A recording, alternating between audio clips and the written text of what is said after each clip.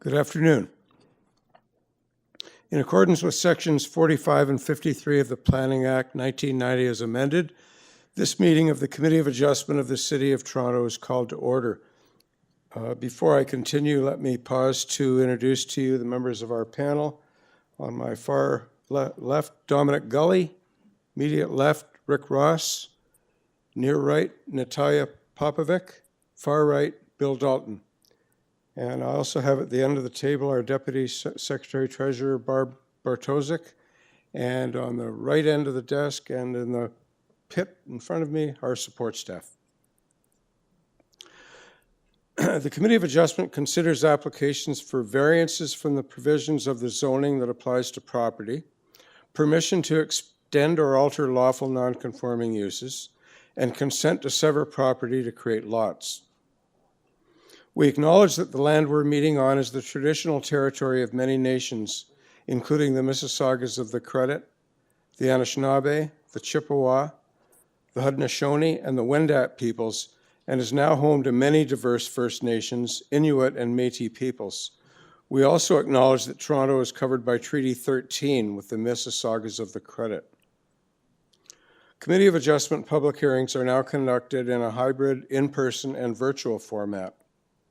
Some applicants and participants will make their submissions in person, and others will participate virtually by electronic means through WebEx, an online digital platform. The meetings are also streamed on the Toronto City Planning YouTube channel, and anyone wishing to view the hearing may watch on YouTube. Those who want to participate virtually and have registered in advance will be connecting with their computer, tablet, smartphone, or telephone and have the option of participating via video or audio only. All virtual participants will automatically be muted on entry. When your item is called, you will be unmuted by the moderator, one person at a time. We ask that you also mute your devices until you are called on to speak. Those participating by video appearance will be temporarily upgraded to panelist when your item is being held. During this time, your camera will be enabled.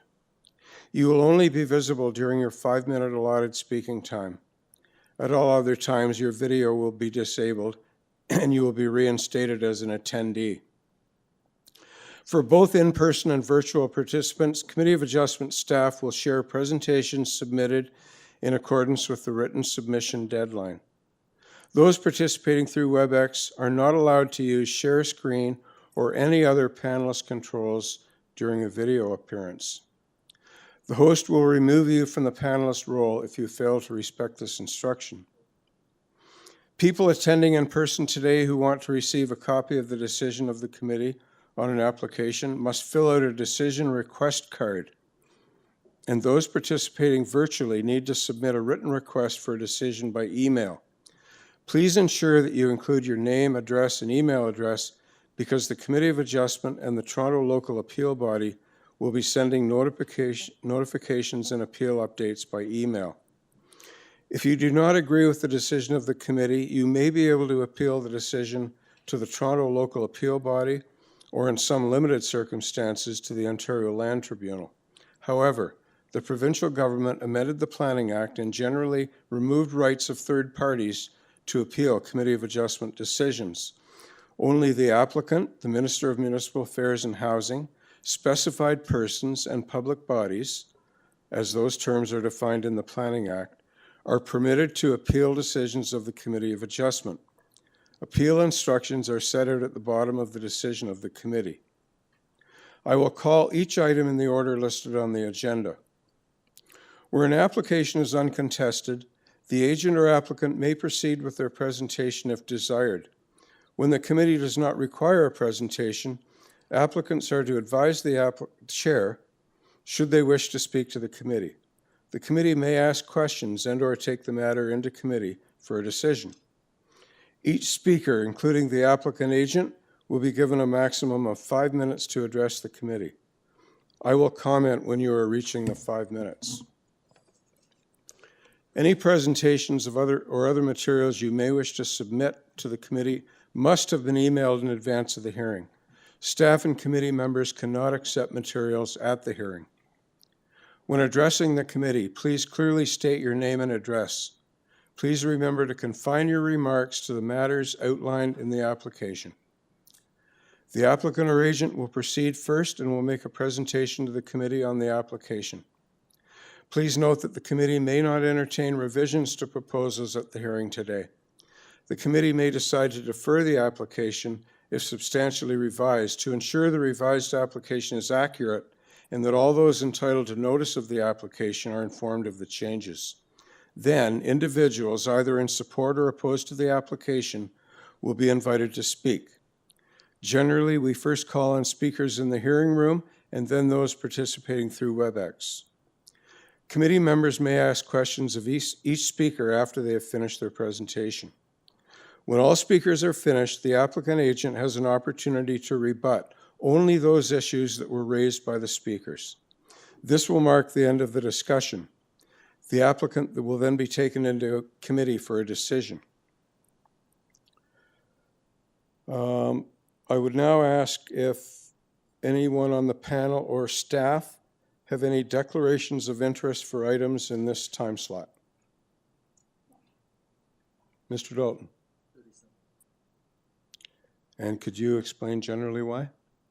Yes. Number 37, you're going to be standing down for? Yeah, because the firm that I work for, they are acting for the applicant, and I'm not involved in it, but just to create the barrier and for full disclosure, I'll remove myself from the item.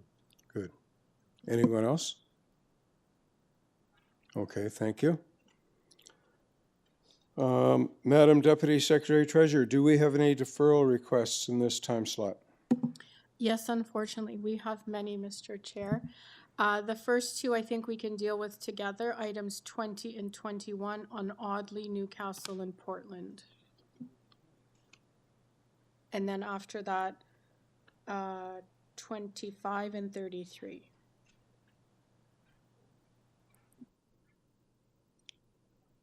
And 33, correct? Oh, you mentioned that. 20, 21, 25, 33, 38. And then we have another one in the 3 p.m. slot. I think 38 and 40 are in the 3 p.m. time slot. 38 and 40 are afternoon, okay. Yes. Or 3 p.m. Yeah, we're going to do 20 right now. We're going to do 20 and 21 together. Okay, so just if I can explain things to everyone here and at home, we typically deal with deferrals first. We feel we can dispense with them rather quickly, and then we can get into the more substantive items where we're actually going to be making decisions. So that being said, we will move to items 20 and 21 on the agenda. There has been an applicant's request to defer both of these. Item 20 is, we will deal with these, we will make a single motion on both of these because it's the same agent and the same owner in roughly the same location. The first one is 1 Audley Street and 8 Newcastle Street. That's item 20. And item 21 is 2 and 10 Audley Street, 29, 31, and 59 Portland Street. Do we have Mona Al-Shirani here as agent at home? I'm here speaking. Could you hear me okay? Okay. Good afternoon. Could you please explain to the panel what your reasons are for requesting a deferral? Yes, for sure. We're requesting a deferral today in response to comments that have been received from city planning staff and transportation. So we want to work with staff to address some of these issues. Okay. Thank you. Panel, any questions for the agent?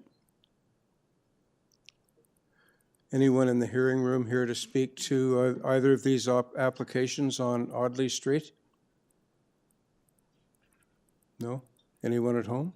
No, Mr. Chair. Okay, then let's go into committee and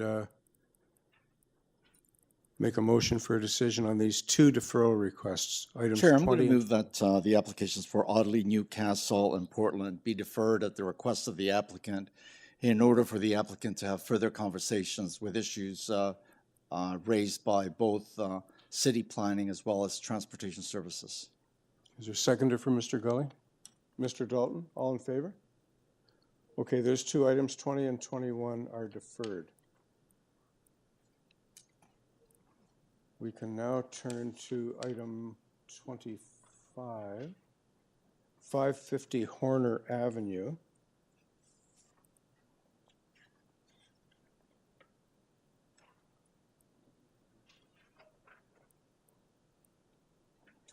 Jagdeep Barma, agent, are you with us?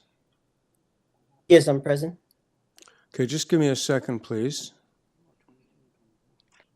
While you're looking there, Mr. Chair, I'll bring to your attention the area resident at 558 Horner is present on the call. Okay.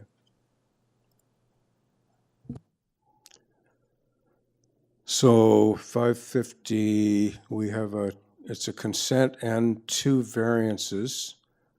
One set of variances for each proposed part.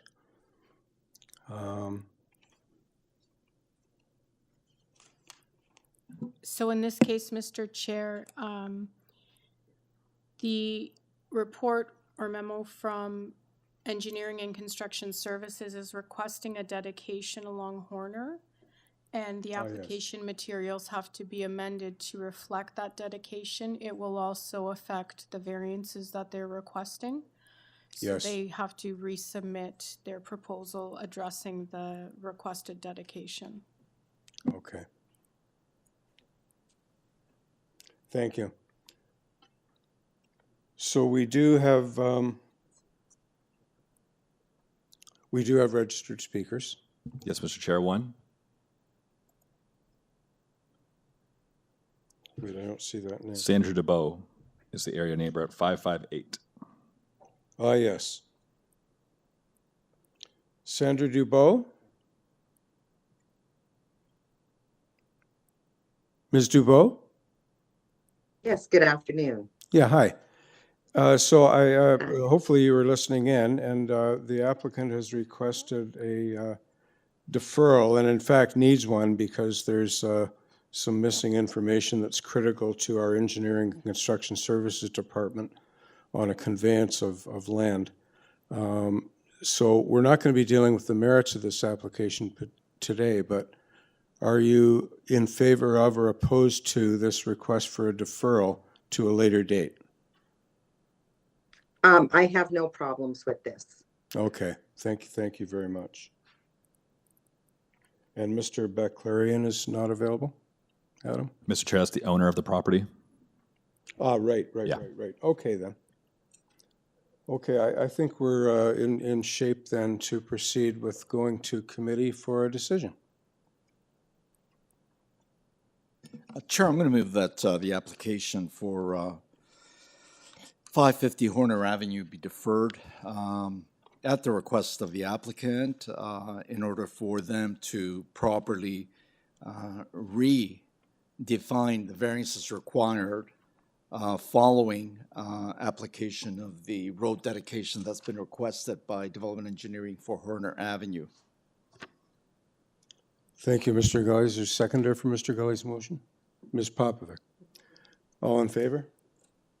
That's unanimous. Item number 25 has been deferred. So the next item in this time slot would be 33. 89 Van Dusen Boulevard.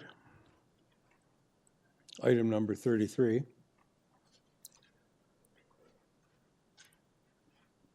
This was deferred very recently to enable time to consult with the community planning and to make some revisions.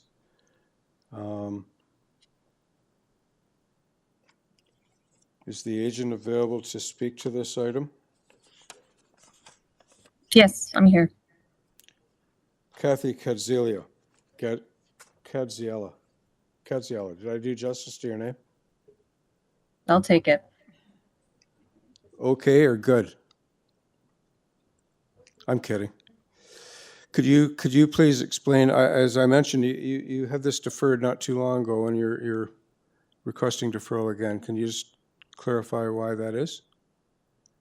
Certainly. So yesterday we received a notice from the application technician, Adam Willis, that there was a typo in the public notice. And so I guess the Committee of Adjustment, department has asked if the application could be deferred from today to March 7th in order to allow for proper notification to area residents. And we don't see a problem with that deferment and that request.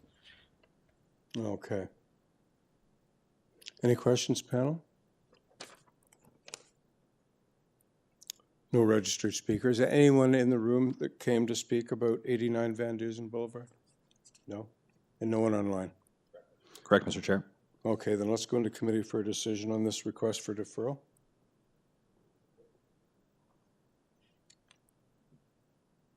Mr. Chair, I'll move to defer this matter.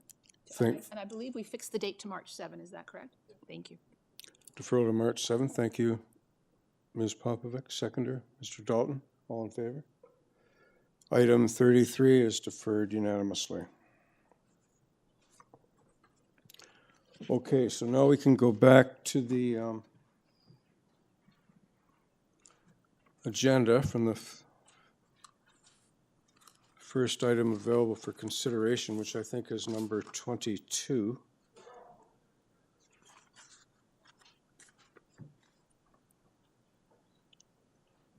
'23 Garden Place.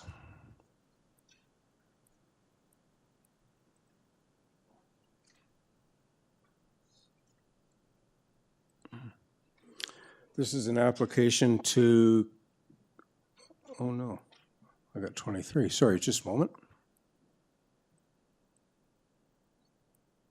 Item 22, but it's 23 Garden Place. Yeah, but I had 23 up.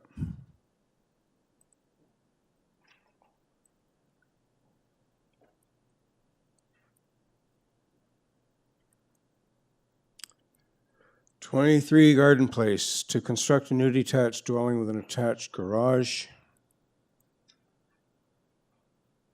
4 variances.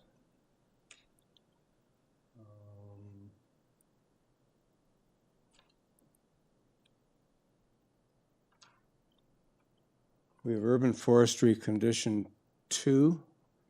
We have transportation services conditions, three of them. And we have 2 registered speakers. So first of all, do we have the agent Shiraz Kevorkian with us? Shiraz? Now, Mr. Chair, during the microphone testing session, I did try and speak and connect with Shiraz, but there was no answer. So they are present and they are unmuted. So Shiraz, go ahead. And Mr. Chair, this is the same problem as experiencing during the microphone check. Maybe if we ask Shiraz to log off and log back in and authorize the use of their microphone, we can try him again. So maybe we'll stand this item down. Sorry, can you hear me? There he is. Hello? Yes, Mr. Kevorkian? Yes. Yes, hi. We're just considering your application at 23 Garden Place right now. The 4 variances look pretty straightforward, and I'm going to suggest that we don't really need a presentation from you. Would you be content with answering any questions that the panel may have of you? Yes. Okay. Panel, any questions for Mr. Kevorkian? Okay, there are none, so we'll move to the registered speakers. First of all, is there anyone in the hearing room to speak to 23 Garden Place? No. Okay, so Andy Choles, are you available to speak to us? I am. Okay, go ahead then. Good afternoon. Good afternoon. My name is Andy Choles. I'm a director at the Long Branch Neighborhood Association. My address is 12 Jasmine Avenue in Long Branch. This application for 23 Garden Place is quite interesting. I found the inclusion of solar panels on the roof a welcome addition to the plan. The design of the home looks like it'll be quite unique, as is the property shape. The only thing the LBNAD has a small concern with is the 0.93 meters side yard setback, particularly on the west side of the building. The reason this is concerned is for the possibility of a future home, the homeowners at 21 Garden Place, if they were to perform renovations, this would, tight allowance on that side of the home would possibly be too close to allow them to put any windows on that side of the house. I discussed this with my chair of the LBNA, and they suggested that even people in 23, when they go to apply for their work permit, may not be able to put windows on that side of the house. So depending on what the uses are for those rooms on that side of the house, that's something to take into consideration. Again, the committee of adjustment is not here to adjust side yard setbacks, but it might be at this point a neighborly thing to do and perhaps a wise thing to do. And there's no issue with the side yard setback on the east side. It backs onto another situation that's not as much of a problem.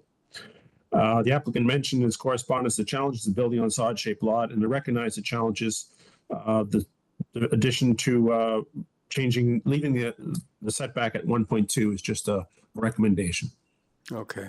Thank you. Thanks, Mr. Scholes, and Mr. Kevorkian can address that issue during his rebuttal time.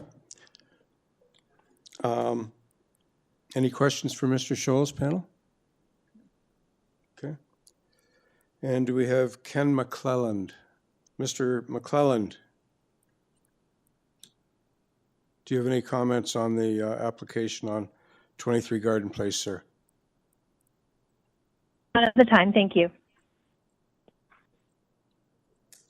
Could you please repeat that? No comments right now. Oh, okay. Thank you. Okay. Mr. Kevorkian, could you offer us a rebuttal to Mr. Chole's comment? Yeah, thanks for your concern, Mr. Schultz. So the design of the house, we did a solar panel. It's because of the client wish to have a sustainable development and get net zero labeling.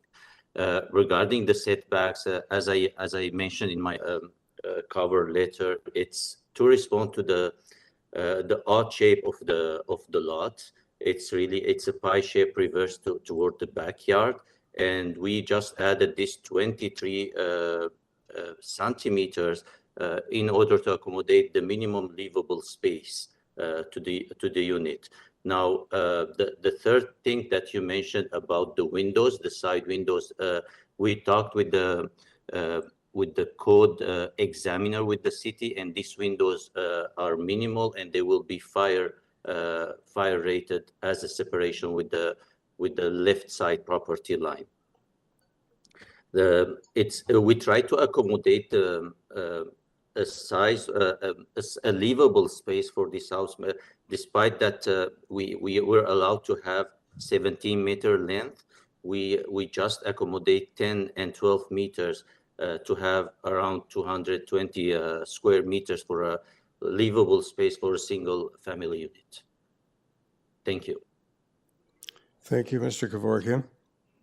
Panel, any questions for Mr. Kevorkian? Mr. Kevorkian, you said they're going to be fire rated. Is that like with fire shutters on the windows? Not shutters, they are fixed windows, and the glass will be fire rated. Okay. Okay, let's go into committee then for a decision. Chair, I'm going to speak on this item with respect to 23 Garden Place. There's no question that this lot has a lot of challenges given the shape and also dimensions. And in my review of the application, there are 4 variances that are being requested. The one that was raised by the speaker from Long Branch related to variance number 2, the side yard. I think in this case, a side yard setback of 0.93 being requested is justifiable in the sense that it's very difficult to do anything else with a pie-shaped lot like this one and reversed. Chair, I'm going to move that the 4 variances be authorized, subject to transportation conditions of January 31, 3 conditions, and also urban forestry condition. Thank you, Mr. Number Gully. 2. Anyone care to second Mr. Gully's motion? Mr. Dalton, thank you. All in favor? That's approved unanimously. Thank you, Mr. Kevorkian. Thank you, Mr. Choles.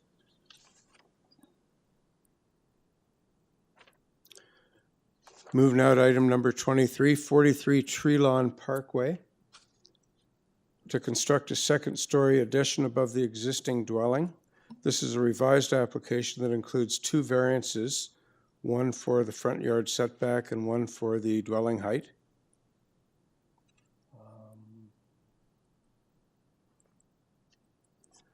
We have urban forestry.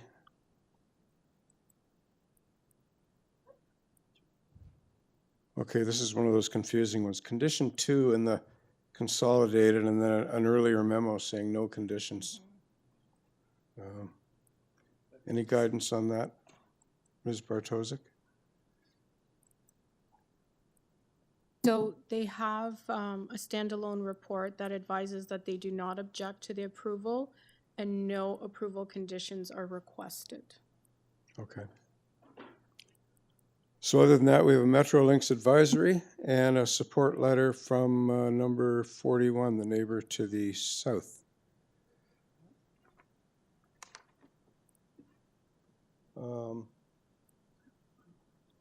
Philippe Medeiros Ponte is the agent. Are you available to speak to us, Philippe? Yes, Mr. Chair. Okay. Pretty simple, straightforward application here. I don't think we need a presentation. Would you be content with answering any questions the panel may have in lieu of making a presentation? Yes, sir. Okay, let's do that then. Panel, any questions for Mr. Ponte? None? I don't see any registered speakers on my list. Adam, am I missing anything? No, Mr. Chair.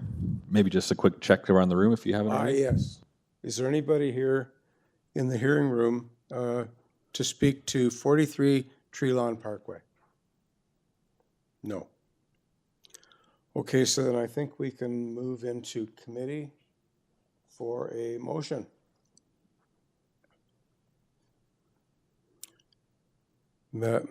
Yes, please proceed. Mr. Chair, on the basis of the non-objection of urban forestry, in consideration of the support of the next door neighbor, and in consideration of the 4 elements of the test, I would like to move to approve. Seconder for Ms. Popovic, Mr. Dalton. All in favor? That's approved unanimously. Now move to item 24, A, B, and C. Application for consent and 2 applications for minor variances, 1 application for each of the proposed parts. We have urban forestry condition 3. We have engineering and construction services conditions with respect to the consent. We have heritage planning conditions.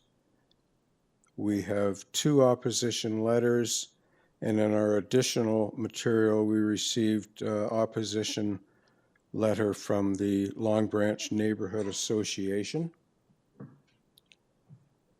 We have a number of registered speakers. But firstly, is there anyone in the room here to speak about 32 Muskoka Avenue? Okay, then. So I'll go with the list that's before me. Firstly, the agent, Jonathan Bentkowski. Mr. Chair, before Jonathan starts, I want to bring to your attention that the area resident, 47 35th Street, Unit 1, is not present on the call at this time. Okay. They emailed us and said they wouldn't be able to attend. And I don't have Christine Marcato on the line just yet, but they may still yet join. And maybe Andy can speak to it when he's speaking, maybe. But Andy Choles and Sandy Donald are available. Andy and Sandy are here, yes. And we're waiting for Christine. Correct. Good.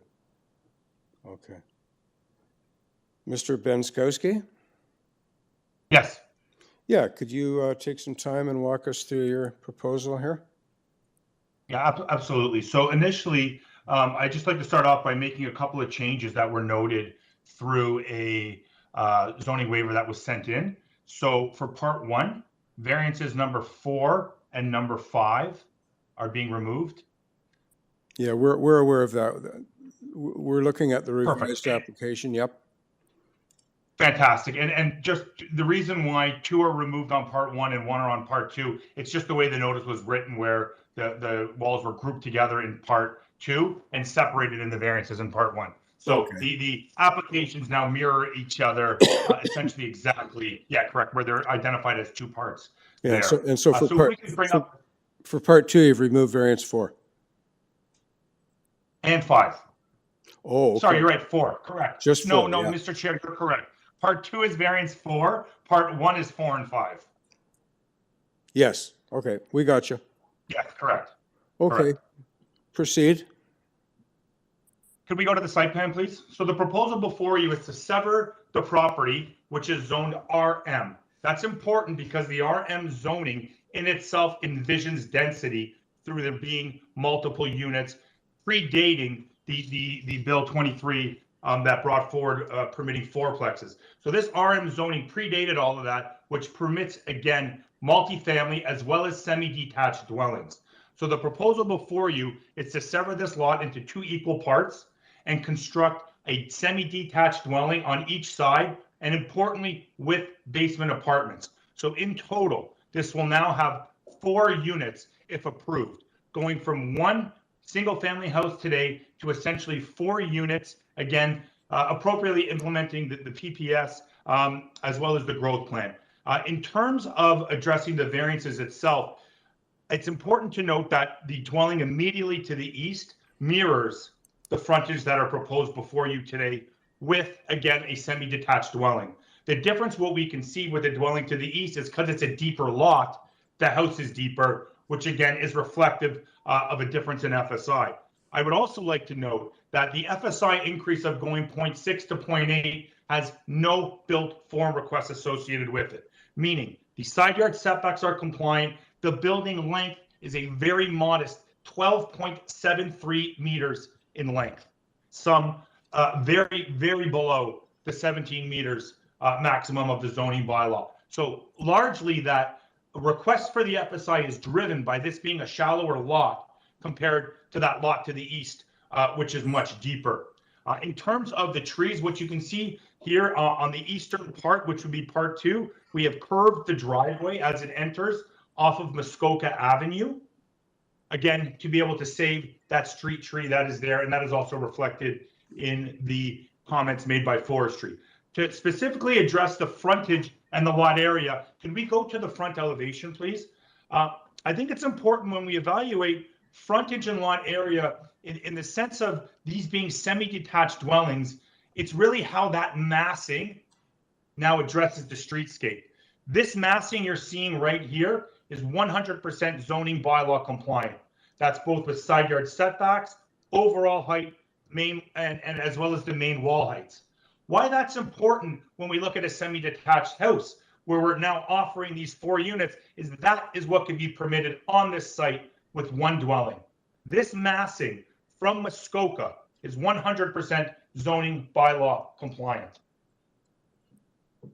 Now, when we take that into account, and we now say we're going from 1 unit to 4 units, in my opinion, that's an appropriate implementation of the official plan, because again, if it is, again, zoning bylaw compliant, it satisfies the criteria of 415 that deals with size, massing, and scale. Again, because this is what could be built with the appropriate side yard setbacks as well as the heights.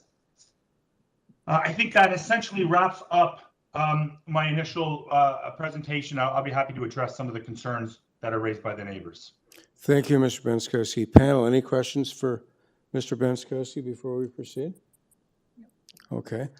Okay, let's hear from some of the registered speakers then. Just checking in on Christine Mercado. No, Christine, but we'll do Andy first, and maybe he'll be able to speak to that. Okay. Andy Choles, are you on? I'm online. I'm speaking for Christine Mercado. Perhaps Sandy Donnell could speak first. For sure. We can put Sandy on first then, Andy. No problem. All right, Mr. Chair. Sandy is unmuted now. Okay. Yes, Sandy Donald? Hello. Hello. Okay. Could you tell us? Hear me? Yeah, we can hear you. Tell us what you think about these applications. Hey, my name is Sandy Donald. I'm from, live at 3436th Street. My concern with this application in particular is the treatment of the Long Branch character guidelines. Going through what was presented, the approach they seem to have taken is, okay, if it meets the bylaws, therefore it's appropriate. That wasn't the intent of the guidelines at all. The intent of the guidelines is to maintain the physical characteristics of the neighborhood. If you go to policy, was it 4.1.5 in the official plan, they talk about maintaining the characteristics of the neighborhood. Long Branch is the only neighborhood in Toronto that actually has a character guideline, and it's where the city has defined what the physical characteristics are of Long Branch, which definitely goes to the intent of the official plan. Going through it, we found of the 16 characteristics, 10 of them this does not meet. In particular, the big concern is they've been sort of nicknamed soldier houses. The idea of having the dwelling stacked on top of the garage, very definitely under the Long Branch character guidelines, that does not fit. And through the guidelines, they repeatedly talk of integrated garages do not meet the physical characteristics of Long Branch. And like example of 3.2.2 building face, basically it's a soldier house design. Garages are not compatible with the street. They do not locate the garage back from the primary plane. A number of other cases, and the roofs very definitely gives, because of the basically where you're under what's recommended for lot width. Again, in the character guidelines, it gives the impression of massing front door entrance. Again, integrated garages put this off because in effect the front door is pushed up. So on the 3.3 point with windows, it's not aligning with the rest of the street. On the 3.5, it talks about driveways and garages. Again, it very strongly in the guidelines, and actually in the text of the guidelines, it repeatedly says that integrated garages do not fit the physical characteristic of Long Branch. As I said, when we went through it, we found of the 16, 10 did not fit with the guidelines. So basically, we're recommending that this does not meet the physical characteristics of Long Branch, and therefore does not meet 4.1.5. We would recommend that it have it be rejected. Okay. And that's my presentation. Thank you, Mr. Donald. And Mr. Benskowski will have an opportunity to speak to your concerns in a moment. Firstly, though, we will open the floor to Andy Choles. Mr. Chair, before Andy, just want to make sure there's no questions from the panel members. Oh, yes. Are there any questions from the panel? Thanks for that reminder. Mr. Choles? I get the letter of objection from Christine Mercado up on the screen. It's the third letter in the list, 10.61 megabytes in the folder. In the meantime, my name is Andy Choles. I'm a director with the LBNA, and our objectives are based on 4.1.5 of the official plan specifically. We're some of this may be looking for the letter with the maps in it, please. There's a letter of objection, possibly with exhibits, it said.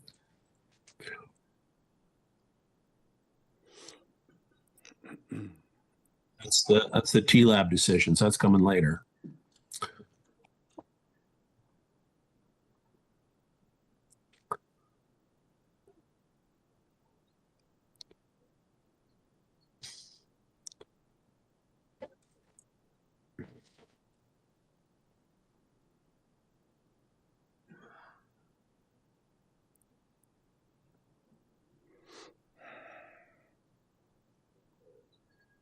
That's the one.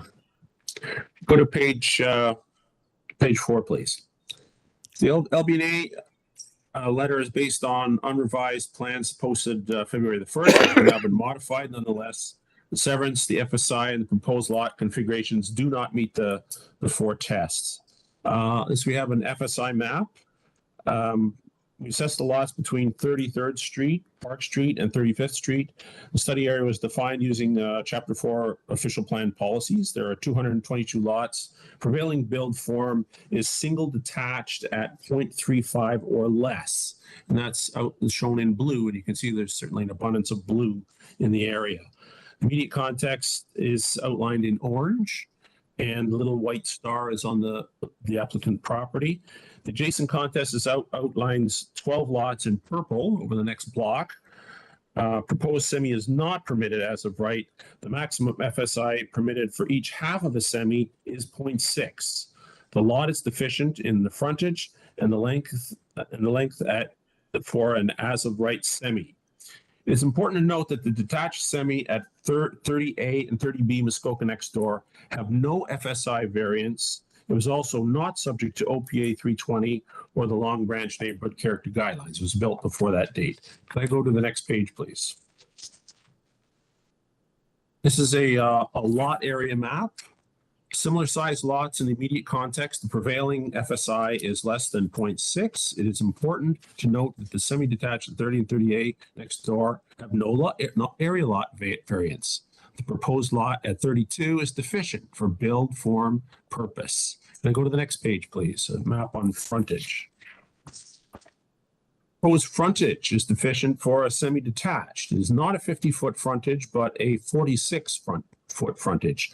There are 18 semi-detached houses in the study area. 17 were subject to the OPA, which added the word prevailing to 4.1.5 policies, which is defined as the most commonly occurring. None of these semis are subject to the guidelines, the 17, and the 2 stories above the garage does not occur in the immediate context or on adjacent streets. The Long Branch Neighborhood Character Guidelines is a clarification of 4.1.5 of the official plan. The guidelines do contemplate severances. This is on page 21 of the guidelines, and the neighborhood characterizes by frontage between 9 to 12.24. Recent lot severances that produce frontages between 6 to 8 meters do not meet the intent and the purpose of the zoning bylaw. This proposed severance created 2 lots, frontages of 7.08 meters that are not prevailing in the immediate or adjacent contexts. Furthermore, the 2-story design above the garage is contrary to the Long Branch Neighborhood Character Guidelines. And they were quite nicely itemized by Mr. Donald there.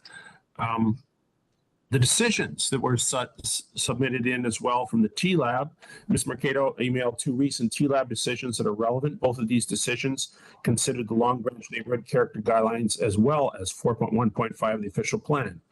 4324th Street, that's a house that is north side of Lake Shore. Member Yao, in his basis refusal on the impact of the 0.63 FSI and the lack of compliance with the Long Branch Neighborhood Character Guidelines is failing to meet the 4 tests of the Planning Act. This application was also refused by the committee as not adhering to the clarification offered by the Long Branch Neighborhood Character Guidelines. The second TLAB decision was 7538th Street. Member Bassel's based her refusal on the applicant's failure to establish prevailing physical characteristics in 4.1.5, including frontage, lot area, density, and failure to comply with the Long Branch Neighborhood Character Guidelines by committing to a build form of 2 stories above a garage. She preferred the non-expert planning device and evidence of the LBNA and the expert urban design evidence of former Director of Urban Design, City of Toronto, Robert Friedman. For these reasons, the LBNA does object to this application. We ask it be refused. Thank you. Thanks, Mr. Choles. Panel, any questions or comments for Mr. Choles? No. Okay. Mr. Benskowski, it's back to you to rebut what you just heard from Mr. Choles and Mr. Donald. Yes, thank you, committee. Just something Mr. Choles mentioned right off the bat. I'm not sure if it was a if he misspoke or not. Semi-detached are permitted here. I think he made a comment about semi-detached not being permitted. Semi-detached are 100% permitted under the RM zone. If we could bring up the front elevation of the dwelling, please, to kind of go over some of the Long Branch character guidelines and how that's addressed in the design itself and what relevance it has to the design itself. Thank you. So what you see here is 100% zoning bylaw compliant.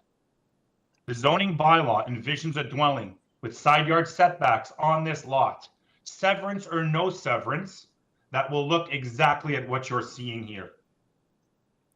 The height is compliant. The main wall height is compliant. The elevation of the first floor platform or the porch is also zoning bylaw compliant. I'm aware of the decisions they put in. Those decisions were related to properties that had additional variances that caused Long Branch neighborhood guidelines to be offended, mainly height and other things like that. In this instance, this is 100% zoning bylaw compliant. I'd also like to just address that the Long Branch neighborhood is a guideline. This is not a policy. This is a guideline that is put out there.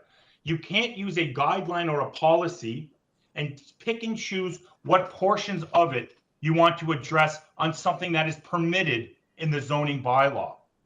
This, again, is permitted in the zoning bylaw exactly as it looks, semi-detached or detached. That would be there regardless of the guidelines, again, because of the height. Could we now just go back to the survey, please?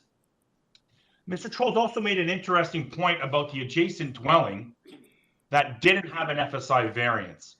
So what I would speak to that, again, is there's two reasons for that. One, it's a deeper lot. As we can see here, sorry, if we could go to the site plan, my apologies. We could go to my site plan, please. So what we see here on the site plan is we can obviously see that that is a deeper dwelling. FSI is directly related to the size of the lot itself. So the reason that didn't have an FSI request is because, again, it has a deeper lot. Now, when we look to the lot area variance we have, and the intent and purpose of that lot area in the zoning bylaw is really to look at a neighborhood pattern and also to ensure that a functional dwelling is able to exist on that property. As we've reviewed, we know we don't have any rear yard setback variance. So in terms of the appropriateness of where this is sited on the property, given, again, the 0.8 FSI, and I also want to just go back to what that 0.8 FSI number is. That 0.8 FSI leads to a dwelling that is 173 square meters.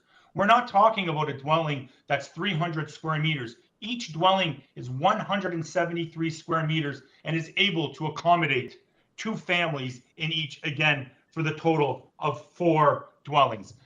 Moving on to the idea of the integral garage, the adjacent dwelling immediately to the east that we've been speaking of, the semi-detached, has an integral garage at the front of it. This is not the introduction of a built form that doesn't exist on the street, and again, is permitted under the zoning bylaw, okay, again, as it faces the street. Also, they kept speaking of 4.1.5 in the official plan. There's not one policy of 4.1.5 that demands replication. That simply does not exist in 4.1.5. There is absolutely no policy that speaks to replication. It speaks to maintaining and fitting in with the character of a neighborhood. Again, this is a short blocked portion of Muskoka, where on the south side of the street, we have sort of wartime 2-story walk-up apartment buildings, which again, don't form the larger character of Long Branch or Muskoka for that matter. Again, adjacent to a semi-detached dwelling, similar again in size and scale, or actually larger in fact than what is proposed. I think that's my 5 minutes, and I'm happy to answer any questions that the committee might have. Thank you, Mr. Benskowski. Panel, any questions for Mr. Benskowski? Chair, I just have a general question from Jonathan. In addition to what you've just explained and itemized, did you or someone in your office do the checklist for the character guidelines? Yes, absolutely. The architect has submitted the checklist for the character guidelines. Thank you. Any other questions? Okay, I think we can go into committee then for a decision.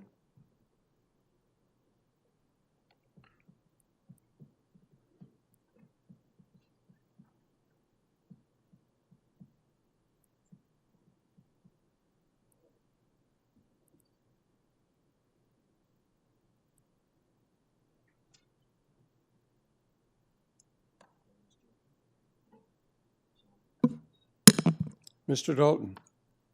I'll move a motion to approve. I think it does meet the four tests, and subject to the February 1st Heritage memo containing the 4 conditions, February 1st, 2024 Forestry Condition number 3. Engineering and construction Engineering service. and construction services. I don't think they had conditions in this case. Yeah. Advisory comments only. Yeah, they were advisory, yeah. Who made advisory comments only? Development engineering. Yep. Oh, okay. Yep. So Chair, I'm prepared to second that. This was an extremely difficult application to deal with. For me personally, I think also for my panel members. It took a lot of thought in terms of making sure that the bylaw regulations are respected, that the official plan is respected, the zoning bylaws respected, that the views of the community is respected, a community that's very engaged in what happens in Long Branch. And also I did go through the Long Branch character guidelines. I know that Jonathan's office did as well, because those guidelines were in our report. It is a very difficult application, but I feel that the 4 tests under the Planning Act are met. So I'm prepared to second under standard conditions for the consent and also for the variances that are being requested. There are 3 urban forestry conditions I believe that still apply. Development engineering has no conditions other than advisory comments. Thank you, Mr. Gully. All in favor? That's approved unanimously. Thank you, Mr. Benskosi. Thank you, Mr. Donald. Thank you, Mr. Chols. Could now move to item number 26.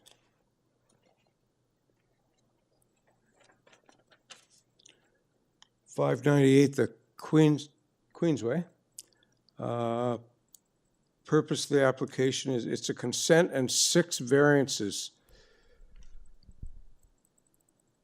1 set of variances for each of 6 proposed townhouses.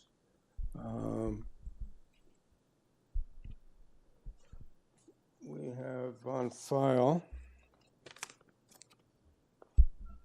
urban forestry conditions 1, 2, and 3, transportation services conditions, engineering and construction services conditions, no comments from planning, and 21 letters of support. And the agent is Mr. Eagleman. Mr. Eagleman, a pretty straightforward application, so if you could just maybe be brief and highlight anything that you might think benefit our consideration of your project here. Yes, good afternoon, Sir Chair, committee members. Thank you for having me today. David Eagleman, 900 the East Mall, Suite 300, associate at Design Plan Services. And I agree through you, Mr. Chair, that this is a straightforward application. I will just note that this application and this project has been in the process for many years. We were previously subject to site plan approval. We went through 2 rounds of submissions through site plan approval. We've worked with staff extensively through the site plan approval process, even prior to the site plan approval process, as well as through the committee process. We're pleased to tell the committee that planning staff are in support of this application by the fact that they have not submitted a staff report. Engineering and construction services satisfied, subject to their recommended conditions, which we are agreeable to. Similarly, forestry is the same. just their standard conditions, which we are agreeable to.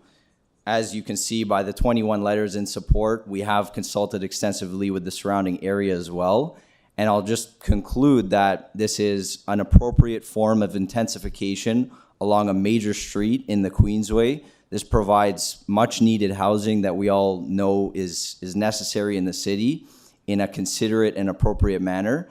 And it is my professional opinion that this application meets the four tests under section 45.1 as well as the consent criteria under section 5124 of the Act. So I'm happy to answer any questions at this time, and I'm not aware of any concerns or objections from practically anyone on this application. Thank you, Mr. Eagleman. Panel, any questions or comments for Mr. Eagleman? Is there anyone in the hearing room that was here to speak about, or is here to speak about 598 the Queensway? No. And I don't have anything on my list to indicate. That is correct, Mr. Chair. No one registered to speak. Okay. That being the case, I think we can move into committee for a decision. Ms. Popovic. Thank you, Mr. Chair. I take note of the lack of objections from internal staff with the city. I take note of the 21 neighborhood support individuals, and the overall proposal, I believe, meets the four tests. I move to approve. Thank you, Ms. Popovic. Is there a seconder for Ms. Popovic? Mr. Gully, thank you. All in favor? That's approved unanimously. Thank you, Mr. Eagleman. Thank you, Mr. Chair. Committee. I'll be back. Yes, I see that. Sorry, that included forestry and heritage conditions? Yes. Or sorry, forestry and engineering and construction services. They're the same ones. I know the transportation report is actually sent to development engineering, and then they consolidate all their conditions. Thank you. Thank you.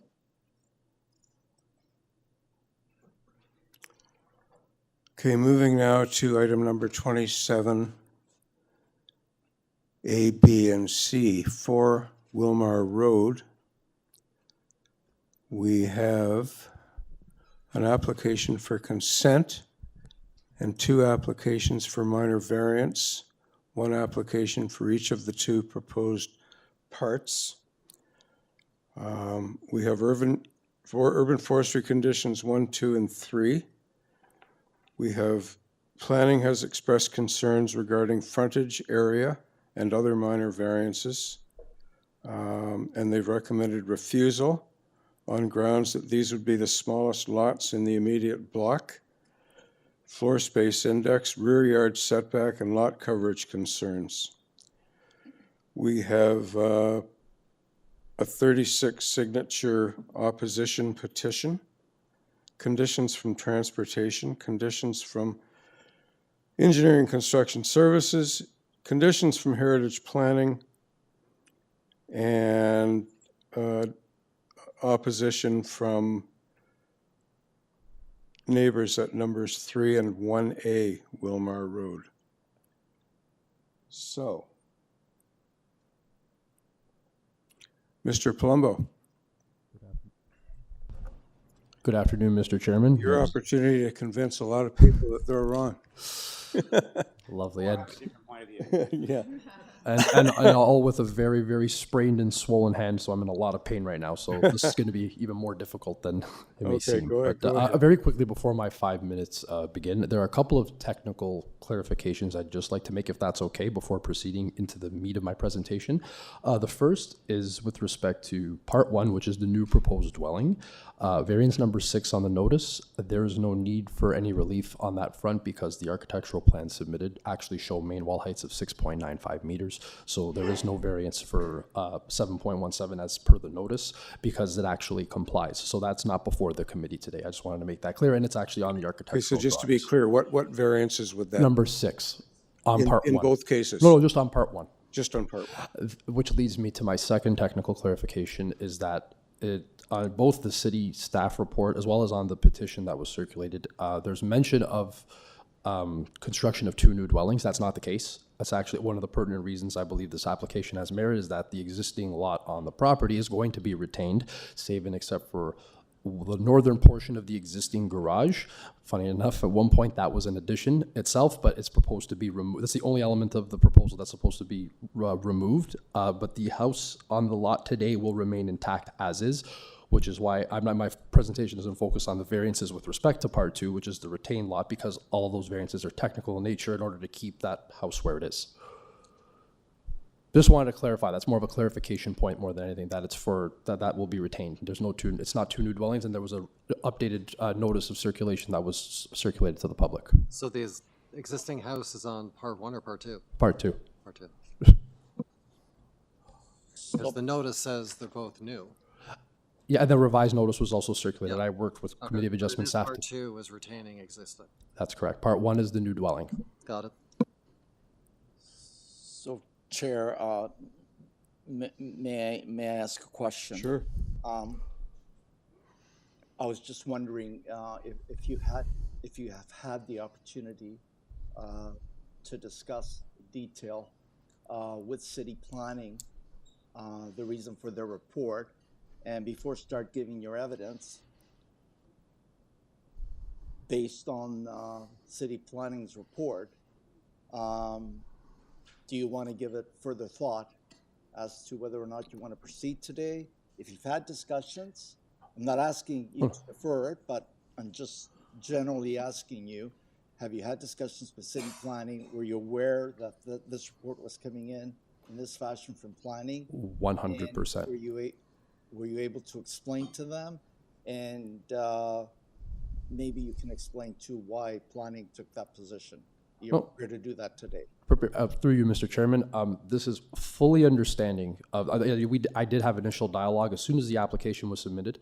Committee of Adjustment staff advised that planning has these issues. I reached out to Alyssa, who was the assigned planner in the city community planning staff, and basically said, you know, the understanding when you look at this, obviously, there's no secrets. These are undersized lots that are being created. They will be the smallest in the neighborhood.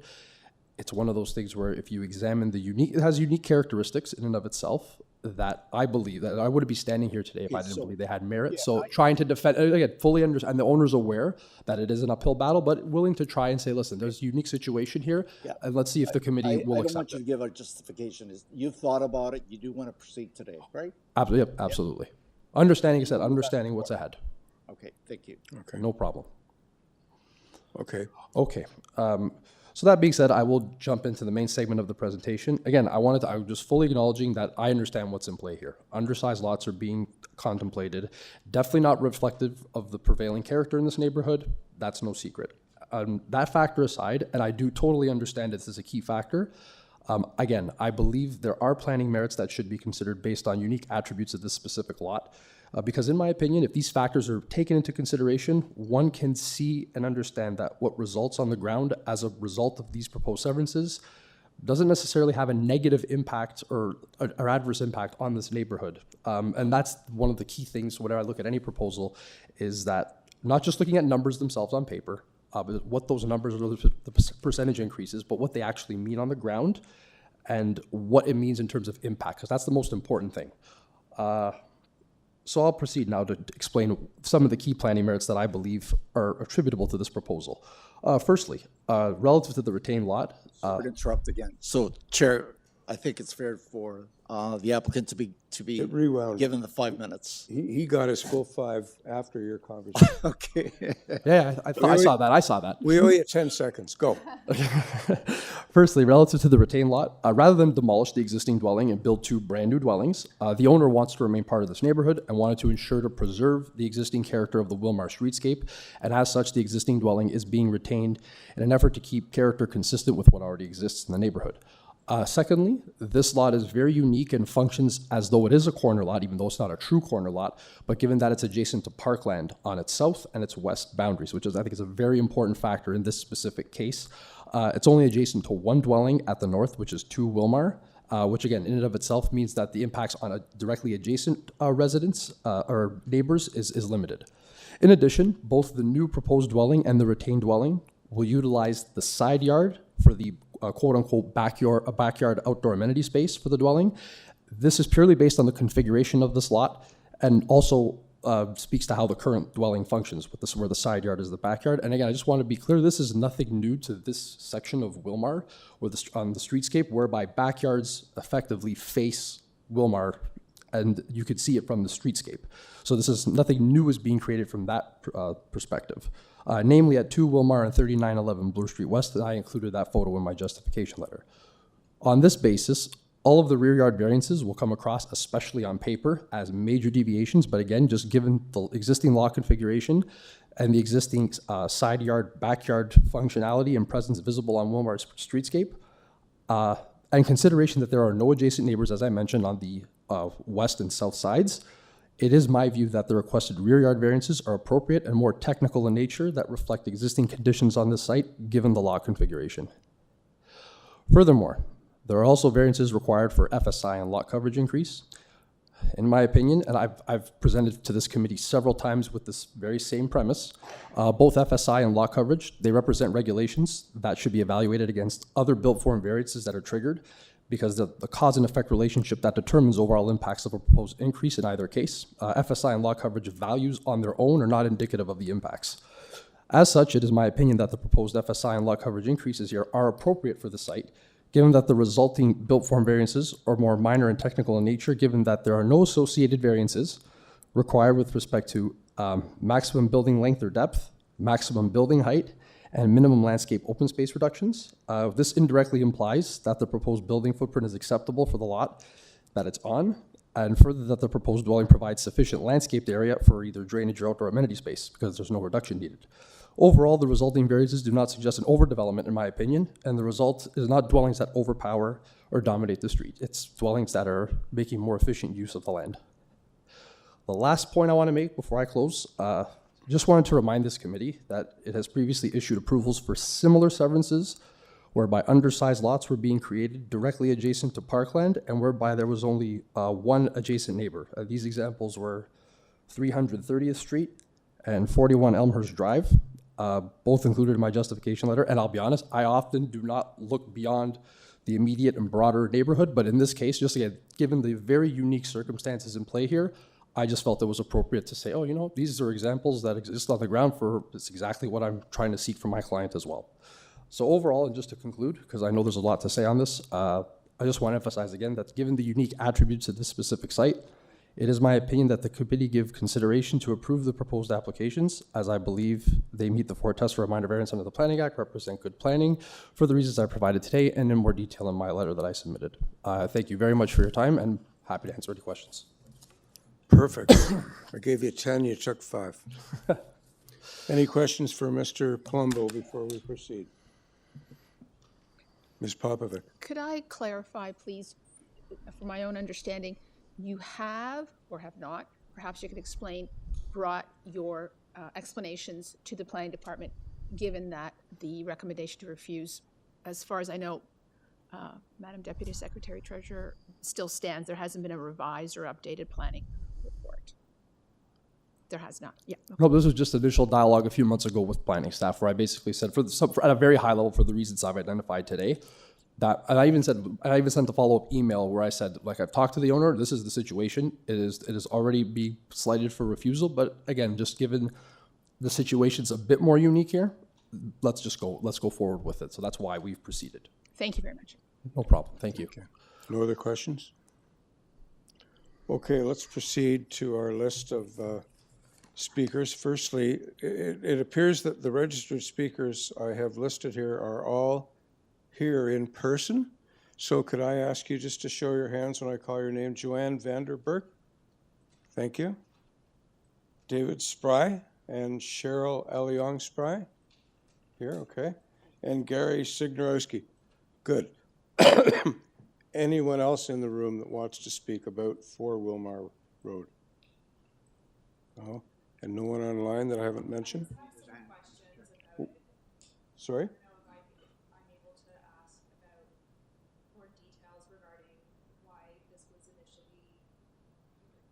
Okay, so you'll be able to come up because, yeah, so if one of the speakers wants to start coming up, give your presentations. I guess if we go in order here, it would be Joanne Vanderberg.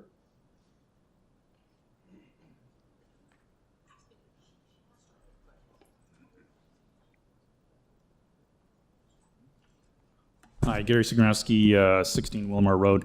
I just spoke with the other people here, and we're completely confused, actually, by what's been proposed here now, because I'm going to the copy of the staff report that was dated January 24th, and in the sections where it says conveyed Part 1, address to be assigned, and retained Part 2, address to be assigned, it explicitly states existing dwelling will be demolished, and it also says in the second one, existing dwelling will be demolished. So I'm not quite sure what's being proposed. Our objection to this was based on the premise that the two existing dwellings were going to be demolished. So we have, and one of the other residents in the neighborhood will speak to the point that we have 35 neighbors who've signed petition indicating our objection to this based on the information we were provided. So I think it's somewhat inappropriate, and I don't want to speak on your behalf, that we, I'm not quite sure as the community what exactly we're deciding on here because we don't understand it. Mm-hmm. We have in one case, we're saying the existing, as I said, and I'm repeating myself, but the dwelling will be demolished. I live at 16, which is on the other side of the park. I'm not quite sure what he's referring to and what the plan is. We haven't seen the new site plan based on an existing dwelling and the new dwelling. So that's kind of my opinion. My view is at this time that we don't have enough information to make an objection, to make a decision, and to either lend our support or to voice our objection to it because there's such a degree of uncertainty associated at this time. Thank you. Okay. Just before we leave, any questions for the gentleman? Okay. No, have you collectively decided that you're speaking for everybody, or do I? No, Joanne's going to speak. Joanne up? Okay. Well, I just want to note that in looking at the letter that the applicant submitted on page 7 in figure 3, they note 4A Wilmar Road, existing remove right, most garage, and then 4B Wilmar Road, proposed, that being new. So I think city staff made an error thinking that 4A was completely coming down, but it's just the garage being removed. Well, that's what That's what he said in his presentation. He did. Yeah, which is why I asked, because it was like, Yeah, no, good point. Hi, Joanne Ms. Vanderberg. Vanderberg. Yep, sorry. Hi, Joanne Vanderberg, 5 Wilmar Road. And actually, that's where there's a lot of confusion because he did speak about talking to the planners a few months ago, but the letter dated from the planners is, I believe, January 24th. Yeah, so there's a lot of confusion. But what we as a community has done is ended up talking, and the petition that I submitted on Monday with 36 has actually grown to 45, where the biggest complaint is the fact that they do want to make these 2 undersized lots and, yes, rebuild. Or even if it does mean retaining the existing, they're going to rebuild on that small lot. So there's 6 variances that were part of this petition that the residents in the immediate area, all surrounding, signed. There's significant variances. But the bottom line is, we all moved into this neighborhood understanding that because we are close to Kipling Station, we're going to be developed. The whole area is going to be developed. Since moving in 2005, we've seen 5 condos go up. There's 2 more under construction, and there's 5 additional condos being slated. All of the people from those condos come to the park that this house abuts to use it on a daily basis. Some of them walk, some of them drive on the street, and they park on the street, but they're all using this. And what ultimately severing these 2 lots, this lot means, is that we're taking away green space and we're changing the overall characteristic of our neighborhood. And it's not something that, at this point, 45, give me more time, it'll be more, want to see happen to the neighborhood. So that's why we would ask that this be refused at this point, and they can try another route to look at doing the renovations that they're interested in doing. Thank you. Thanks, Ms. Vanderburg. Panel, any questions for Ms. Vanderburg before we proceed? Are you Mr. saying Ross? there'll be less green space because there'll be 2 buildings instead of 1? Yes. Thank you. Thank you. And we have David Spry and Cheryl Aliong Spry from number 1 Wilmar Road. I don't think we have any additional comments. I think it's issues have been covered here. You're okay? And you wanted to speak to us? Yeah, I just had a couple of questions. Sure. I think when, can you just? Please give us your name and address. Alexandra Procco, 32 Wilmar Road.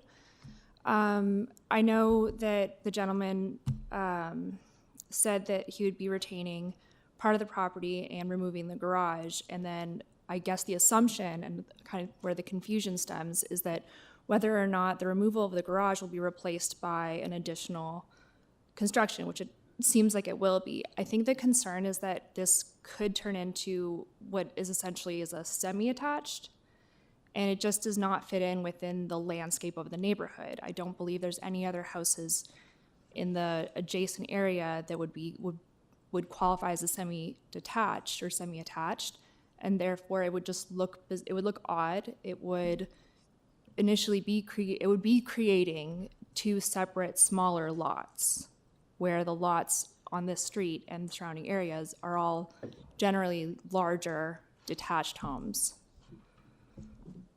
That's, yeah. Thank you. Well, I guess that's based on the comment before that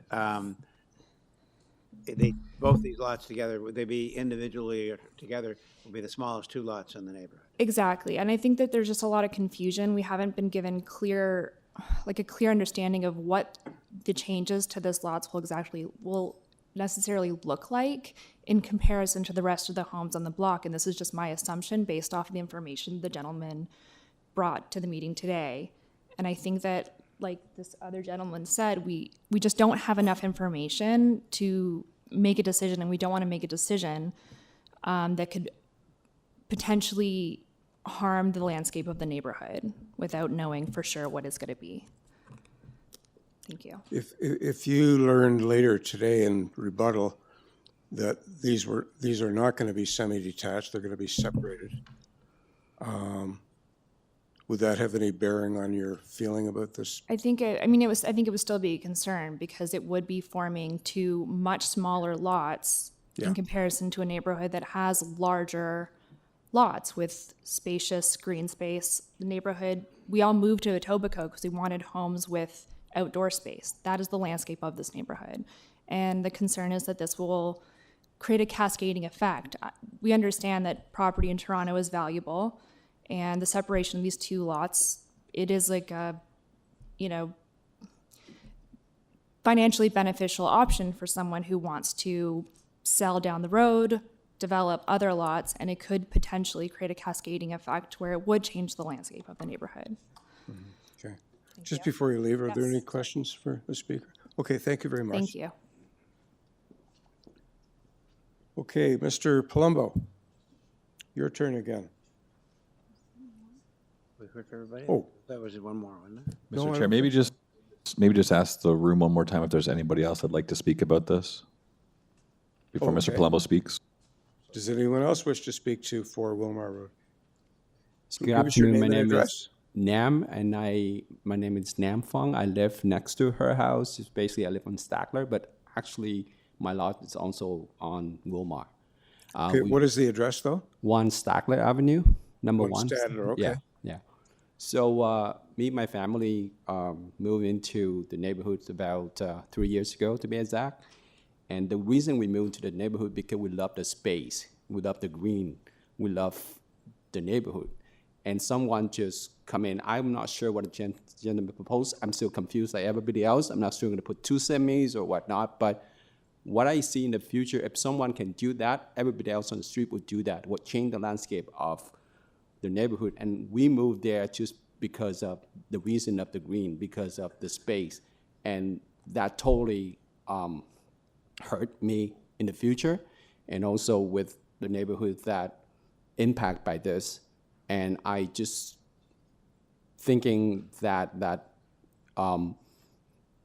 it's gonna be hard for people who live there and they feel attached to the neighborhood and gonna be very emotional for a lot of people. So that's all I want to say. Okay, thank you. Any questions for the gentleman? Well, I would just have one question. Can you tell us how if we went ahead with this, if we approved it, it would impact you and your property specifically? Yeah, it just changed the way that how it looked, the way how it feel, because we feel like, you know, when we move in, we love the space, we love the air, we love the green, and by building these severance or two semi, it would change the landscaping of the neighborhood, and it's going to impact.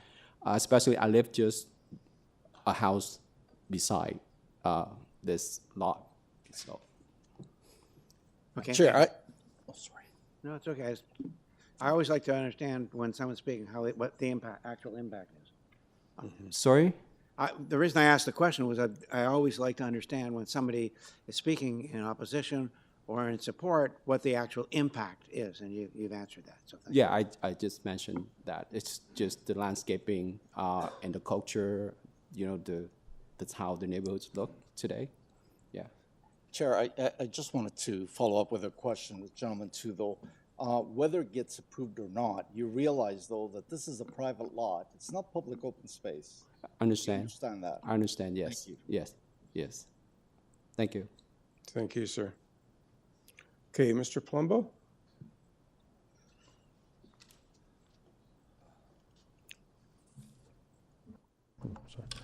Please respond to what you've just heard. I'll do my best. Yep. So firstly, I want to speak to the procedural matters. One thing I noticed, and I followed up with Committee of Adjustment staff right away when I noticed that the notice was incorrect. And I'm pretty sure a revised notice went out in time within the 10 days before, and within the 14 days, because it's also on the consent. So the notices were updated accordingly. I apologize that I've sympathized with what comes across as misinformation, because obviously there's no intention to misguide or misinform anybody here. It's pretty open. If it's all been posted online, so like if you look at the plans, you would see, if anyone were to just look at the documents that were uploaded, you'd see that what was in play was retention of the existing dwelling, save and except for that one portion of the garage, and a new dwelling. Just before you continue, do your requested variances for the part that includes the existing house pertain to and accommodate the existing house? Yes. They do? Yes. Okay. All of the, there's just a couple of variances that basically would obviously legalize because the lot gets smaller, it triggered a few variances. Again, just that's from that standpoint, they just become technical. Secondly, again, with respect to what Mr. Gooley just said, just a clarification. I know it's tough in a neighborhood when you get used to things looking a certain way.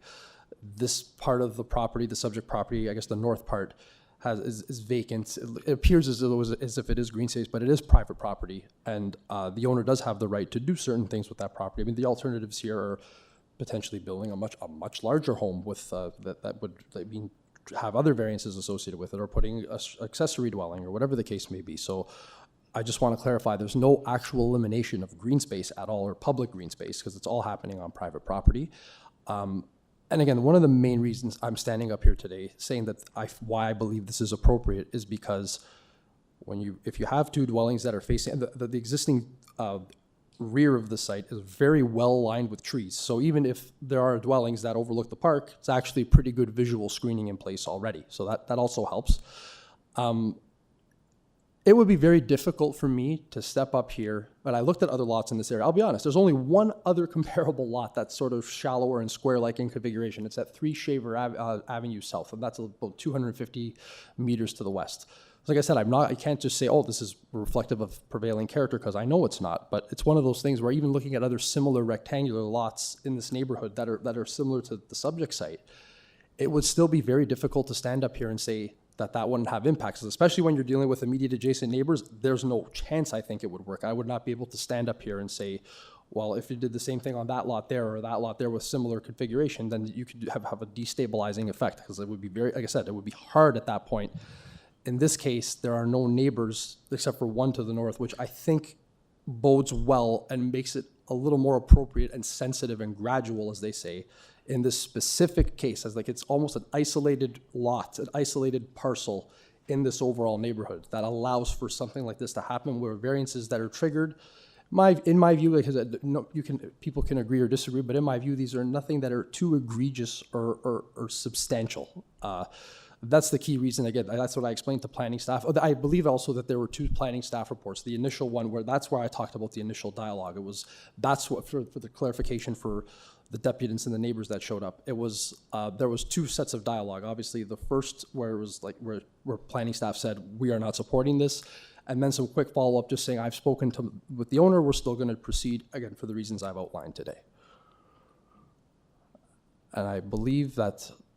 I think I've said everything I had to say. I referenced a couple of, I think the examples I referenced, like I said, I don't normally do that. These are at different parts of Etobicoke, but the idea of creating lots beside parkland where there's only one neighbor that's directly impacted. It's been done before. It's part of the reason it filtered into why this was proceeded with today.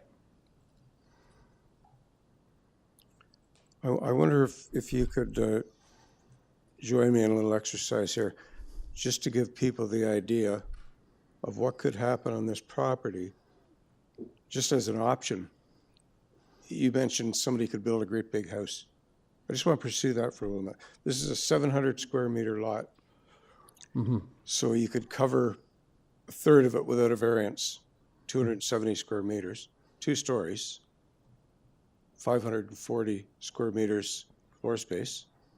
In other words, a 6,000 square foot house could be built on that property. Do you agree? Obviously, I don't know the details because I haven't examined that specifically, but potentially that's almost like a caution, like what could be built here as of right might be more inappropriate than what is being requested through the severance, in the sense that that's something that could majorly overpower the street and potentially be built without any variances, or if anything, could be justified if they're minor enough. Yeah, I just wanted to sort of put that out for illustrative purposes. Any other questions for Mr. Palumbo? Chair, just one question. Are the transportation conditions achievable, and are the urban forestry conditions 1, 2, and 3 achievable? Do you They both are. But they are? The urban forestry conditions are standard. The transportation condition, if there are any issues with the length or the width of the height of the garage, all of them would have to be internal modifications, so no impacts would impact the And setback. do you know if heritage is an issue at all? There's archaeology. Yeah, they issued a report. They have Okay. archaeological requirement. I believe, if I'm not mistaken, I came across that in the documents. You're aware of that? Yeah. Thank you. And the owner's aware of it as well. The owner knew that going in as well, to expect that. Thanks, Mr. Palumbo. Thank you very much for hearing. Let me just ask for one clarification. What would be the square footage of each of the 2 houses, the retained house plus the new house? I don't have that. That'll be in the app. I didn't carry a lot with me today because it's just painful, but that should be in the application documents. Okay. It should be on it should say. Yeah, it'd be like, I'm just looking here at part 1, 260 square meters, 3,000 square feet. Right. Part 2 would be similar. Yeah. There you go. So there's still. So that really sort of answered my question. You know, it's sort of what's more in keeping with the neighborhood, 2 3,000 square foot houses or 1 6,000 square foot house. Well, that's where I was going. Mm-hmm. Any other questions or comments? Okay, folks, I think it's time to go into committee and make a decision on this one. Maybe we should have a little discussion if you want before Sure, we actually let's have some discussion. put something on the table. Yep. Yeah. It's still not entirely clear to me what happened since with these explanations that planning didn't go back and change the recommendation to refuse. So in other words, there was no follow-up planning report or study or recommendation. It stayed as a refusal. It's almost as if they didn't take any changes into account. Right. That bothers me too. Right. So the only change that happened, the notices were sent out. Unfortunately, it wasn't included in your package, but it was amended to say that the existing house minus a portion of the attached garage would be maintained. The variances, as noted, are correct for both parts 1 and 2.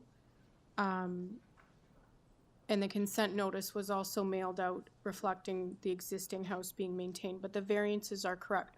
Unfortunately, planning may have used the original notice in their review, so that's why they reiterated the incorrect information.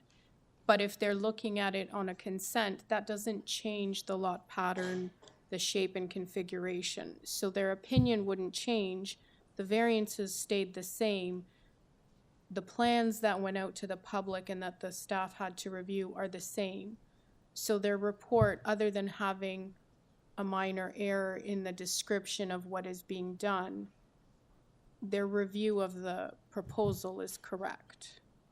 Because So the their variance- the recommendation variance would be the same. calculations remain the same, is that Yes. fair? Yeah, yeah. Okay, okay. So, Madam Deputy Secretary, are you saying that basically the planning staff is still is objecting to the application as it is? Yes, their report still stands. There still stands.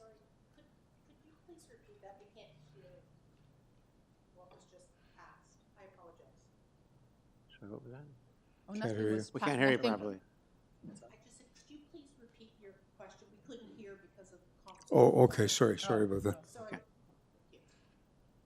My question was that is planning still an objection position with respect to the application that we've been talking about, the way we've been talking about it? Yeah, I would say so. And the answer I got was yes. Yep, That's why I wanted that clarification. good. Mr. Gully? Oh, sorry. You look like you're ready to say something. No, No? no, I'm actually prepared to make a motion. Any If comments The first? discussions are I thought completed. we're trying to. Would you just We're trying to- see if there's any comments Yeah. that may benefit or influence?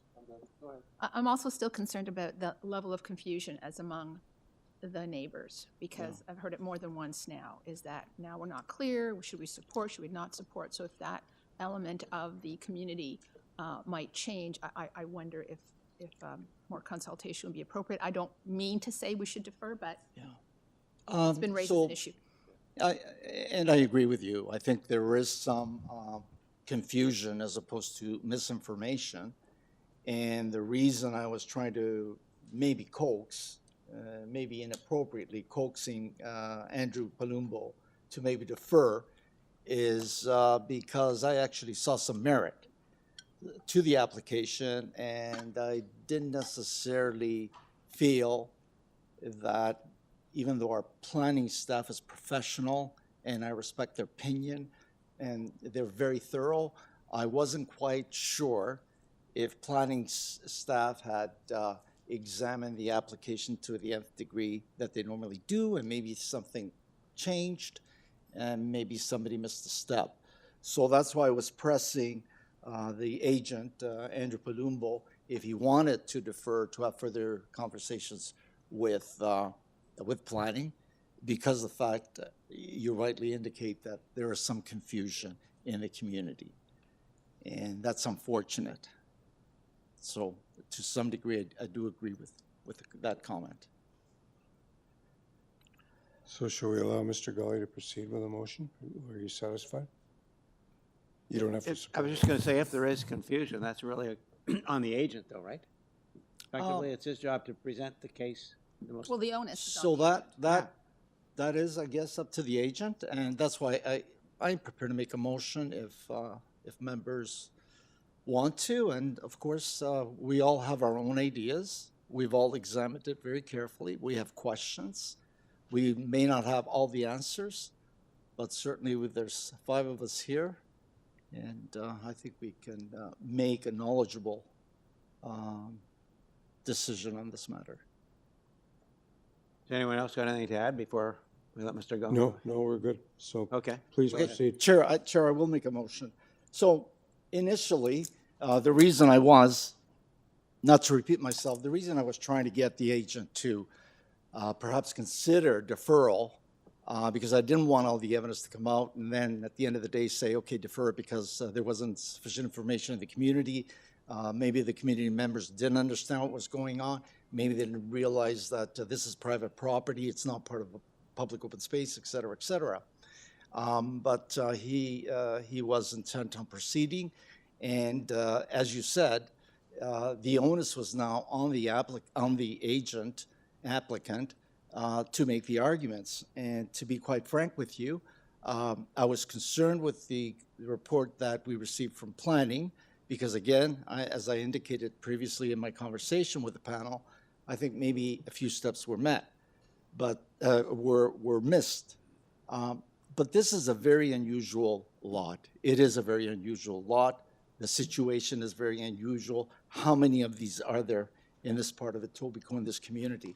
So the agent has convinced me with technical information that the application before us today is a good application. I think it is a good application, and I'm moving approval of the consent, subject to standard conditions and the variance and the associated variances, and that's subject to the transportation conditions, which are quite a few in here. And I understand from the agent that he believes they're achievable. There's also some issues with respect to heritage, so I'm making conditions to transportation, heritage, and urban forestry 1, 2, and 3. Move approval with those three conditions. Is there a seconder for Mr. Gully's motion? Mr. Dalton? All in favor? It carries by a vote of 3 to 2. Okay, good. Who was the other opposed? Who was the other opposed? 2. Mr. Chair, can you just double check and run through real quick in who did approve and who did I not? was waiting for oppose. That's why I didn't put my hand. Approval Dalton, Taylor, Gully. Dissenting Popovic and Ross. Thank you, Mr. I Chair. got that right? Yes. Yeah. Thank you. Mr. Chair, before we keep the ball rolling, I just want to make a quick announcement to the folks who might be here for the 3 p.m. session. It's now 2:47, and I just want to bring to the attention of anyone that might be listening remotely and participating remotely that we are still in the 1 p.m. session, and when we conclude that, we will look to start the 3 p.m. session. But at this point, it should be noted that the 3 p.m. session will start a bit later today. And we will take Thank you, Mr. Chair. Thank you. Thank you very much. Thanks, Adam. And we will take a break before the 3 p.m. session starts. Wait, you want a break now? No, Let's keep going. yeah, I think we should keep going. Okay, moving on to item 28 ABC, 154 Delta Street. We have an application for consent and 2 minor variance applications, one for each of the proposed parts. We have urban forestry conditions, condition 5, recommending denial of variances 1, 2, and 3. We have engineering and construction services conditions, heritage planning conditions, and a community planning recommendation to refuse based on lot frontage, lot area, FSI, coverage, and rear yard setback concerns. Joe Dome is the agent. Joe, are you available to speak to us? Yes, my name is Joe Dome, 133 Torresdale Avenue. For the record, agent for the owner. Okay, could you please attempt to justify your application here? I would just like to point out that we have had conversations with the planning department, and we have read the planning report on file, and their opinion was that they would not support the proposed frontages and lot areas based on the prevailing existing lot fabric of the 27 lots within the immediate block of Delta Street between Rimelton and Horner. And however, given the housing crisis in the city, we do feel that creative solutions are required to create some additional comfortable gradual density in a way which is in keeping with the existing built form of the street and the surrounding neighborhood, in which there are semi-detached dwellings, and these are well represented, and as well as examples of lots with similar frontages beyond that immediate context. The application before you is a proposal to sever the existing 13.72 meter frontage lot to create two 6.86 meter lots, and to create a new two-story semi-detached dwelling on each lot. For the 54 addresses along Delta Street from Horner Avenue to the south and Valermo to the north, 18 have frontages below the 9-meter bylaw. Along Beta Street to Valermo, of the 58 lots, 26 have frontages below 9 meters. And to speak to the proposed lot area of 217.5 square meters, this is as a result of an eastward bend on the south portion of Gamma Street, directly behind the subject property, which reduces the lot area compared to many of the neighboring lots along the west side of Delta Street. And this in turn affects the proposed lot coverage, FSI, rear yard setback variances of the proposed builds, while the massing itself is in keeping with newer builds in the area. And the building length does meet the bylaw. I should note that right across the street, 2 lots south, 147 Delta Street has an existing lot area of 214.61 square meters. And to speak to the frontages, while the proposed severed frontages of 6.86 meters would be smaller than the frontages in the immediate block, cut off at Rimmleton to the north, there are examples of lots that are comparable in the surrounding context outside of the immediate block that planning is considering most relevant. Just 150 meters to the west, 165 Beta Street was approved at T-Lab to sever the lot into 2 lots with 6.095 meter frontages. And the approved semi-detached dwellings proposed similar side yard setbacks as well as height. On the next street west, about 250 meters away, 175 Aldercrest Road was approved at committee to sever into 2 6.58 meter frontages. And for reference, a straight line can be drawn from the subject property through 165 Beta and 175 Aldercrest. So these are fairly close to each other. These examples were approved for lower frontages than the proposal today, which is 6.86 meter frontages.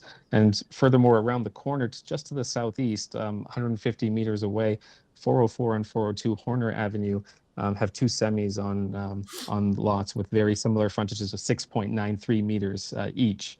And these semis have a similar visual appearance from the streetscape. Just a bit further along the west side of Delta Street, between Rimmleton and Valermo, there are also newer severed lots at 198 A and B Delta Street with frontages of 7.62 meters each, as well as 218 and 220 within the same block that have similar frontages. The difference there is that there are 2 full 2-story detached houses built on these severed lots with close side yard setbacks, including very small interior side yard setbacks between the dwellings. While the application today being for semis, the overall massing impact would be generally consistent with these existing dwellings, as the proposal would have the appearance of a single building instead of 2 separate detached dwellings. And the proposed semi-detached dwellings meet the new bylaw for length and height, as well as main wall height, and do not require front yard setback or soft landscaping variances. And I would note, in contrast to severances proposed today, there were no written objections from the neighbors, and the owner has spoken to immediate neighbors, and there were no concerns expressed. We did see the comments from urban forestry regarding the newly planted city tree in the front, and it seems that it may have been added after the arborist report was made. And the owner would like to request with urban forestry to relocate the tree at his expense to their satisfaction. And overall, in context, we do feel the application before you is an appropriate attempt to add gradual density and is minor in nature. I'd be happy to answer any questions you may have. Okay, thanks, Mr. Dome. Panel, any questions for Mr. Dome? Ms. Popovic. Thank you, Mr. Agent. Correct me if I'm wrong, but in my notes, I've noted that city planning have indicated in their report that the variances do not conform to the general intent and purpose. And my note indicates the applicant has been advised and indicated no revisions to the plans will be made. Is that a fair statement? Yes, the owner would like to proceed with the drawings as is, but we did just want to just highlight the fact that planning is specifically in our conversations and as mentioned in the planning staff report, that really the immediate block is what they were considering as as most relevant in their objections. And so I simply wanted to point out that just going a bit beyond that, there are examples. And as far as lot area goes, also directly out, basically across the street, there's an even lower, I believe 214 square meter lot area. But yeah, just highlighting that just beyond that immediate context, there are certainly examples, and we feel that also the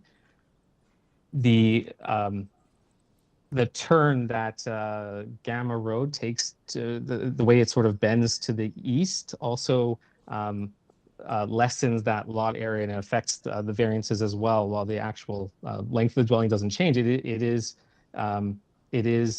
in keeping with many other newer builds in the area, and just a few houses north, they have slightly longer lots simply because of that change in the Gamma Street orientation. Thank you for that. As a second question, I note that Urban Forestry has a list of recommendations to deny the variances 1, 2, and 3, and 1, 2, and 3 for the two lots. Can you address that? You may have done so already, but can you clarify your client's position on that? Sure. Sure. Yeah, the client is willing to relocate the tree to Urban Forestry's satisfaction. It seems the tree was added by the city after the arborist report was prepared, but it's definitely willing to work with Urban Forestry to move the tree to their satisfaction. Thank you.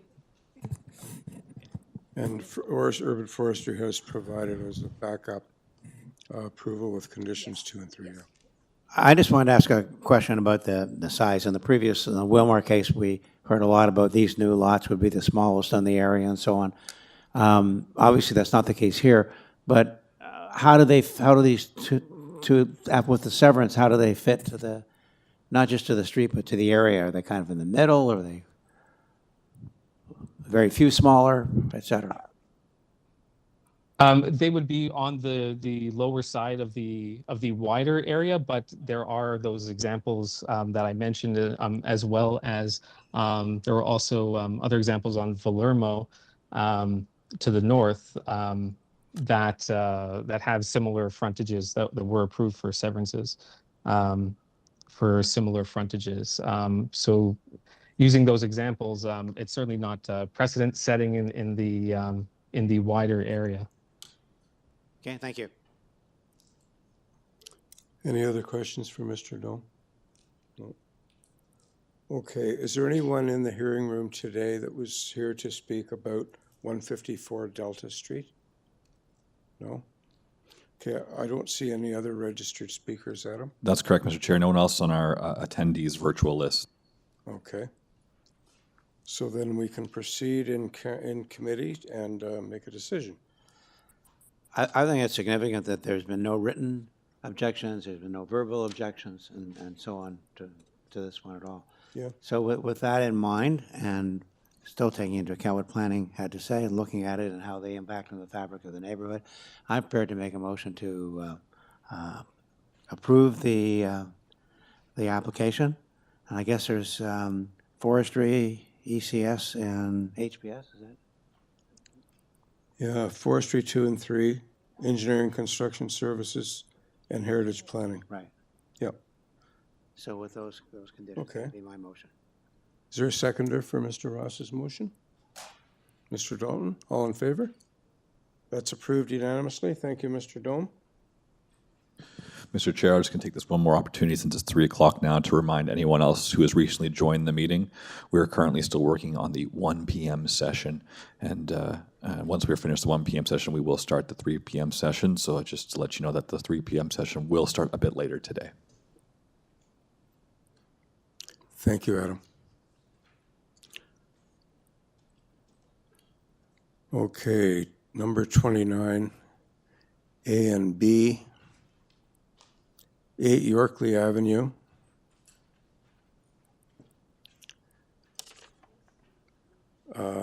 Application for consent and a variance application pertaining to one of the two proposed parts.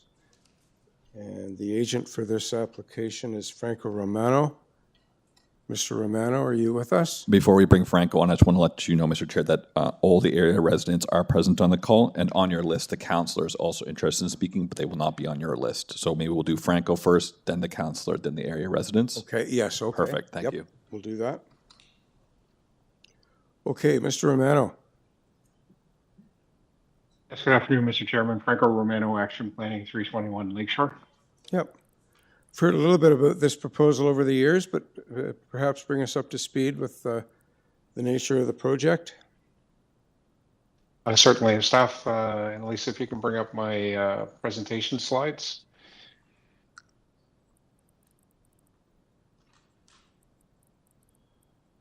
This is a property that's located south of Lawrence Avenue East and west of Scarlet Road. It's a corner lot, and it consists of a detached dwelling. The proposal in the lower right-hand side of this slide is to sever the lot into two. The corner lot is the lot that has variances for lot frontage, 19.22 meters, whereas 21 meters is required. Lot area of 644.8 instead of 695, and a parking space to be accessed from Fremont instead of from Yorkley. The interior lot, part 1, is a lot that fully complies with the zoning bylaw. In both instances, both dwellings fully comply with the zoning bylaw, and there's it's not that it's built to the maximum under the bylaw, it's built within the bylaw permissions. The zoning bylaw does provide lot frontage, lot depth, and lot area performance standards. Both lots comply with the lot depth as well. So this is a bit different than certain other areas of the city. In terms of the lot size themselves, you'll see that under the same zoning category, which is what I have outlined on that map on the right-hand side, 44% of the lots have within the neighborhood, within that same zoning area, with the same applicable zoning, have lot frontages or lot sizes that are smaller than 22 meters. And within the neighborhood itself, for the broader area, 75%, and within the immediate, 75%. This is consistent with city staff's review. They have an information report where they say that the proposed consent does not pose a concern for disrupting the immediate character on Yorkley, as a resulting lot areas and frontages, if approved, would align with the physical character of a substantial number of lots in the immediate neighborhood. Even next door, the properties are zoned for lot frontages of 13.5 meters, and the proposal is significantly larger than that. If you go to the second slide, you'll see that the subject lands substantially have a landscaped character. So there are no city trees as per urban forestry's memoranda that are being removed, and I'll come to that slide momentarily. But we'll see in terms of viable planting space, the front yard landscaping is 68.8% versus the minimum required 50%. So there's a substantial increase vis-a-vis what is the zoning bylaw. Same thing with soft landscaping, 92.3 to 91.8% is soft landscaping versus 75% for the front yard alone. And in the rear yard, 100% is landscaped versus minimum 50%. In terms of lot coverage, both of those dwellings that are being proposed are 27.6% lot coverage, whereas the permitted is 33%. So in terms of the land space that is being occupied by dwellings, they're reasonable and appropriate. I do have numbers there regarding the street frontage. So what one would perceive, part one, that's a compliant lot, is 24.1 meters. And part two is 19.5 meters along Fremont, but 27.46 meters along Yorkley will continue to be the case. So that is a condition that will remain. If we go to slide 3, you'll see that the two dwellings are located within the as-of-right building footprint.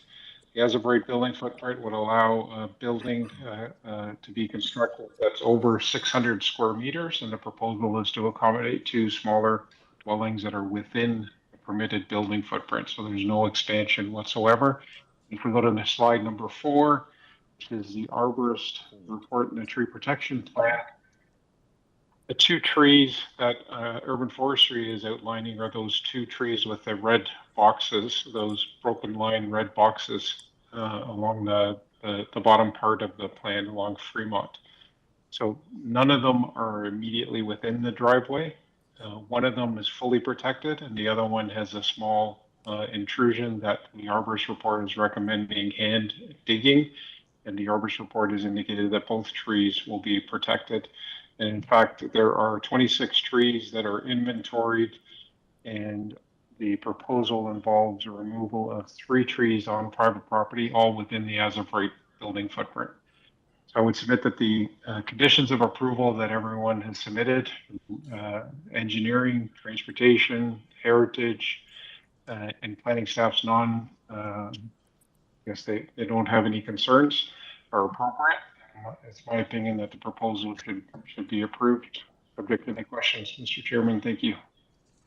Thank you, Mr. Romano. Panel, any questions for Mr. Romano before we proceed? Okay, I understand we have Councillor Holliday online. That is correct, Mr. Chair. Okay, Councillor Holliday, welcome. Good afternoon. Good afternoon. Thank you. Thank you for allowing me to speak at the committee this afternoon. Okay. You may on very, I'm sorry, Mr. Chair. I said okay. Thank you. I'm sorry about the echo, at least from my end. You may on very rare occasions see a letter from me on a committee of adjustment matter. However, today I think is the first time in 9 years as a member of council that I'm appearing before you, and is due to some very unique circumstances. Some information came to my attention late yesterday, and staff advised me that it's impossible for me to send you a letter, and thus I'm providing you some verbal comments. From the Community Planning Information Report, you'd be familiar that a consent application at this address has now been up for consideration for a 3rd time since 2020. In fact, this location has a long contentious history which involves the T-Lab twice, and even the courts. You have before you numerous submissions, information reports, and correspondence. However, as dated only yesterday on the Application Information Center, February 7th, there was a lengthy 94-page previous decisions document that was posted. Within that document, you have to scroll to the end, is a 19-page T-Lab decision and order. And it was an order and this documentation was provided to you.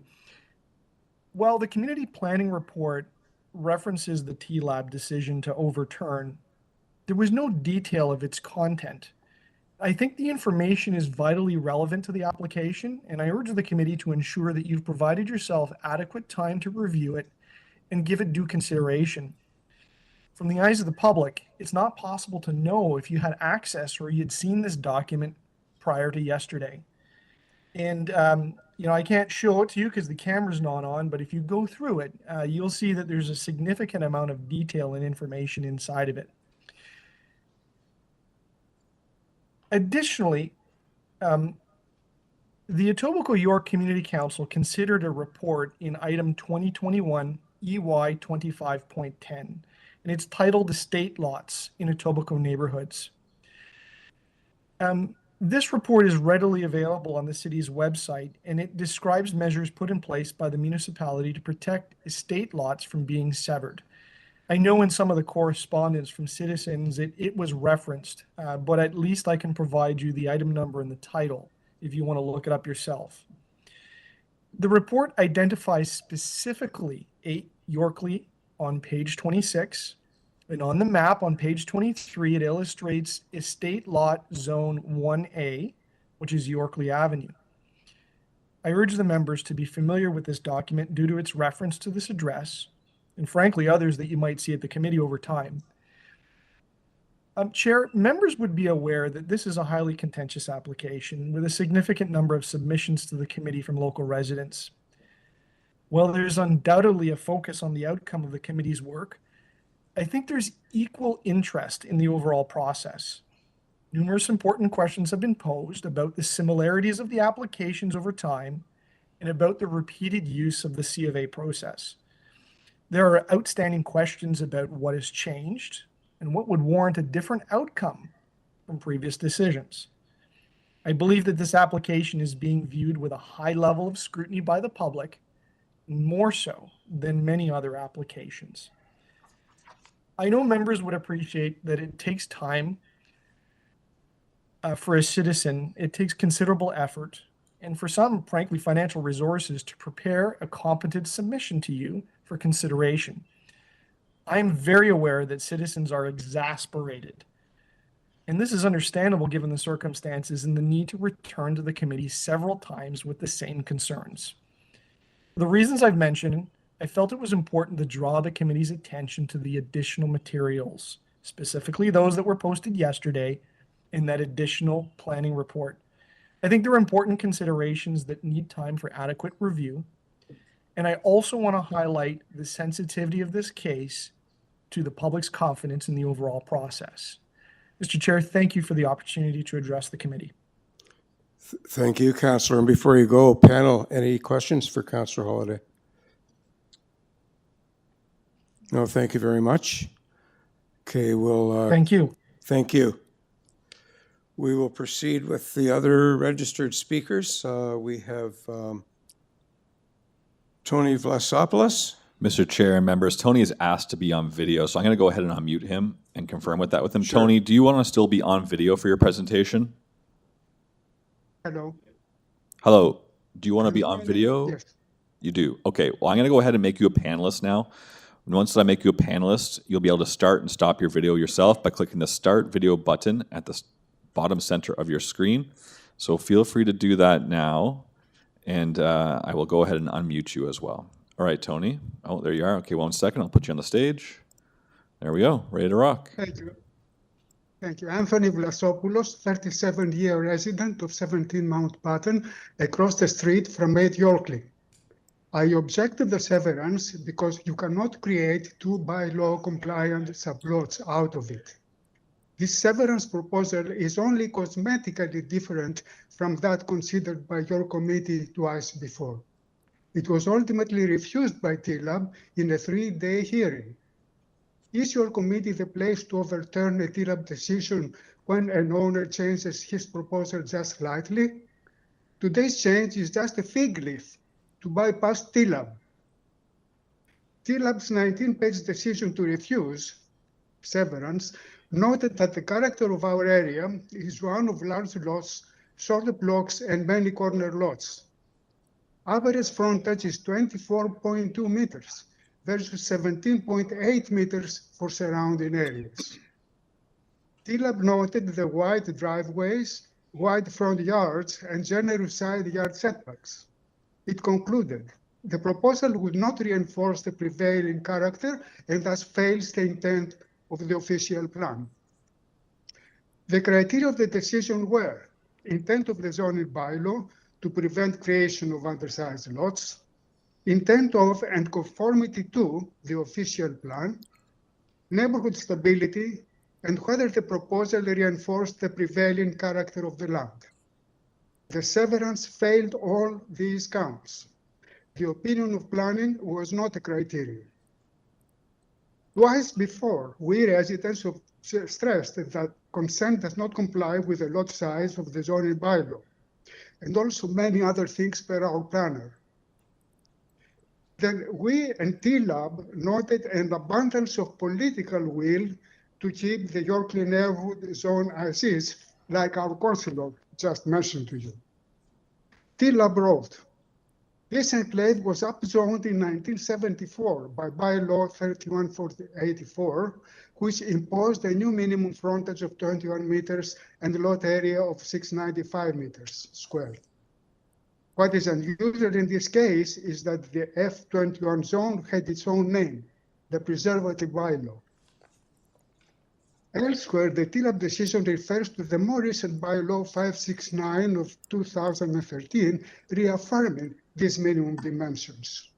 And also, it refers to the motion of Etobicoke York Community Council of October 2020, seeking new ways to protect neighborhoods like ours by name. Finally, I have a question on the owner's behavior.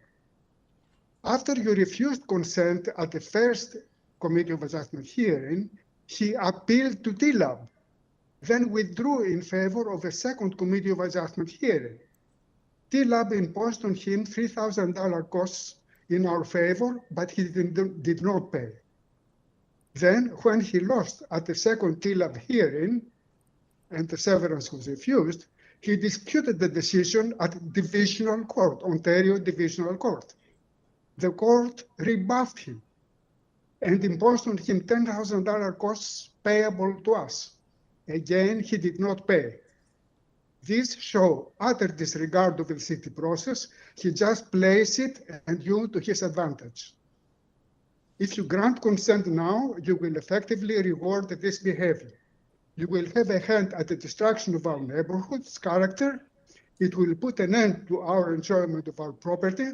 So I ask you to refuse consent and cite the owner for nothing less than abuse of process.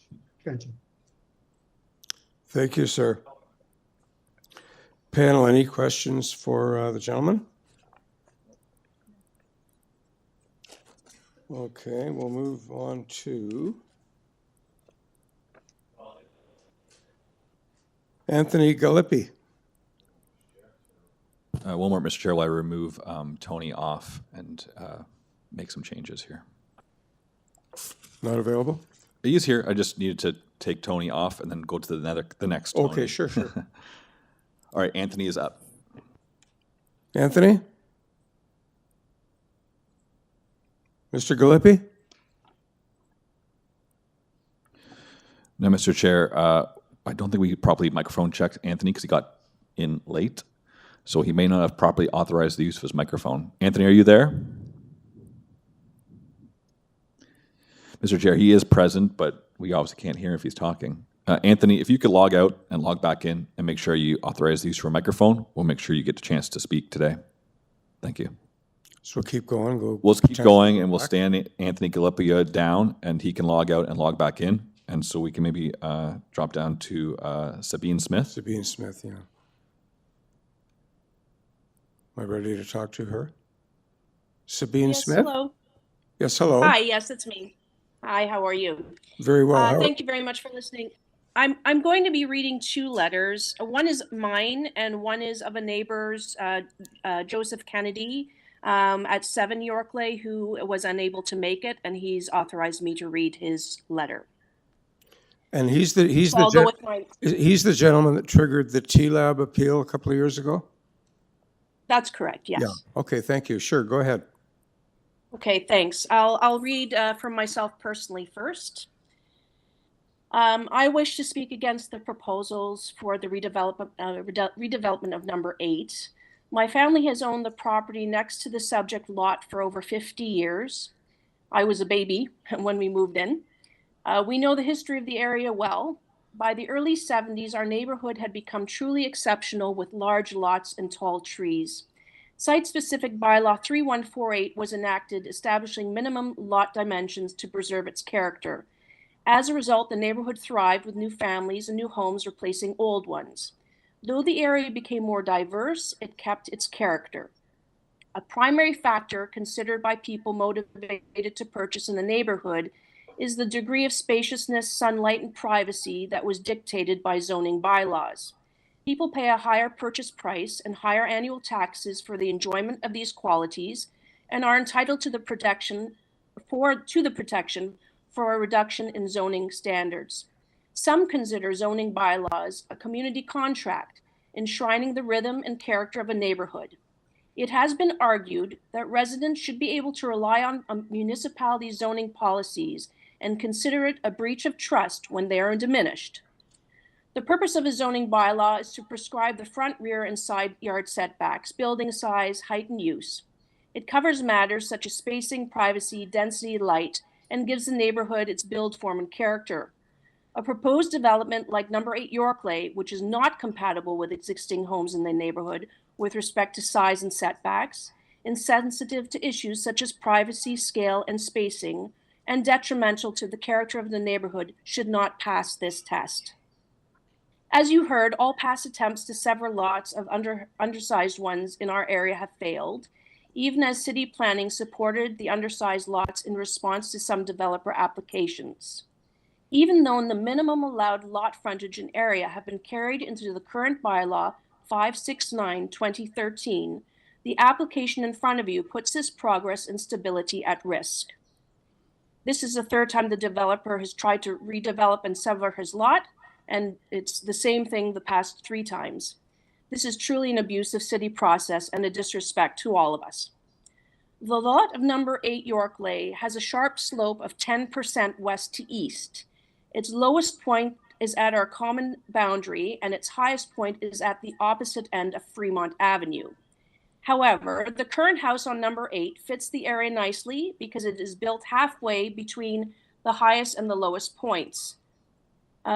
Okay, I've lost my, if lot severing of number 8 is allowed, both proposed homes will be built with garages facing Fremont at its highest point. And since the driveways must slope towards Fremont, which is a city requirement, the garage floors and ground floors of the homes will be have to be built higher, about 2 meters above ground level of the present home. As a result, the proposed houses will be towering over my home, and they will dwarf it as it is shown in my Smith Exhibit A model elevation. I don't know if we can pull that up. We'll have it up if you'd like to continue. Thank you. So you'll see that it will dwarf my home. I don't know if it will devalue my home because of it. And it will also dwarf the homes on the lots north and south. There's also a huge concern regarding flooding potential for the properties on the lower side because of this slope. I'll continue. This development will also have a huge effect on our privacy and will block our afternoon sunlight. While there is no legal right in Ontario to sunlight, privacy, or views, the planning tribunals have often, in the face of insensitive development, granted relief to neighboring owners facing the loss of these qualities. These new homes will have unacceptable adverse impact upon the neighborhood to the point where the intent and purpose of the zoning bylaw is not maintained. The proposed development of number 8 Yorkley will have a significant negative impact on our family's quality of life, as it will surely bring a loss of enjoyment in our gardens, our outside activities that will suffer from shadowing and lack of privacy. I love my home and my neighborhood. It is very dear to me. And I hope, all in all, the proposals do not fit our area, and they will create permanent new problems for us. They must be refused. The diagram just came up now. The big house in the big red section is the one home that will be beside ours from the redevelopment. Ms. Smith, And your 5 minutes are up. Okay. If you can wrap up very, very quickly. Okay, so just wanted you to see this image. And to the right, that little small little red space there is my home. So again, you're going to see a huge castelloma next to my little dollhouse. And I think that's quite unfair to do to somebody in the neighborhood. And it won't just be my house. So this is not how the neighborhood looks. This is not in character with the neighborhood, and this should be refused. Thank you very much. Okay, thank you, Ms. Smith. Panel, any questions for Ms. Smith or comments? Nope, okay. We'll now move along to Anthony Ruggiero from 11 Yorkley Avenue. Anthony, are you there? Now, Mr. Chair, Anthony was another person we had some problems with the mic check during the mic check situation. I think we might still have the issue. Anthony, go ahead. Hello, can you hear me? There we go. Yes. Thank you. Hello, Anthony. Great. Yeah, Thank you. please. I did submit a PDF with my participation. I just wanted to see if they would able to pull that up, and I can start speaking while they look for it. We're looking for it now. Okay, thank you. So I'll just begin. So I'm a 30-year resident of 11 Yorkley Avenue, which is kitty corner directly across from A Yorkley. I just wanted to note that my property is the largest single property on the street and in the surrounding area. We have the largest frontage of any house in the street. So of course, I do have a lot invested in this, as I'm objecting this proposal, as I do not believe that the application is in character of the neighborhood as per the Planning Act, and as you know, it's been already discussed previously at the TLAB and divisional courts that both rejected the application to sever the property. As it's already been mentioned by Tony, very minor adjustments have been made, but all in all, we are still looking at the same subdivision of this land into two different properties to build two houses on it. And these have both been rejected previously, both by the Committee of Adjustment once, the first time, TLAB and the Ontario Divisional Court on the second time. And now this is the third time. With the PDF, if you scroll down just a little bit, there are some pictures that are there, just to give the members a bit of an idea of the neighborhood itself if it doesn't show itself well on Google Earth or on Google Maps. So the top picture there of 8 Yorkley does show the subject land with the driveway facing Yorkley Avenue, Fremont being at the bottom part of that picture where the road is. And then I've just included some other pictures generally going up and down the street, further up the street and directly in the vicinity of the house as well, just to show the setbacks and character of the neighborhood itself and how the houses, both old and new, as you can see here, 2 newly built homes in the last 10 years, have been built, maintaining those setbacks and neighborhood character on the street. There have been, I believe, 3 or 4 houses in the past, properties on the street where applications to sever have been brought to the Committee of Adjustment and have all been denied. And subsequent to those denials, all single homes were built on those lands and preserving the neighborhood character. You know, it's unfortunate that we're here for a third time.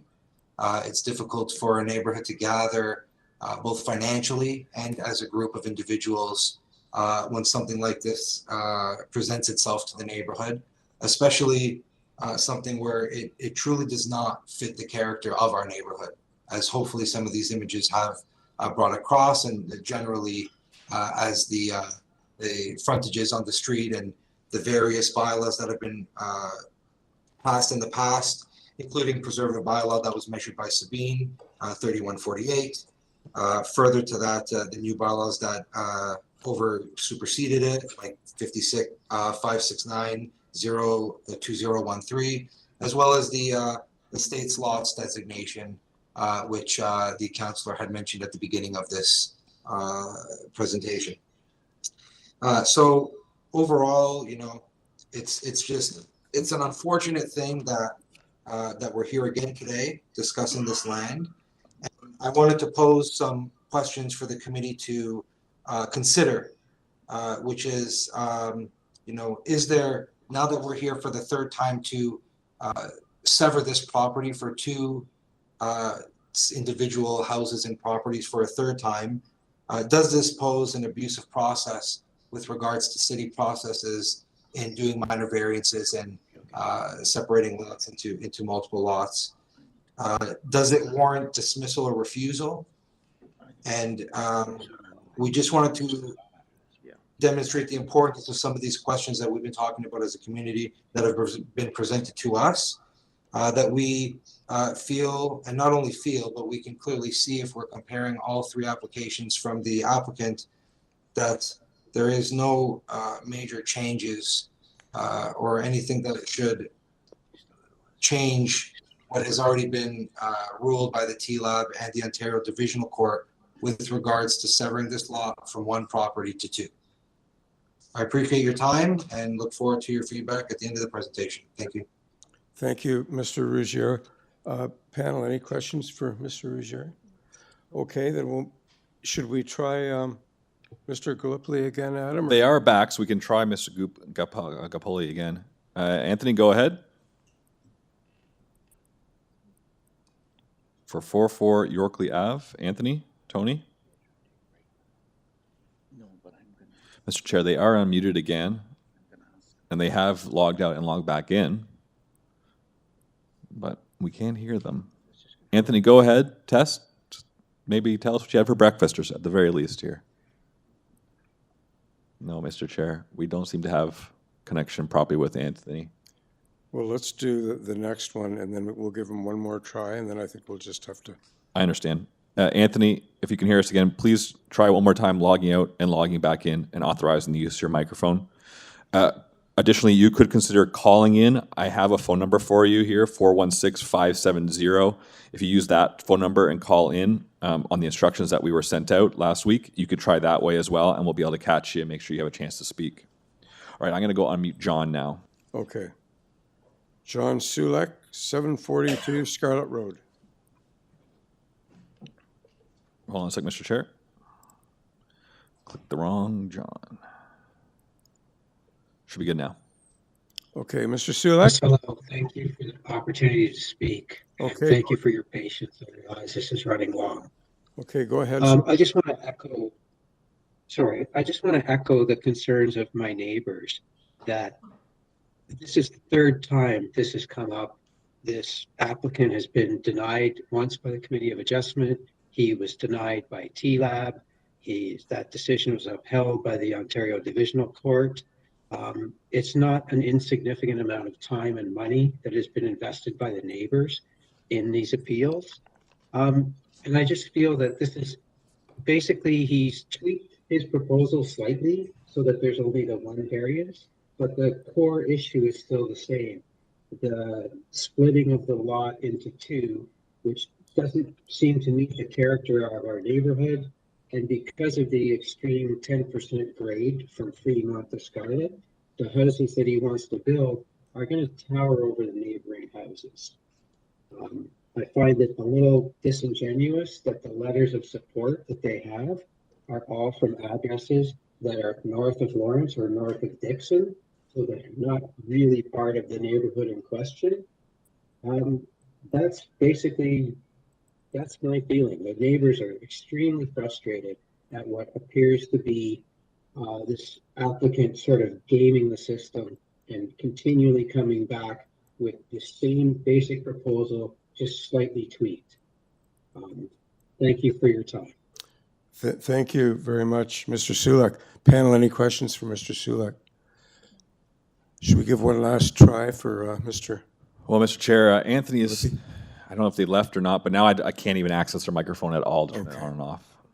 Well, let me just say for the record, if at some point he watches this hearing on YouTube, it was not for a lack of trying. So, thank you, Mr. Chair. Yeah. Okay, so now we can turn back to Franco Romano for a rebuttal presentation. Mr. Romano. Thank you, Mr. Chairman. Okay.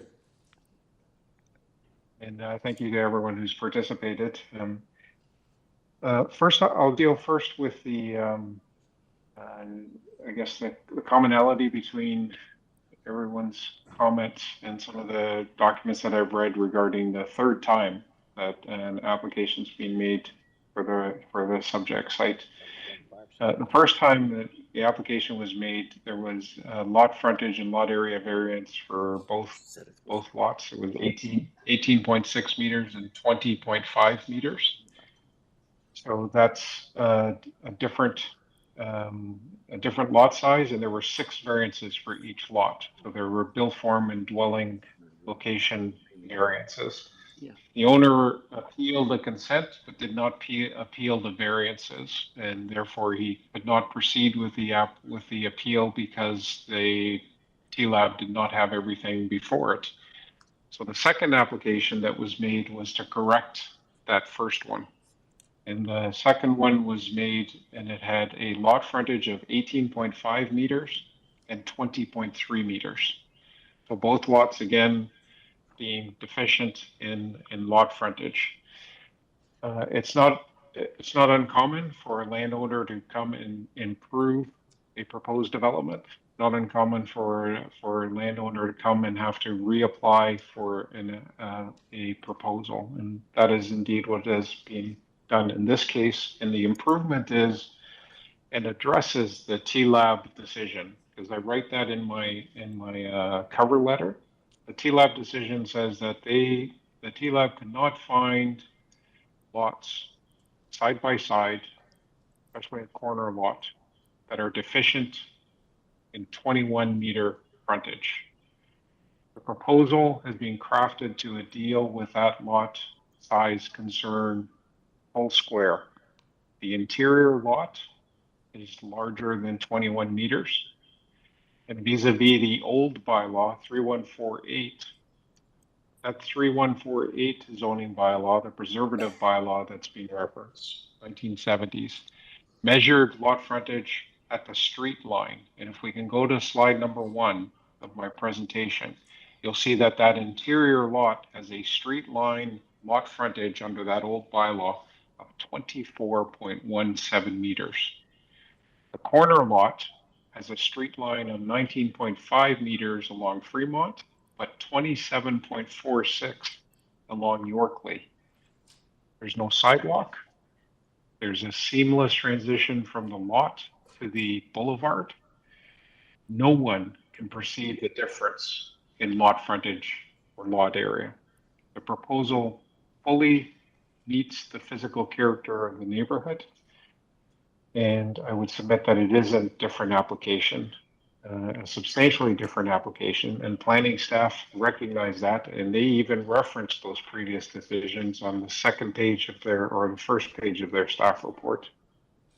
In terms of sunlight and the towering effect that these two dwellings will have, the two dwellings are both zoning bylaw compliant, but I will note that the existing first floor of the existing house is 140.52 meters.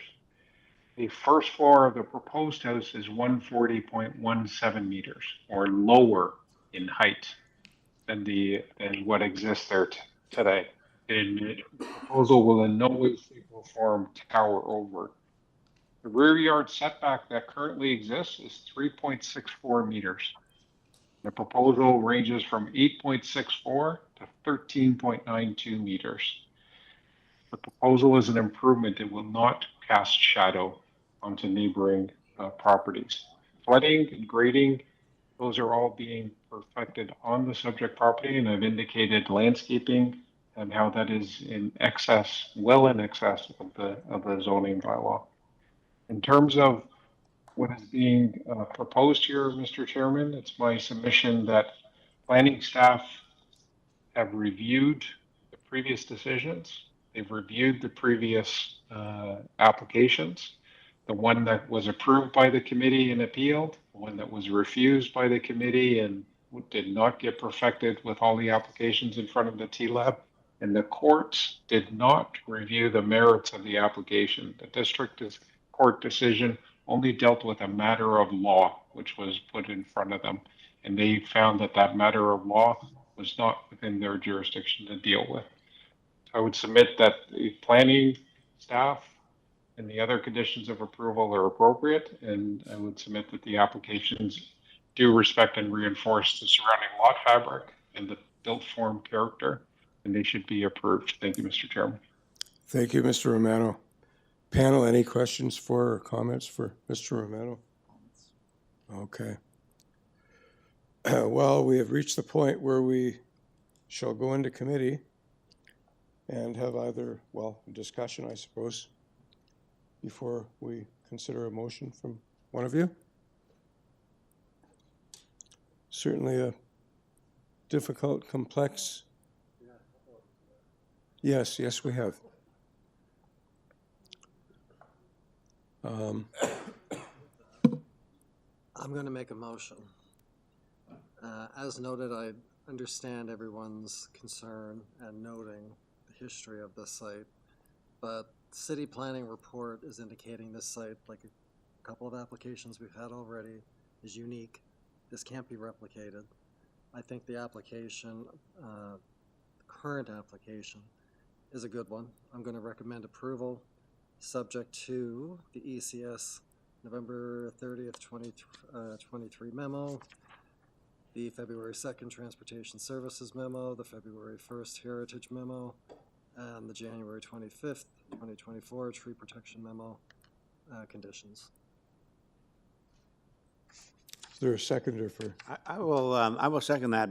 I was on the fence, quite frankly, until Mr. Romano's closing remarks about looking at it from the other side, from the side of the court and of T-Lab. So with that in mind, I will second the motion. Yeah, and just before I call a vote, I'll just throw in some commentary here too, because this is obviously a very contentious matter.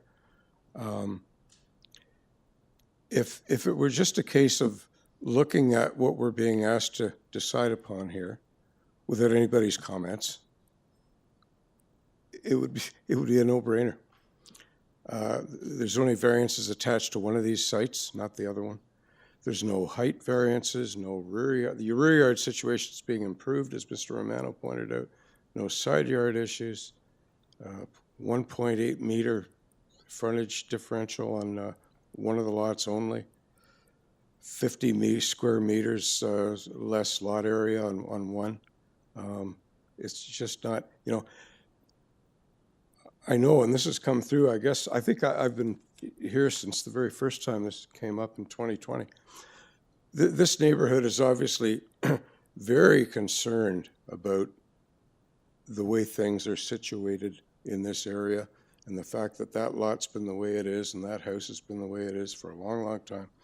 And they don't want that to change. But we have a duty to look at the actual impact of what's being proposed here relative to what the zoning bylaw allows.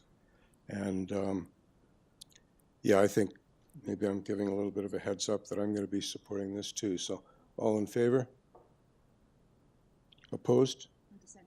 Okay. How many were opposed? One. So approved on a vote of 4-1. I think you need a call right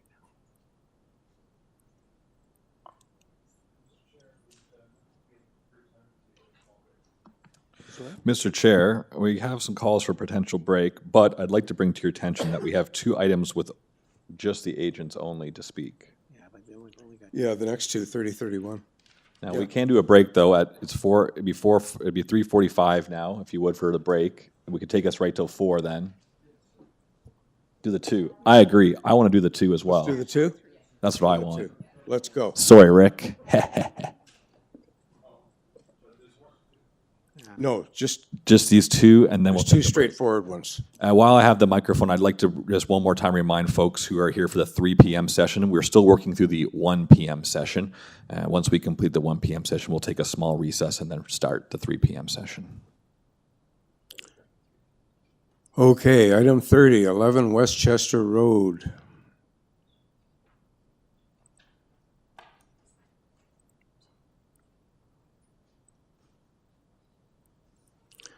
To construct a new detached dwelling with an attached garage.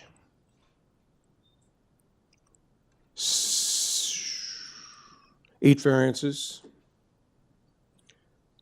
By way of agency input, we have Urban Forestry requesting condition 3. We have 2 planning conditions. And this matter was previously deferred for new zoning notice and revisions to the application. And in the additional materials, we received some additional support materials from the agent. So, Nafiseh Zangabadi, agent? Good afternoon, Mr. Chair. This Hello. is Nafisa Zangilabadi. Yeah. Can you, And my address is sorry, can you just give us a brief, it's pretty straightforward, but just a real brief rundown on some highlights? sure. So this application was before committee in August. Neighbors and staff had some concern at that time, so we requested a deferral to address those concerns. This house is for a family of 6, a couple with 4 young children, all under 10, and they need for more space as their kids are growing. That's why they're doing this development. From the previous hearing, we removed the 3rd-story variance, we removed the deck setback, we reduced the driveway width, reduced coverage, and reduced the balcony area. 2 of them were main concern of staff and neighbors.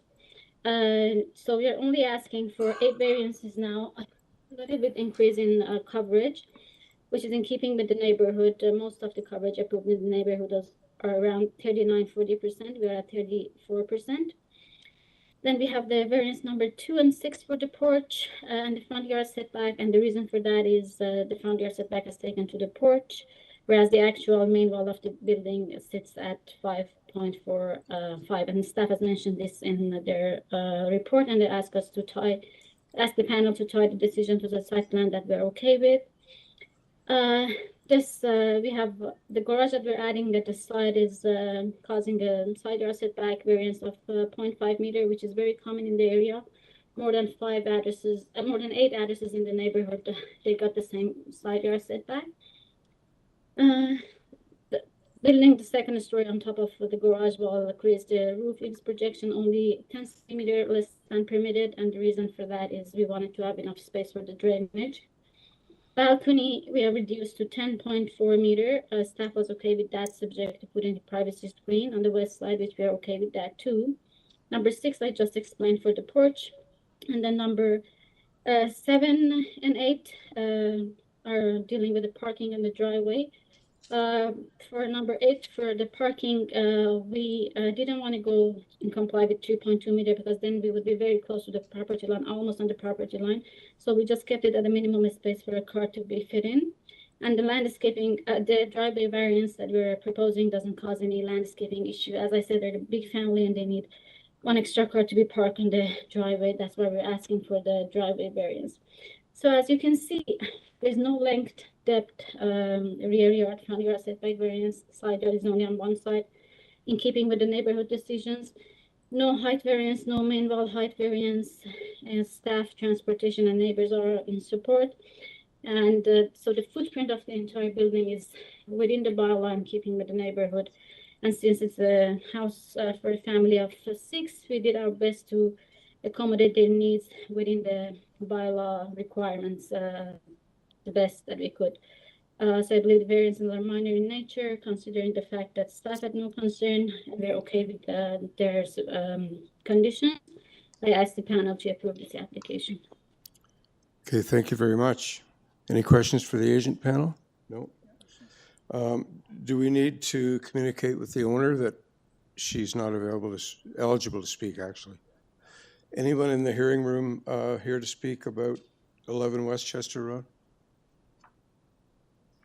No? Okay. So let's go into committee for a decision. I think the staff report actually sums it up rather well with the 2 conditions that they've got on it, and that's, I would move a motion based on those 2 conditions in the staff report. And the urban forestry 3 as well? Oh, sorry. Yep. Okay, is there a seconder for that motion? I second. Ms. Popovic, all in favor? That is unanimous? With conditions, yeah. With conditions. Sorry. Okay, so, Adam, we're proposing to do 31, then take a break, and then reconvene for a couple more, and then take another break, I guess, before the 3 o'clock. That's correct, Mr. Chair, because we have a 3 p.m. session, you'll have to read your pre-meeting. I will. Yeah. Yeah. I'm used to it. Okay, item 3190 Glenhaven Street. Purpose is to construct a 2-story north side and rear addition. 1 variance regarding FSI. Don't think we need a presentation. The agent is Jonathan Benskowski. There are no Good registered, afternoon, committee. yep, no registered speakers. Correct, Adam? Yeah. That's correct, Mr. Chair. Okay, Jonathan, very simple, one variance. Instead of a long, elaborate presentation, maybe just if you could simply explain why you need an FSI double what's permitted. Yeah, two things. One, I did also submit a chart of the revisions that were made from the initial deferred application, just indicating what had been removed. Again, this FSI of 0.4 is very small. As you can see, that provision of a 0.4 FSI would only allow for essentially a 142 square meter house or 1,500 square feet.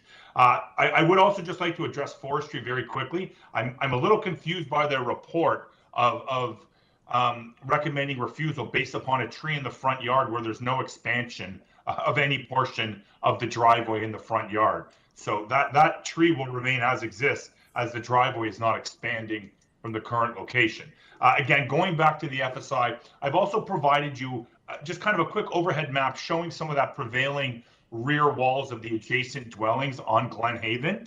So you would see from here that this is not an introduction of a built form or a building length, which again is actually below the zoning bylaw requirement of 17 meters. It is not even going 17 meters. As you pointed out, Mr. Chair, it is just a variance for FSI. And again, that FSI is not being driven up by a front yard setback, a rear yard setback, a side yard setback, building length, building height, or anything like that. Yeah, so that tree and driveway actually remains exactly where it is. There's no alteration proposed to that in the front yard. Again, that 0.4 parameter, in my opinion, from a planning perspective, is really put in when we have neighborhoods where there's a mix of character and where we start to look at how the impact of that larger house would fit within that neighborhood itself. In this case, again, with no variance requested for building length, side yard setbacks, or anything like this, again, in my opinion, that FSI is appropriate, given, again, the lack of any other driving force pushing that number up that we're requesting relief from. Yeah. Yeah, thank you. You reminded me that I failed to sort of outline the material that we have on file. You mentioned urban forestry denial with a fallback of condition 1 for a city-owned tree. We have transportation conditions. We have a planning report recommending refusal. They believe the FSI is the highest in the immediate context and more than double what is permitted in the zoning bylaw. So that's, you know, in addition to what you just said, some of the material that we've got to consider in rendering a decision on this. So anything else to say? Again, if we could just bring up that overhead map, I did put in that supporting material, maybe just to illustrate where that rear wall. Yeah, so what we have here is you can see I've scaled city mapping and taken the projections of the rear wall of what we're proposing. Again, the uniqueness of this street is it's kind of built on an axis. So it's not a true straight line street. So you're naturally going to have a tiering of rear walls as well as front yards. But what we see from here is that rear wall situation, which is the green, exists essentially on the immediate property to the north, 2 properties to the north of that, and there's 1 more property up top. And Elise, if we could just go back up one slide also. I did also just want to show, yeah, I've also just here taken that red line to show how it lines up from the actual zoomed in perspective with those dwellings on the angle being the front and rear walls, again, tiering as it goes down the street. But again, remember, with no request for a building length, in fact, actually under the 17 meters by 0.8 meters. So the dwelling is only proposed at 16.2 meters. Okay, thank you. Panel, any questions for Mr. Ben-Sikowski? Okay, we have no questions for you. We have no registered speakers, so we can move into committee for a decision.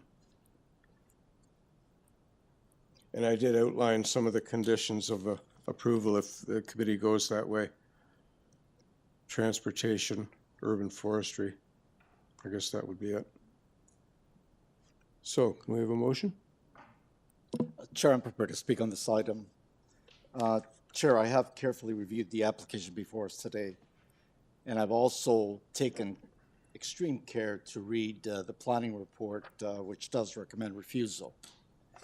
Notwithstanding that, there is one variance before us, and that is the basis of planning's comments on the application for refusal. It's on the issue of floor space index. Now, the floor space index being requested is 0.83, just slightly less than what had originally been proposed. That 0.83 FSI produces a home of about 297 square meter. For a home today to meet the needs of a family, to meet the needs of a couple, a home of that size, in my view, is appropriate and desirable in this neighborhood. I understand the fact that the proposal is between two single-family homes that are bungalows. They're one-story high, and indeed, this may show up as a large home in context to what's there today. But that's the progress that we're seeing in Toronto, the progress of trying to rejuvenate neighborhoods with bungalows that were built post-World War II.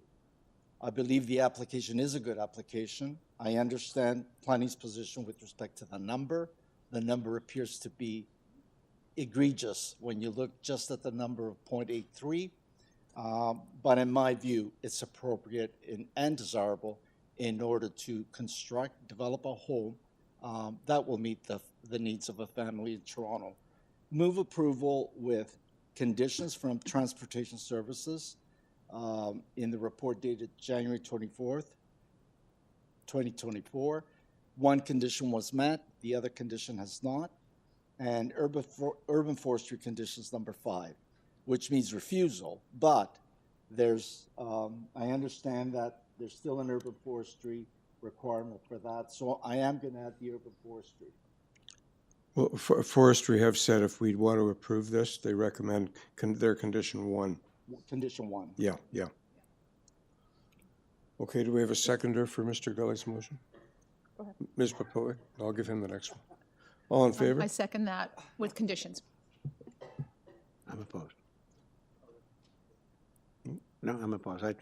I'll say opposed, why okay. I'm opposed. The agent talked about the fact that at point 4 it would only give you a 1,500 square foot house, which is valid, but by doubling it, you're going to 3,000 square foot house. So I don't necessarily agree with Mr. Gully's comment that you need a 3,000 square foot house. I think we aren't respecting the bylaw by going that way. So that's why I voted against. Okay.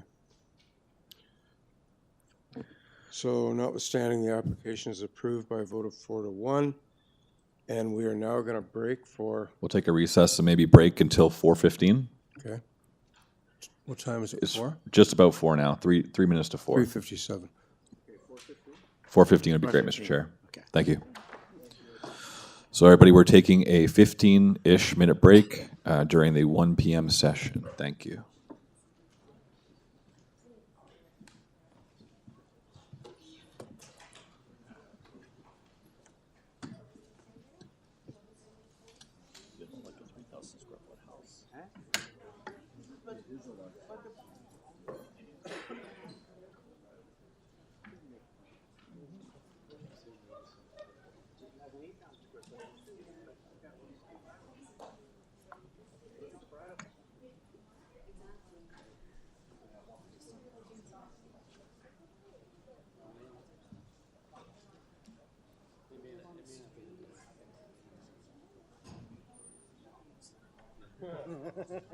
Numerically, yes.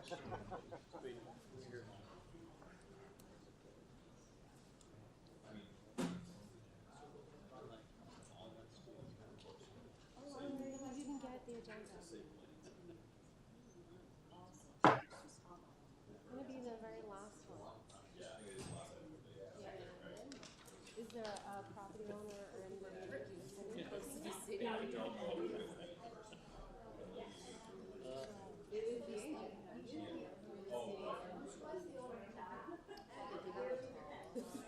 It's convenient.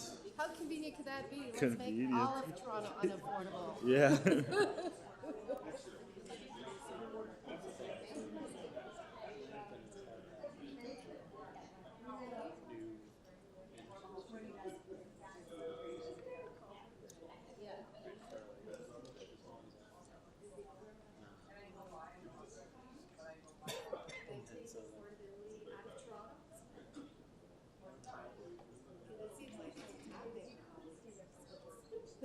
What item number are we on now?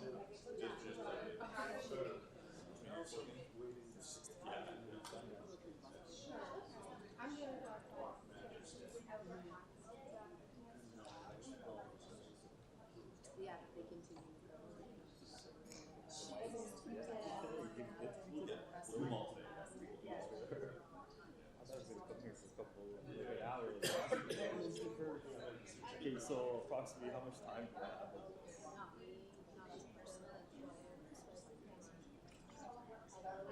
I thought I was going to be asking a long time, so I could cover 15 minutes. Yeah, perfect. And how long is the?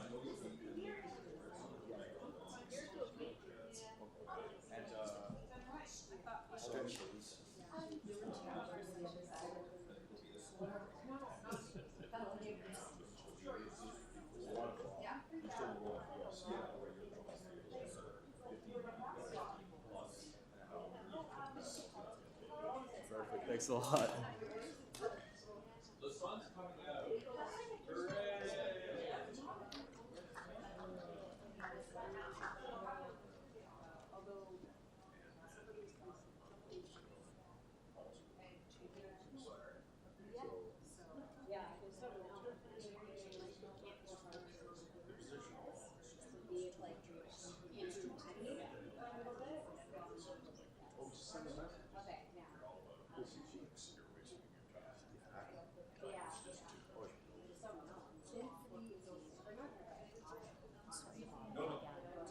That's what I'm here for. Okay, so let's talk. Let's talk the first thing now. Yes. Whatever you need, she's at home. Okay. If you want, you can still join virtually. Yes. So if you signed up to participate, you should sign up to participate. Oh, word. Okay. Did you email COA.PY? Yes. Okay. Email them again. And say, hey, send me the link, because I was at the Chambers and I'm leaving. And then I'll go tell the person who's looking at the house. Yeah, Adam Rosella? Perfect. So reply to him and just say, hey, I was here, I'm leaving. I'd like to join virtually now, but I'm gone though. And if he hasn't resent the link here and you email your apology, then yeah, no word. So it should be, yeah, there it is. Perfect. Perfect, good to go. So you can click that link and you join, or you call me. With baby. Oh, well, you just want to listen to participate, head on over to YouTube or live stream. You can watch on YouTube, but I'm going to type in like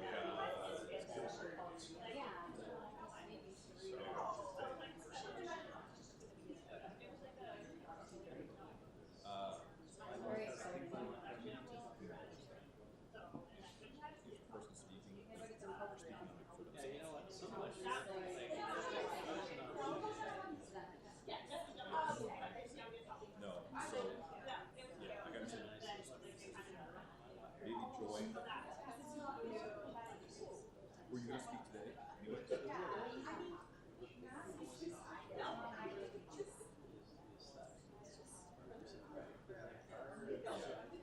No. Maybe you don't join and then just say no. That's okay. Just say no. Yeah.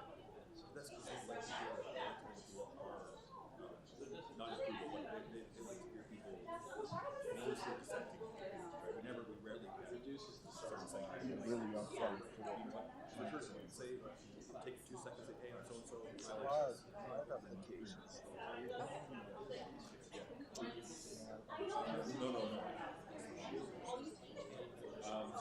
No. I'm Adam Wills, so see how Adam is Adam Porcella? And the email page, which is adam.porcella. Mine's WILS. Just email me. Again, I am application to the file.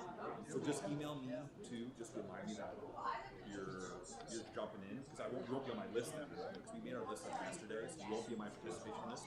So just email me when you get home too, or whatever you know.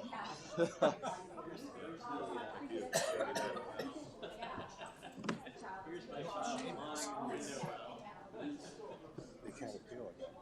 Yeah. Well, But I mean, they want could to get the refuse city. it. Why they can get the city to appeal. Or they couldn't. Yeah. Yeah, maybe Holiday will get. Yeah, I think he will. He's gonna ask They can do for. what they want. We just call it like, hey, The way nice we to see hear it. from you, counselor, but we're not really over No, there from planning. and I T-Lab think or you, right? Holiday's good at that. He understands what our position is. He'll ask for legal representation for the group, which is fine. Sure. Yeah. Maybe they'll win again. Hopefully that's the end of it. I don't want to see that. No. I was there for the 2020 to 2021 and then today. I sat right here for all three of these days. Wow. We turned it down, then we approved it. Then we approved it again. But it's that was such a borderline. You sort of see that happen like the first time. I think I dissented. I think three of them voted to turn it down. Yeah. And I didn't support that motion because I looked at it. Bylaw requires 20 meters and he wants 18.8. Who cares, right? Even the last one, I mean, it sounds a lot, 3,000 square feet, but no, not by for today's needs of a standards. family by today's standards. It would be nice. It'd be nicer if it had been 0.75, I guess. Yeah. But in the great scheme of things. Yeah. No, everybody wants 3,000 plus today. Okay? Especially multi-families. Yeah, multi-generational. You may have grandparents. And we're or trying to parents. encourage that, right? Keep everybody together. It's good for the people. It's good for the city. So, yeah, no, hey, makes the job interesting, doesn't it? It really does. But it takes a lot of work for us. Like, I mean, they don't realize how much work you have to put into every application when you get it. I mean, we may be here a full day, but it takes 2 to 3 days to prepare for a hearing. I spend hours on some of these. That's public service. And they should see it that we're doing a public service and trying to be as fair as possible. I spend 10 minutes on some and 2 hours on others. Yeah. Right? Yeah, absolutely. And you can tell just looking at the summary which ones you're going to have to really look at. Use the opposition. Yeah. We'll study this guy. That's what I do. I sort of went through the agenda first, and I pick the ones that technically seem fine, and then go back and do the difficult ones, especially the ones with opposition. Yeah, that's what I do too. Yeah. Or the planning refusals. I study them very carefully. I know you do too. Yeah, and the planning won't be a favorite of planning based on a couple of. Well, you know what? You got some young kids out there, right? You look at the numbers. Yeah, it's all great. But here's what bothers me: their manager and director signs up. Sign. What the hell are they doing? Yeah. Say, hey, kid. Yeah. No, I mean, they're very. A lot of the stuff in planning are very green. They're very green. Sure they are. A lot of the older folks have left, and the only thing they can do is just work within the regulations. They look just at the number. They just look at the number. Yeah. It's more than double. Refuse it. Yeah. Anyway, I think we're doing well. Yeah, I don't think we're going to make any extra money today, though. No. Although, you know what? That Dunedin's going to take, I'll bet you, at least Dunedin. It's coming up. It's going to be at least an hour, my prediction. Yeah, I think it's going to take over an hour. Oh, yes. We have 6 more. How many people on that one? Oh, 20. Oh, it's insane. Here it is here. He's got a big mouth, that guy. The agent, seriously.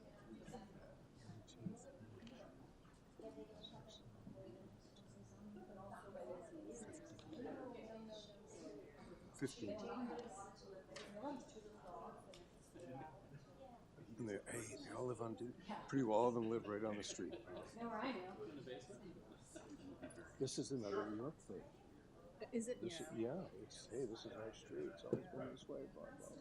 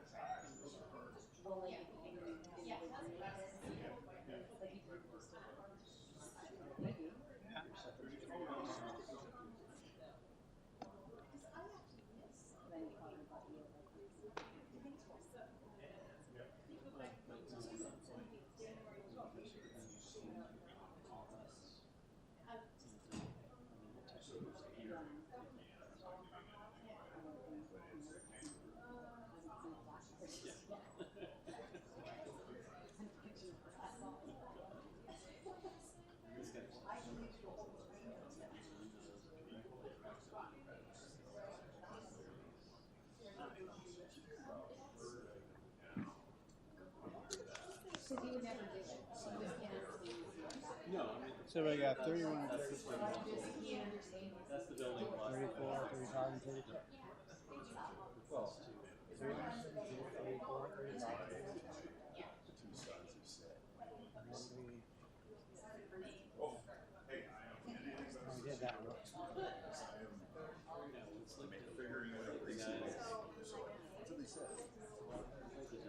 So we can send it to a disease pathologist to get further tested, but it's not a cause of concern. Yeah, we haven't done. I know that was, I said the one.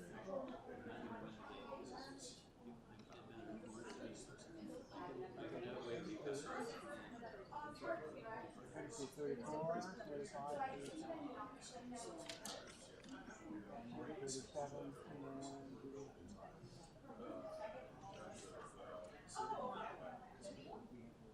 and trying to tell me? Is that what you're trying to say?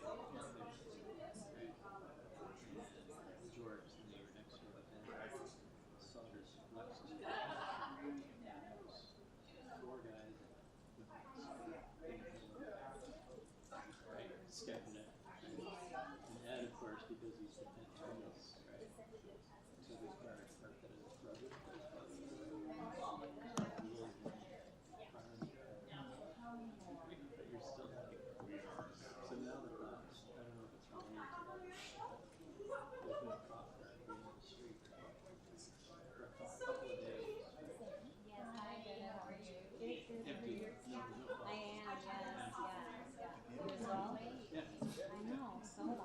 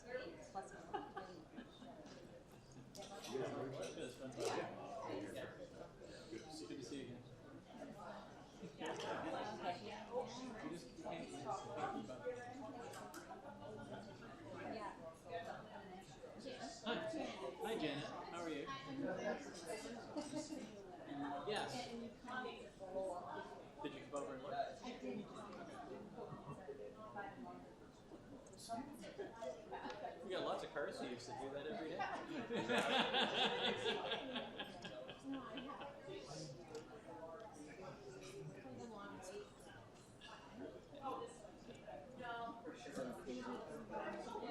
No, he's actively in the nursing clock in.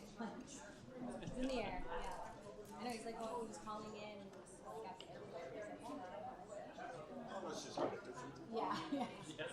Been there, done it. All right, Mr. Chair, it's 4:16, and we said we'd come back at 4:15. So we should look to get our meeting back underway once the chambers kind of quiet down. And we'll be starting with item number 32, A0293/23 EYK 2 Bernice Ave. Okay. Oh, what happened to my screen here? Why did my other screen go away? All right, Mr. Chair, I think we're good. Your mic's off, though, FYI. Looking guy there, eh? No, he's not. Eh? But a lot of glare. Yeah, off the top. Yeah, off the top.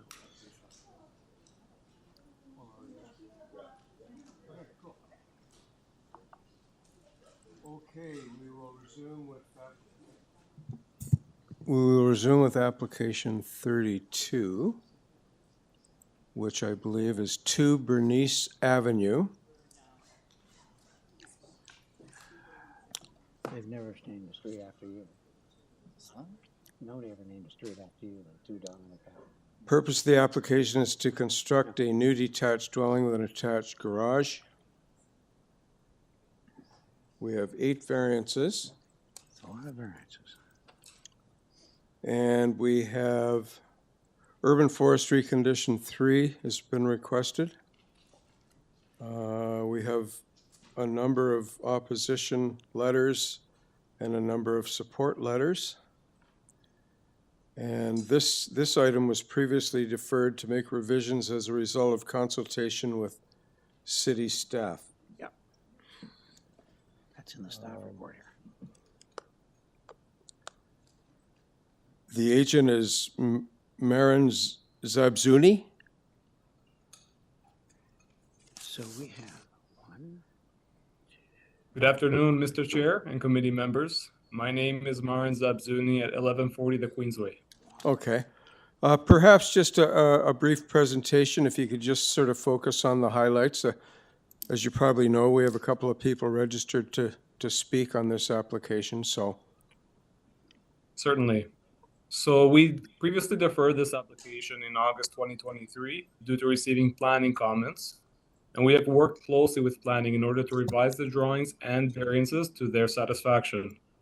Starting with item 1, the proposed gross floor area for FSI, including the 2-car garage attached, is 0.56 times the area, essentially. So where a maximum of 0.5 is allowed.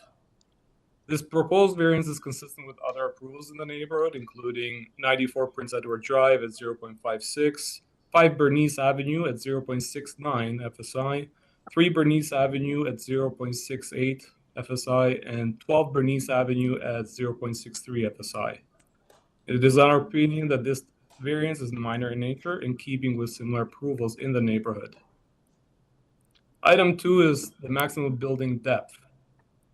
So the proposed building depth is currently 19.65 meters, where 19 meters is allowed. We have reduced building depth, length and depth from our previous application when speaking with city planning.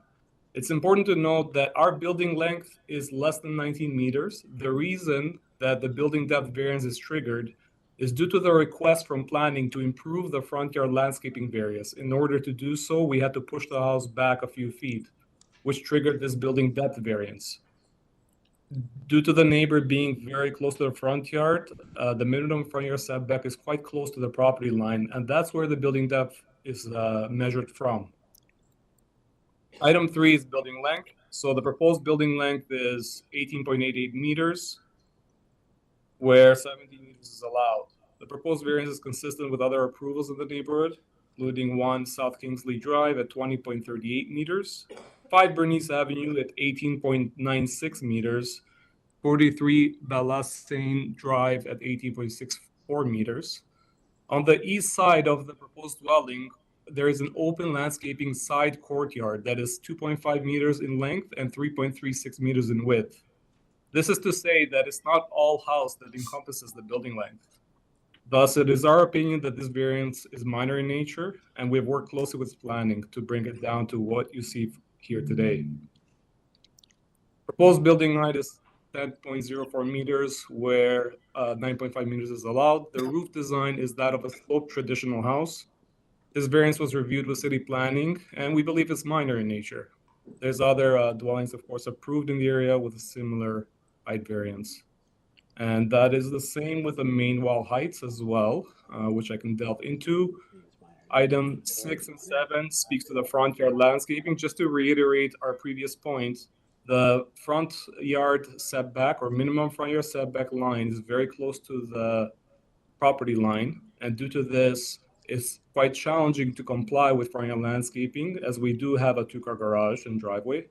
So that's the reason for this variance. It was a greater variance on our previous application, but we worked with planning to push the house back and have more green space at the front in order to improve this variance. And they feel that it's satisfactory based on our existing site conditions that we're dealing with. And in regards to item 8, it's just a driveway where if you look at the site plan, especially close to the city property line, we comply with 6 meters. And the 6.68 meters is more closer to the garage entrance door. So it's minor in nature. We've worked closely with planning, of course, to bring this application to what you see here today. The homeowners have spoken to a lot of the neighbors and received several letters of support. Please let me know if you have any questions. Thank you, Mr. Zabzuni. Panel, any questions for Mr. Zabzuni? No. Okay, let's proceed down our list of registered speakers then. First up is Carolyn Evans Hammond from 131 Prince Edward Drive South. Ms. Hammond, are you with us? I am.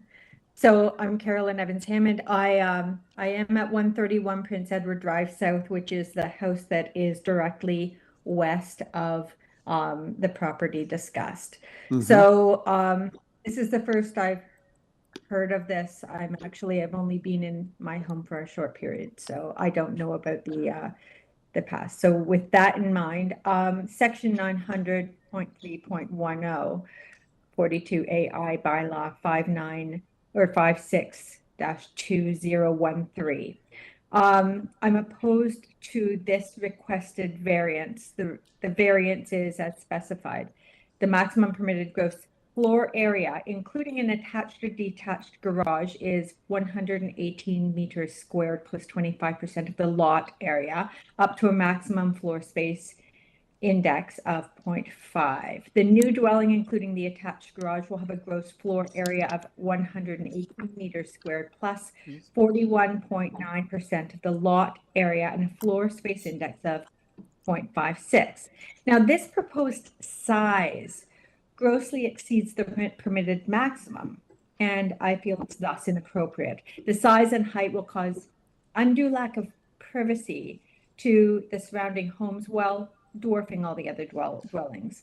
Also significant, I think, is that the lot at 2 Bernice is by far one of the largest lots in the area and the largest lot on Bernice Avenue.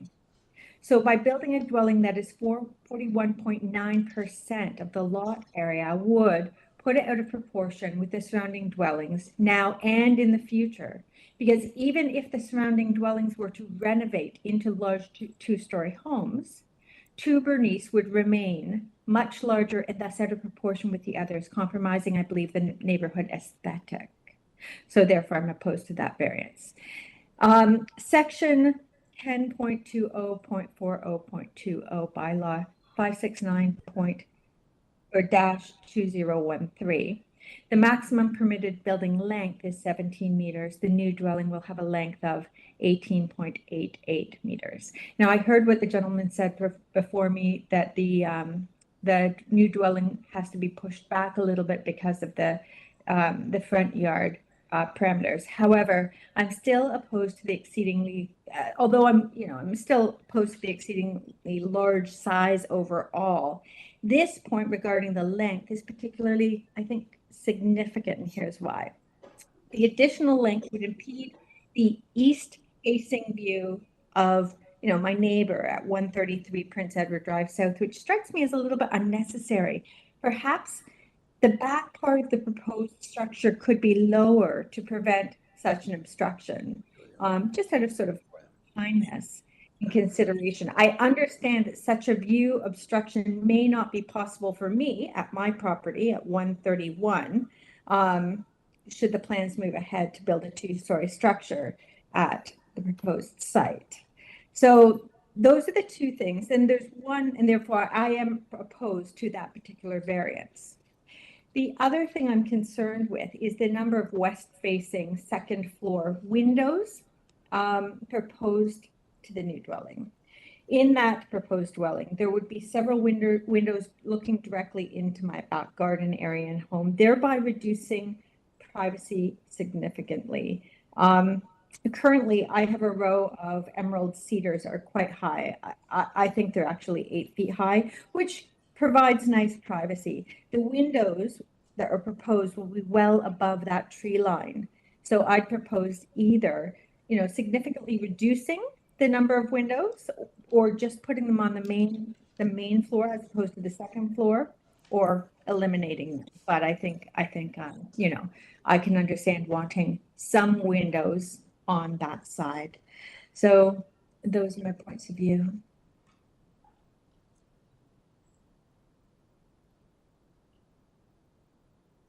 Sorry, how did you add there, ma'am? I said, so those are my points of view. Okay, thank you. Sorry, thank you very much. Okay, panel, any questions for Ms. Evans? Okay, we'll now move on to, I guess, your neighbor, Carolyn, Gillard Denai at 133 Prince Edward Drive South. Mr. Chair, they've asked to be on video, so we can go ask them. Gillard, are you still interested in being on video for your presentation? Yeah, it doesn't matter. You can actually open it or I can talk to it. So I'm used kind of to this meetings virtual. So good afternoon, everyone. My name is Gillard Denai, and I'm an architect and a partner in Toronto-based firm DEX. My address, as Carolyn mentioned, is 133 Prince Edward Drive South. As you can maybe see in my letter, we have two objections into this application. One is the maximum gross floor area from 25% to 41.9. And the second objection is number 3, is maximum permitted length of the building from 17 to 18.88, which is close to 2 meters. As the application actually is referring to 8 of these items to be minor variances, I kind of suggest that the 2 items above would be considered not minor and should be rejected. About the built form, the lot is, as again Caroline mentioned, is the largest lot in Bernice, and the massing with the 41% of gross floor area is going to affect the streetscape of our neighborhood significantly. I can just add that a kind of a 325 square meter house is going to satisfy a need of any family in Toronto, and extra 118 square meter is not really common, not even in our area, and not compliant with definitely our neighborhood. And my last note, honestly, as an architect, an urbanist, a resident that I care about Toronto streetscape, I think we have a city bylaw to protect our city streetscape, and there should not be any room to negotiate with the most important part of our bylaw, which is massing and building length. So these are the 2 main topics that we want the city to consider. Thank you. Okay, thank you, Ms. Denai. Panel, any questions for Ms. Denai? Okay. Is there anyone in the hearing room that's here to speak about 2 Bernice Avenue? No? And I don't believe, Adam, we have any other registered speakers? That is correct, Mr. Chair. Those were the 2 speakers. Okay, good. All right, then I think we can go into committee for... Well, Mr. Chair, maybe a rebuttal from the agent first? Oh, the rebuttal, of course. Of course. Mr. Zabzuni. Thank you very much. Thank you very much. I'm sorry. Yes, I'd like to. No problem at all. I'd like to respond to the neighbors behind this lot's comments, or it's a key lot. So let's start with FSI. Again, we have provided supporting evidence even further with our chart that's been uploaded to the application's development, essentially demonstrating that our proposed FSI fits well within the surrounding neighborhood. And this has been reviewed and supported from city planning. And to note that I also noted during the first presentation that there is 3 homes on Bernice Avenue itself that are closer to 70% FSI, and we're proposing 0.56. So yes, the lot may be a bit bigger, but we're not proposing the same amount of percentage compared to other lots. It's smaller, just to reiterate the proportions accordingly. So that's very important to note. Our building length as well, also proposed within similar approvals in the area. We reduced the building length from the previous application by actually 3.14 meters, as it was larger on our previous hearing. This was at the request of planning, which they are now supportive of. They actually even were okay for us to have a building length of 18.96 meters, but we went down to 18.88 meters, as we did not need the extra length after we have redesigned the home, essentially. So in regards to the windows on the east side, so they're relatively small. You're welcome to pull up the east elevation, and they're needed for bedroom access and egress and safety and ventilation. So I think it would be unreasonable to have those bedroom windows removed. They're minor in nature, and they're not a variance as well. I also like to note that on our previous deferral and our previous application, we had an overwhelming letters of support when the house was actually bigger and longer, and 0 letters of objection. So we're actually surprised to have this come in after we improved the application, because we only dealt with city planning and reduced overall variances that you see here today. So I hope that provides some clarity. There's a lot of neighbors that are welcoming this home. The homeowners have lived there for a while too, with their young family. And we believe that overall this is minor in nature. City planning supports us, and a lot of the neighbors support us as well. So please let me know if you have any questions. Okay, thanks, Mr. Zabzuni. Panel, any questions? No, thank you. Okay, now I think we're ready to go into committee for discussion if desired, or a motion. Chair, prepared to make a motion. Fine. Sure. Mr. Chair, what's before us are 8 variances. That's how the zoning department have identified discrepancies with the zoning bylaw. But in essence, what we're dealing with are 5 variances. We're dealing with FSI, we're dealing with length and depth of building, we're dealing with, and that is item 2 and 3. 4 and 5 relate to height, 6 and 7 relate to setbacks related to landscaping, and number 8 is driveway width.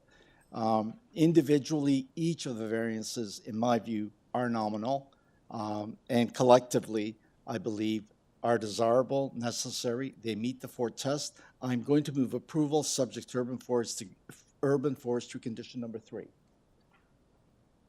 There's a seconder for Mr. Gully's motion? Okay, thank you. All in favor? That's approved unanimously. That was Mr. Dalton that seconded that, if you didn't pick it up. Okay. Next up is item 34, 96 Dunedin Drive.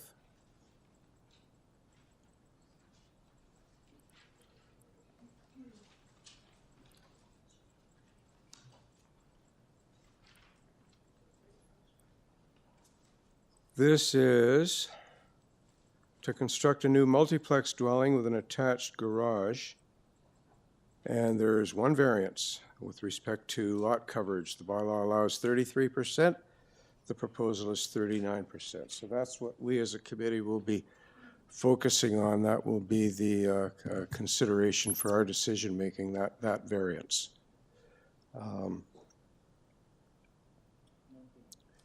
Could invite Daniel Hornibrook, the applicant, to speak.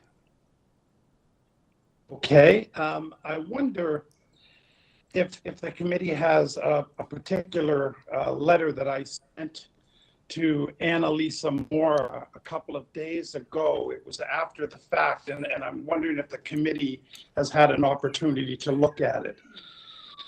And this speaks directly. Yep. Yeah, we got it and we've reviewed it.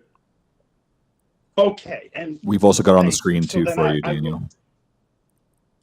Pardon me? We've also got it on the screen for you.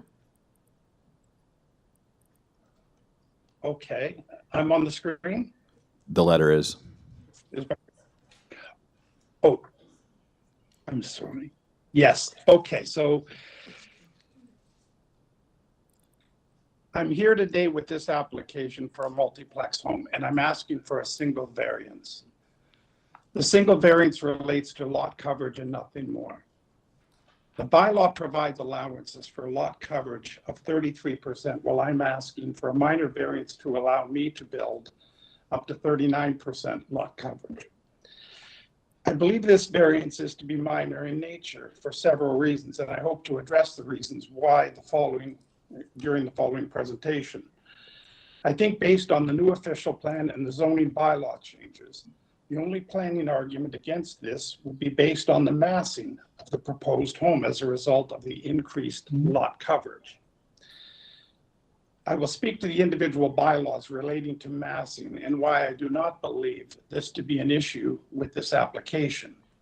And then at the end, I will do my best to address any questions from the committee as best I can. In speaking to the so-called massing of the proposed house, I'd like to suggest that the bylaws address massing with several very specific bylaws, some of which are as follows. Lot coverage is one of them. Building height bylaw, side yard setback bylaw, aggregate side yard setback bylaw, dwelling length bylaw, front yard setback bylaw, rear yard setback bylaw, eaves height bylaw, front wall height bylaw, dwelling depth bylaw, front porch covered roof size bylaw, allowable front yard encroachment with porch bylaw, allowable rear yard encroachment with porches and decks bylaw. Typically, when massing is evident, it would present with many or certainly some of the bylaws mentioned above, but in this instance, there is no other variance requested. The single variance requested resides in the rear yard and cannot be seen from the street. Furthermore, the extension into the rear yard is still within the allowable building envelope, which is important. The shadow study also shows that the slightly larger footprint changes nothing. The adjacent home enjoys full sun. This would be number 98 Dunedin. The adjacent home enjoys full sun from noon until sunset all year long. I believe this demonstrates that the massing is not an issue with respect to the proposed home. The shadowing study demonstrates several points of interest. In studying the report, I'm repeating myself here, I'm sorry, it shows full sun in the rear yard of 98 Dunedin Drive from 12 noon until sunset during all seasons, which is ideal for the desired west-facing rear yard. It also shows no significant shadowing over any other adjacent properties. This would be due to the openness on all sides around the proposed home, which incidentally has more aggregate side yard open space between the proposed home and the neighboring homes on either side than any other home on Dunedin Drive. With the morning shadowing that it does cast, this same shadowing effect would present with every other existing home on the west side of Dunedin Drive and their respective relationships with the house to the north. Interestingly, the shadowing study also demonstrates that the slightly larger footprint of the proposed home, which is located entirely to the rear, has no impact as it relates to any loss of sunlight during the seasons. To be clear, there is no loss of sunlight due to the slight increase of the footprint. It should also be noted that the Beaumonts who purchased number 98 Dunedin Drive. I provided them with 3 separate potential footprints so that they would understand where the proposed home would be in relation to their home in the rear yard. I was as upfront about my proposal at the time as I could possibly be. The size of the proposed footprint is pretty much a mirror of what I had the Bowmans sign off on. I made this a part of the offer of purchase and sale for their agent and their lawyer to see, so that the proposed footprint would be clear to all parties. In the end, I provided a larger side yard setback than two of the proposed footprints showed. I believe the shadowing study shows the proposal in a positive light, and for that, the Beaumonts, there should be absolutely no surprise. I believe that the criteria for the evaluation... Mr. Hornibrook, you've run out of time. Can you wrap up? Okay, I apologize. Wrap up in very few seconds or now, your choice. I'm sorry? You can wrap up in very few seconds or now, your choice. I'll wrap up very quickly. Criteria for the evaluation of a minor variance requires that a variance in question passes the 4th test of planning. Is the variance minor? I believe it to be. Is the variance desirable for the appropriate neighborhood and use of the land building structure? I believe it to be. Does the variance meet the intent of the zoning bylaw? I believe it certainly does. Likewise, does the variance maintain the intent of the official plan? There's a new bylaw, 826, multiplexes in neighborhoods, listing about 15 items. This nails every single one of them that's pertinent to multiplex homes. I'm finished. Thank you, Mr. Hornibrook. Panel, any questions for Mr. Hornibrook before we proceed? Okay. We could then move to parties that wish to speak or participate or listen in on, I don't know what. We've got a long list here. Firstly, I'll call Michael Flynn to the podium. Is it okay if I speak first, Samantha Beaumont? It's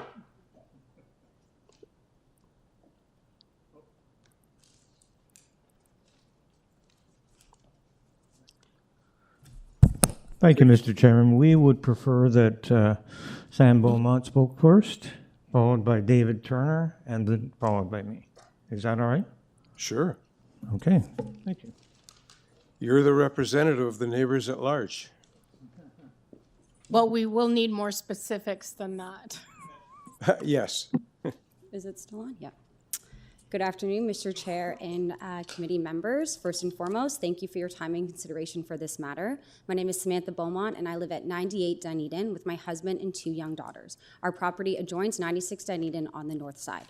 We purchased our house from Mr. Hornibrook in April 2022, and while he requested that we include a specific provision in the purchase and sale agreement stipulating that we would consent to development on 96 Dunedin, the proposed development in question is beyond what was specifically agreed to and includes, in our view, more than what would be deemed to be a minor variance. It should also be noted that a lot of the issues we are raising are due to the orientation of our house, which faces south to 96 Dunedin, with our main and only door entry also being on the south side, as seen in photos submitted to the committee. Mr. Hornibrook renovated this house immediately prior to our purchase under the pretenses that he would be building his retirement home on 96 Dunedin, which was a verbal representation he made to us at time of sale, corroborated in writing by a letter he sent to several neighbors in the area. Had Mr. Hornibrook planned to develop the current designs, triplex or not, it would be reasonable to expect that he would have considered the orientation of my house and the implications that it would have. I also want to note that we had a cordial relationship with Mr. Hornibrook post-purchase and believe that he was truthful in his original intents to build his retirement home as we had to agree to at the time of purchase. However, the proposed plans raised several concerns for our family that have since modified our position on the matter. I believe the plans would be great for a larger space that can accommodate the development proposed. However, 96 Dunedin does not meet that requirement. I also want to make it clear that my issue is not simply with the fact that the development is a multiplex, but due to the size of the proposal in relation to the property and orientation of my house. In an effort to avoid redundancy, I will focus my time on identifying how this variance, if approved, will severely impact the ability for my family and I to enjoy our property. First, the proposed development will eliminate all natural sunlight that we currently enjoy on the south side of our house and property, as seen in the shadow studies submitted to the committee. While we are realistic that any development would have some impact on this, the overbearing nature of the designs that Mr. Hornibrook put forward are beyond a development allowed under the existing lot coverage bylaws, specifically in that it's 3 stories high with a square flat roof and extends what we believe is 10 feet past the rear of our building. Second, some of the designs set forth have raised safety concerns. Notably, the plans include 2 nearly 12-foot-long window wells along the north side of the development, of which one well is less than 3 feet from the steps of our main side-facing door. As previously noted, we do not have a street-facing door. This is the only access point to our backyard and will be required to transport garbage bins, strollers, lawn care equipment, and the like. More importantly, our daughters, currently 9 months and 2 years of age, will be regularly walking past this well. The constant worry of our daughters inadvertently falling into what could otherwise be considered large holes is of grave concern to us. If the size of the development respected the current allowable lot coverage, I'm certain that the walkway between the houses would be larger, thus at a minimum mitigating this concern. Third, the proposed developments have major privacy concerns. This is really twofold. The third-floor terrace on the southwest corner of the development would provide a vantage point for the tenant to look down on not only the adjoining properties, but also several other backyards along the west side of Dunedin and east side of Strath Avenue, giving the height at which the balcony is proposed. We have taken drone photos at the vantage point to illustrate this invasion of privacy, which were shared with the committee. If Mr. Hornibrook stayed within the current allowable lot coverage of 33%, the third-floor balcony would either not exist or would not be as deep in the property and would not provide the tenant the ability to see in all of our neighbors' yards. Also, there are a number of windows along the north side of the development that would look directly onto our house, looking into our master bedroom, dining room, and children's bedrooms. The quantum of windows would be greatly reduced if the bylaw allowable lot coverage was respected.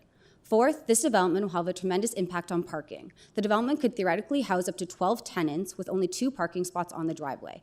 There is a strong probability that at least some tenants would be parking on the street at all times, which I believe would be in direct violation of the current bylaws that only allow for 3-hour parking and no overnight street parking.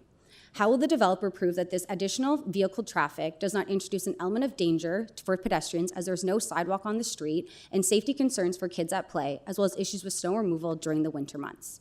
Lastly, how will the developer accommodate where the various tenants will store their garbage, recycling, and green bins, amounting to 9 bins in total requiring storage?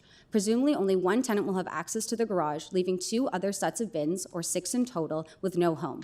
The south side of the development does not have sufficient space for the bins, as is an entry point to the building, and the north side is covered by window wells, leaving only the backyard, welcoming unwanted wildlife. Mr. Hornibrook would need to add a shed building at the back of the property, thus requiring further variances and an increased lot coverage percentage.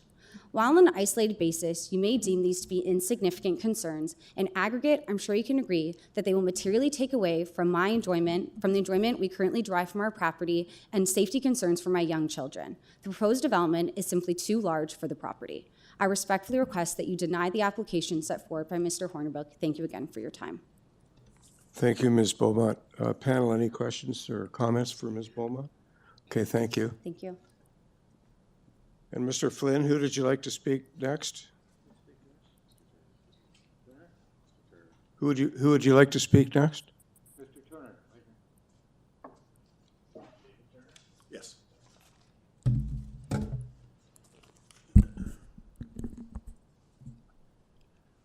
I apologize, I have to switch between glasses. So, my name's David Turner. I live at 92 Dunedin Drive. For me, the matter that's before your consideration is about procedural fairness and a full and honest disclosure of underlying facts, all leading to open community dialogue, all of which I submit impacts the variance application that's in front of you. In my opinion, none of the preceding has been the case in this application. I submit that this lack of procedural fairness and honest disclosure impacts both past decisions, the granting of the easement that took place following the September 15th, 22 Committee of Adjustment meeting, and also how you treat the current application. The issue at its core continues to be about building a building that's far too big for the property. However, I think that the applicant's conduct, as I understand it from the documents that have been submitted to you, should inform your decision. In other words, the past informs the present when you look at this. I want to start with a brief history about the developments related to 96 and 98 Dunedin. The applicant purchased both the properties from the previous owner who lived in the house at 98. 96 was an open space. The applicant received a variance which increased the size of the house at 98 Dunedin. Next, the applicant applied for a variance to build a new house at 96 Dunedin. The application was rejected because the proposed building was far too large. The applicant then received another variance to reduce the size of the lot at 98 Dunedin and add a strip of property to 96 Dunedin. Somewhat interesting that the applicant would receive a variance based on a particular lot size at 98, then later reduce the lot size, which in my opinion makes something of a mockery of the process. I want to focus your attention on the September 15th, 2023 Committee of Adjustment meeting. And I mentioned that it's important to see what was stated on that application. And if that can be called up, I'd appreciate it.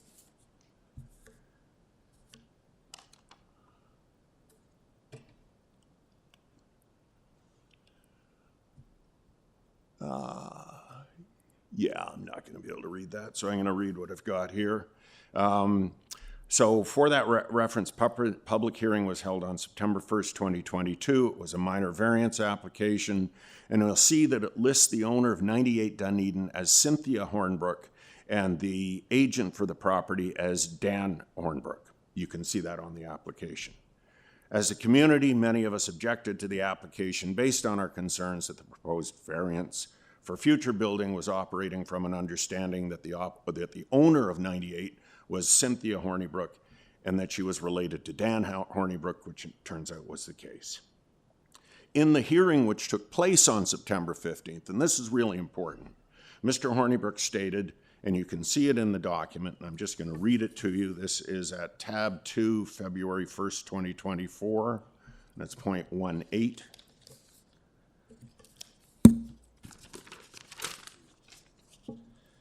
This is a direct transcript. Sir, I mean to sell it with the existing home. If I don't deal with this today, I can't sell the existing home because it's like one being held for ransom for the other. So if I don't want to build on the building for 10 years, you preclude me from selling the existing house, which is unfair. One has nothing to do with the other. They're existing lots of record. They're two different homes. But here's the problem with that. When that hearing took place, and again, this can be confirmed in the Beaumont letter at tab 2, February 1st, 2024. The simple fact is that, as it turns out, in spite of the representation that was in the application that was before the Committee of Adjustment, Dan Hornibrook was not the owner of 98 Dunedin at the time that the hearing took place or when the notice was mailed out. And neither was his wife. In fact, 98 had been sold to the Beaumonts, who you just heard from, with a closing date of June 15th, roughly 3 months earlier. In this regard, you can see David's letter. So at the time of the hearing, no Hornibrook owned 98 Dunedin. We were all, the community, the committee, led to believe otherwise. To me, this is shameful. And the result is that the entire process in decision-making was flawed and misleading. First and foremost, the applicant doesn't appear to have been telling the truth. 98 Dunedin had been sold, Cynthia Hornibrook was not the owner, and yet throughout the hearing, Mr. Hornibrook as agent doesn't appear to have done anything to correct the record, inform the committee, or inform the objecting parties. Had the community known when the notice of application was sent out that it wasn't a Hornibrook that owned 98 Dunedin, I have no doubt that neighbors would have reached out to the actual owners to discuss the matter. I'm running out of time, so I'm going to wrap up. As a community, we believe that we've been knowingly misled by the applicant who is here before you today. The bottom line is this: past conduct should inform your decision on this application today. This is not about a triplex, it's about a development that's so obviously far too large for the property. The proposed development doesn't fit the character of the neighborhood. Past conduct does matter. The applicant's now proposing, and I'm wrapping up, to build a massive threeplex on the smallest lot on the street. The current proposal is far too dense for the property, and structure does not fit the character of the community. The minor variance isn't minor. It represents an additional 812 square feet. The question I have is, why does Mr. Hornibrook need this minor variance? Follow the rules, build a structure that's... Okay, Mr. Turner, I'm going to have to bring this to an end. I'm wrapping up. That's what's allowed under the bylaw. We're just asking him to play within the rules, be honest about the rules, and I think it is critically important that the record demonstrates that that's not straight goods that you've been receiving. Thank you. Okay, thank you, Mr. Turner. Any questions for Mr. Turner? Comments? So, Mr. Flynn, who's our next speaker?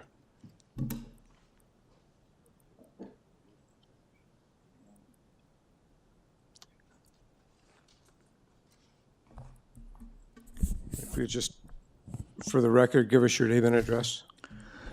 Yes, sir, Mr. Chairman. My name is Michael Flynn. I live at 90 Cordova Avenue, Toronto. Thank you.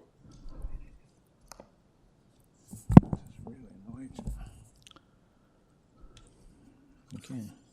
You will have seen my letter representing the neighbors, and if you want, I can summarize it, or I can just continue on. First, if you could just tell us who you're representing. I'm sorry? Who are you representing? I represent 98. Paul Geiger? You've spoken, right? Is it 94? Oh, sorry, 94. I represent a whole bunch of people, but... Okay, Mr. Chairman. All right, first of all, we'd like to talk about the FORTIETH. It's supposed to be generally in keeping with bylaw, which, given the new multiplex bylaw, it is, generally. It's supposed to be generally in keeping with the official plan, which we will argue it is not. It's supposed to be appropriate development of the land, and this project is not appropriate for this piece of land, and it's supposed to be minor. So you can look at the actual numbers in the written minor variance and look at 33 versus 36%. But you have to relate that to what happens if you pass that or if you approve that.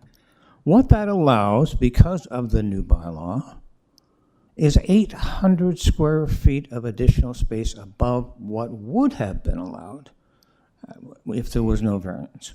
The only two things that control FSI in the new bylaw is lot coverage and height. In this case, he's chosen to go for 3 stories, and you have a set of drawings that I've sent in that has a red dotted line that shows the additional space being added if the minor variance is approved. That's 800 square feet, and you've heard that from Mr. Turner. The impact is significant. That is a very significant increase in GFA. So I spoke to the examiner on at the city, and she said that the new bylaw eliminates any control of FSI. And for example, it eliminates the control on terrace or platforms at a 2nd story or higher. So there's a lot that is going on here that isn't minor. In my view, at least, 800 square feet is not minor. It's a huge impact and casts, as Mr. Hornibrook spoke to our shadow study, it impacts the shadows significantly. The comment of the architect who prepared that shadow study literally said in writing that the Beaumont will have little daylight or sunlight on their property at all unless the height of the building is reduced. So Mr. Hornibrook has chosen to build something that is completely out of character with the neighborhood. And this flat roof idea isn't appropriate, but it works for him because it gives him 3 stories. It gives him the 3 units that he desires. but it's not appropriate, and it's not generally in keeping with the neighborhood. So the idea of rentals, although it's not my position to question the bylaw, not appropriate for the neighborhood. The whole development is not appropriate for the development. So we talk about character, and you know that the official plan deals with character to a great extent. And OPA 320 deals with character to a great extent. This proposal does not reinforce or meet the character of the neighborhood in any way. So you've got a flat roof, three-story, it appears to be a three-story from a view from the street.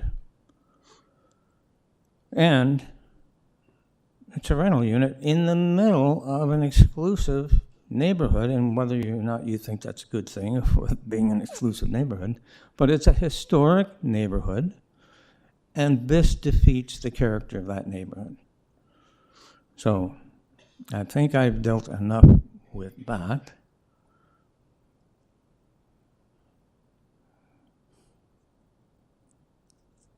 You have 26 seconds, Mr. Flynn. Thank you.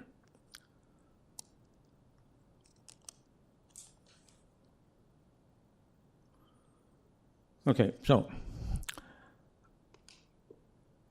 our general argument here is that the minor variance contributes to this, the inappropriateness of the design of this project. So we're not happy with the idea that he's going to rent it, but the city encourages that, the province encourages that, so we're not going to argue against that. But, and I know Dan very well, by the way, Dan Hornibrook very well. We just don't understand why he wouldn't honor the neighborhood's character and reinforce it. He's just not doing that. He's doing the opposite. You have to wrap up now, Mr. Flynn. You have to wrap up now. So we would ask you to refuse. Thank you. Thank you very much. You're welcome. Any questions for Mr. Flynn before we proceed? Are there any other people in the hearing room that wish to speak to this application? Yes, ma'am. Just give us your name and address, please. Mr. Chairman, Beatrice Orantia, 90 Dunedin Drive. That's 3 doors down the construction in question.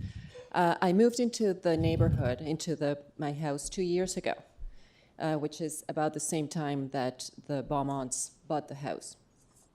I bought a house at the peak of an overheated real estate market. The reason why I made such a substantial investment was because of the character of the neighborhood and the street in particular. It is my view that this proposed construction will affect the character of the neighborhood and therefore will affect the value of my property. So if Mr. Ross asked me the question that he asked another owner, that how is this affecting you? Well, this is affecting me and my daughters directly because it affects the value of my property. Thank you very much. Thank you. Are there any questions? No, thank you. Is there anyone else in the room that wishes to speak to this application? Okay, then. Now, Mr. Chair, there are a few people that are for sure online. There are? There are. Oh, okay. So we can kind of start working through that list now. First one that I have on my list is Trish Wardrop. They are present on the call, so we can bring them up. Trish, you're unmuted. Trish, would you like to speak to the item? Mr. Chair, Trish is one of the folks we didn't get a chance to properly mic check because they showed up late.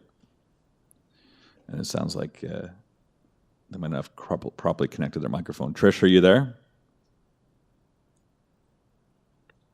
Or Mr. Chair, I'll let them know. Trish, if you'd like to log out and log back in and authorize the use of your microphone, we'll try and get you to speak if you'd like. Is there anyone else on the list? Yeah, Mr. Chair, there is. The next one down on the list, they were present, but it does. Oh. The next one for sure that's on the list that's present is Priscilla Knight, Mr. Chair. Okay. 87 Dunedin. Mm-hmm. Priscilla, would you like to, you're unmuted so you can speak. Yeah, I don't need to speak. Thank you. Thank you. All right, the next one down on the list that we have present on the list is Daphne Dotting. I'm going to go unmute them now. Daphne, go ahead. Thank you. My concerns have been addressed by my neighbors, and I concur with everything they've said. I'm concerned for the value of my property. I live at 20 Dunedin Drive. You're taking a lot that was subdivided, and now you're taking the subdivided lot and building a multiplex unit in a zone where there's already been on Dundas Street 4 condominiums built with hundreds of space provided, which I know was the city's intent. So that would be my my concern for today. Thank you. Okay, thank you, Ms. Doty. All right, Mr. Chair, we have another speaker that's present on the line, Mary Prime. I'll go unmute them now. Mary, you're unmuted. Go ahead.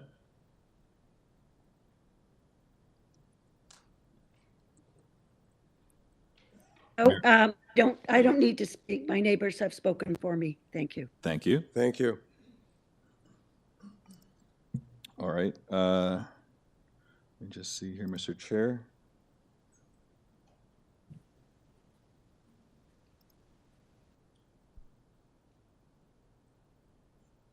I see Naeem Rasool. Yeah, Naeem Rasool is present on the call. I'll unmute them now. Yeah, I don't have anything further. Yeah, I don't have anything further to add that wasn't said by the other neighbors in the area. Thank you. Okay, Mr. Chair, the next one on the list before Naeem was Jim Milosh, and Jim is not present on the call. Then after that is Giancarlo Sopola, who is present. I'm going to unmute them now. Giancarlo, go ahead. Hi there, it's Giancarlo Sopola. I live at 93 Dunedin.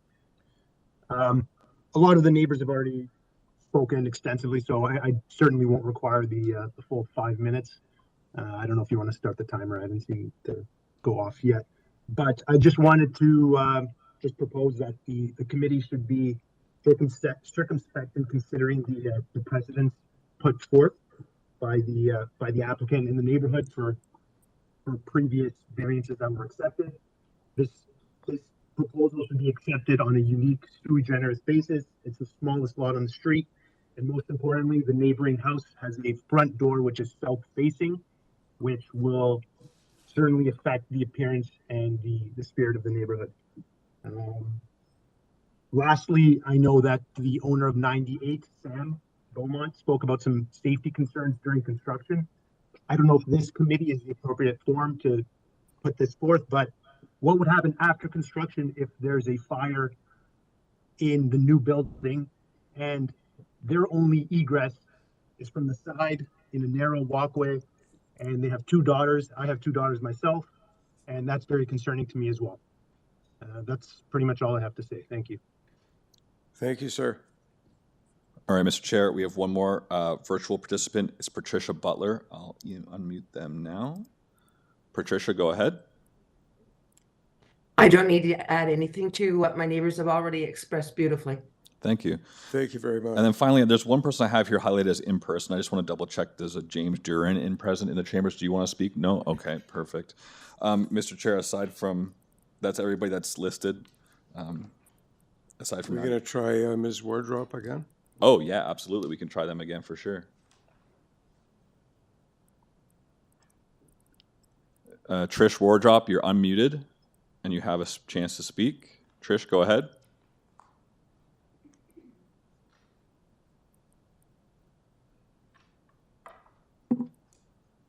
Okay, and it looks like there's someone else in the room that wants to speak. All right, Mr. Chair, they're unmuted and nothing's happening, so Okay. I think, yeah. Yeah, ma'am, you want to speak? Yeah, maybe we'll just do a quick one more call to the, to the council chamber to see if anyone else. Let's let this lady speak, and then maybe we can give her one last try. All right, thanks, Mr. Chair. Yeah. Hi, my name is Lori Murphy. I live at 88 Dunedin. On some of the correspondence, I did support this objection to the application, but I've also taken off time from work to be here because it's an important issue. On some of the correspondence, my first name is Leslie, but I just wanted to confirm it is right on some correspondence. Lori Murphy and Tony Drummond at 88 Dunedin, which is a few doors down on the same side. We moved into the area about over 20 years ago now for the character of the area.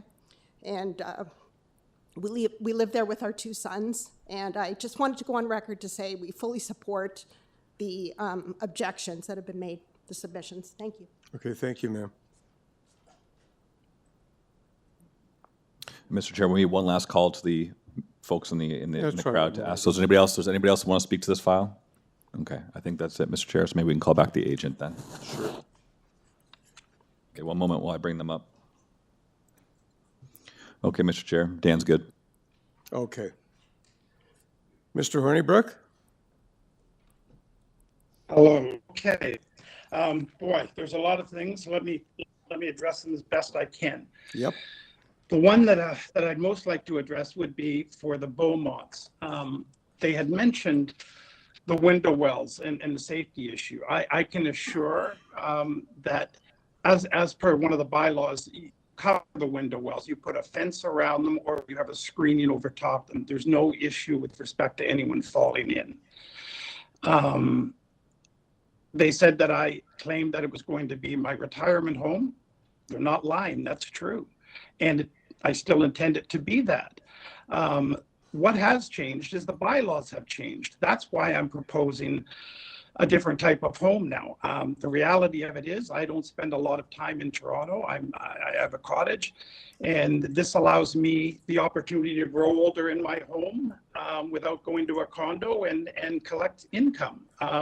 Simple as that. With respect to I've already subdivided the lot. The lot, I never subdivided the lot. The lot was already 2 lots of record. I did do a lot addition, that is true. We're speaking about the argument, the gentleman that attacked my character again, they seem to continue to do that, suggesting that I misled the committee, at the previous hearing, when I said I'd be held for ransom, I couldn't sell it if I didn't. That was a hypothetical argument. If you went back and you looked at it or listened to the thing, I made the hypothetical argument that if I couldn't sell the vacant, or if I couldn't do the lot addition now, I couldn't sell the previous, the home. That argument holds true today. And I was acting as the owner. I was the beneficial owner. And when I did apply the original application, my name was on the application, as was my wife's. So the fact, and we still had beneficial ownership. So the fact that I misled nobody. Let me see here. It's not the smallest lot on the street, just to be clear. In fact, I'm starting at Government Road and going down on the same side of the street, on my side of the street, if you will. The lot sizes are 35, 36, 36, 36, 36, 34 and a half, 34 and a half. And then there's 33, although the gentleman beside me who does have a double lot, he chose to build on his lot, which I know is part of his issue with me today. He didn't realize that he had 2 lots. As you go further down the street, there's another 33-foot lot, a 35-foot lot. I'm going to tell you the difference between 33 or 34, 35, 36. If somebody can tell that difference standing back from the street, I sure can.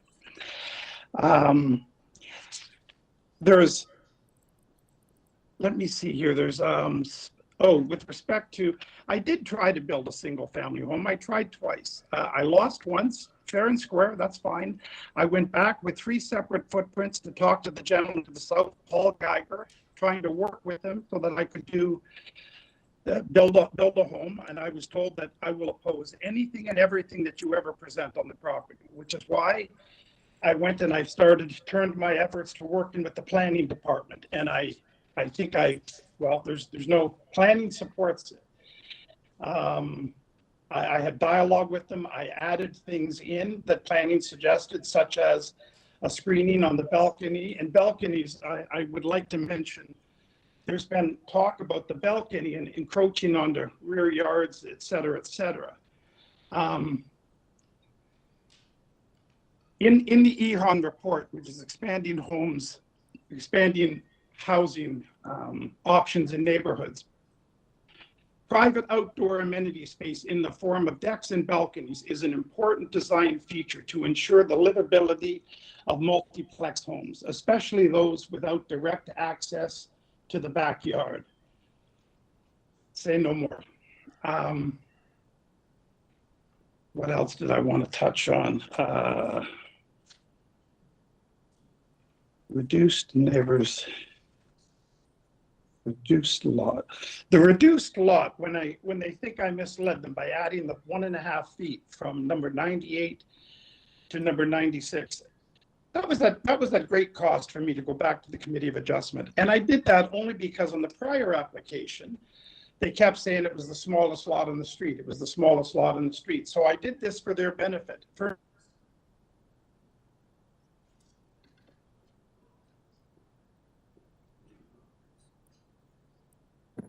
Mr. Chair. Dan, are you still there? I am. Oh, do we lose you there? You just seem to stop abruptly. We Sorry, haven't heard you cut for off? 30 seconds. Yeah, you must have cut off there for about 15 seconds there. Oh boy. Okay, what was I speaking of last before I cut out? The size of your lot and how you did it for everybody. Okay, you got everything before that? Yes. Yeah. Okay. And you're running So overtime. You're running overtime right now. If you can wrap up.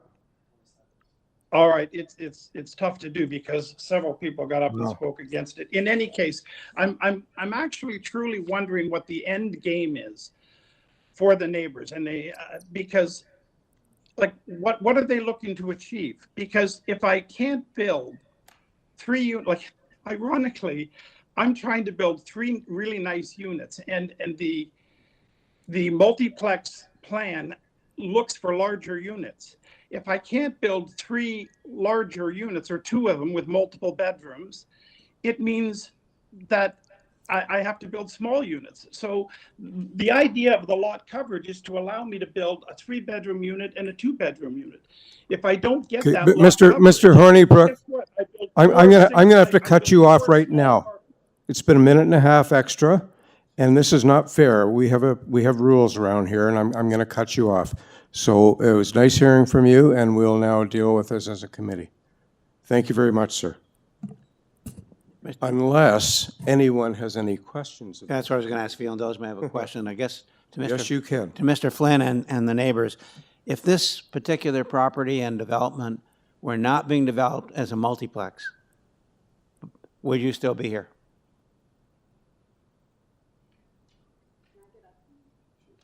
Anyone who spoke is welcome to answer it. I'd like to know.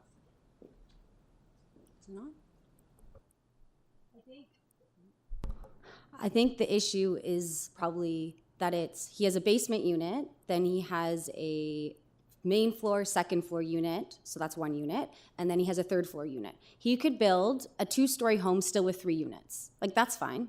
You know, like, it's not gonna have a 3rd story, it's not gonna be a box, flat roof, towering over everybody, all the neighbors with a balcony looking over. I think it would be more reasonable for the space, but I think he's trying to maximize exceed the bylaws on lot coverage in order to build a triplex.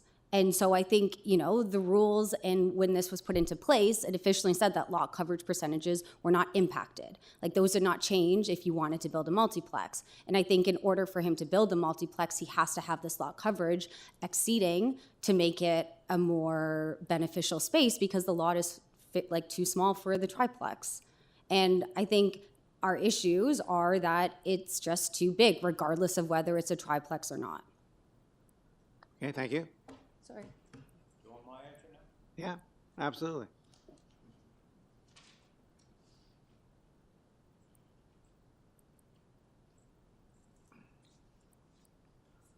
A lot of the issues that are created here is because of the multiplex bylaw.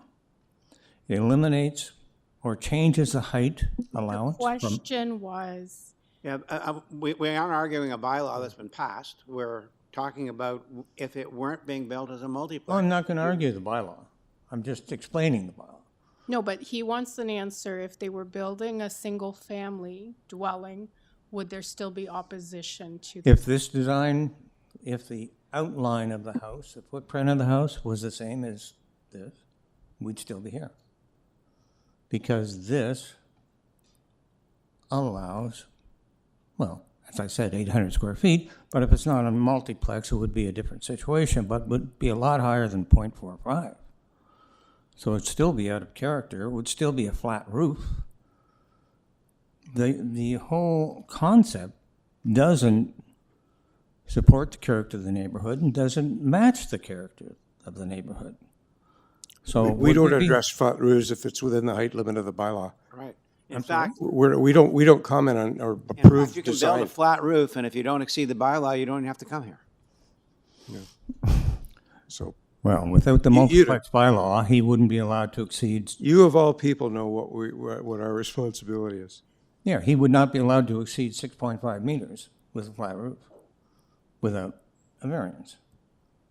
This allows him to have a 10-meter high flat roof, which allows him to have a full third floor, which allows him to have 800 extra square feet, which is the whole thing is out of character. The whole design is out of character with the neighborhood. And you're saying that's 21 square meters times 3 is 630 meters, or 63 meters, which is 800 square feet. Am I doing your math right? Yes. Yeah. Does that answer the question? Answers it for me. Yeah. Okay, thank you. Okay, have we heard enough to proceed?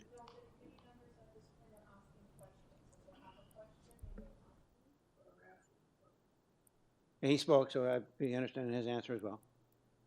You spoke, so the answer went to Mr. Flynn, and the question went to Mr. Flynn and anyone else who spoke, so. Sorry, I just want to answer your question directly. Thank you.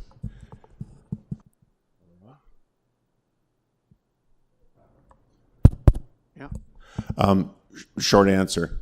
Bottom line remains, it's just way too much building for the property. I think that just answers your question. Okay, so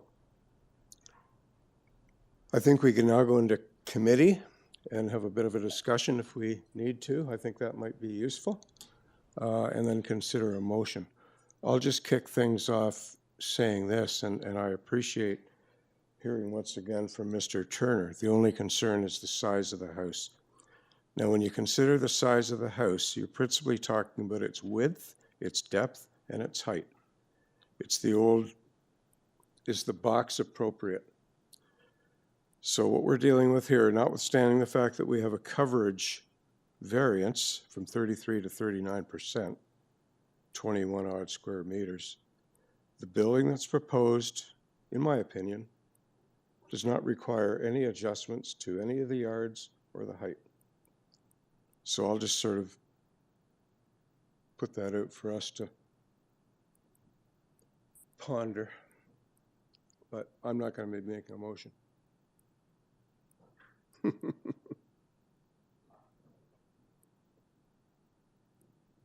Natalia, we're kind of an open session here. You got any comments to make, Bill?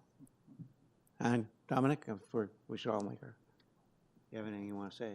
Ms. I'll Popovic? start. I do have some concerns about the arguments of character and size, which to me relate back to the first 2 points of the four tests, which would be the minor nature and the desirability. So I do have some concerns about that. Bill?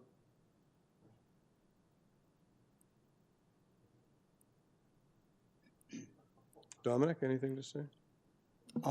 Chair, the only thing I can add to the conversation is we have one variance before us, and I have listened very carefully to the community. And I understand the position they're in. I understand their passion for their community.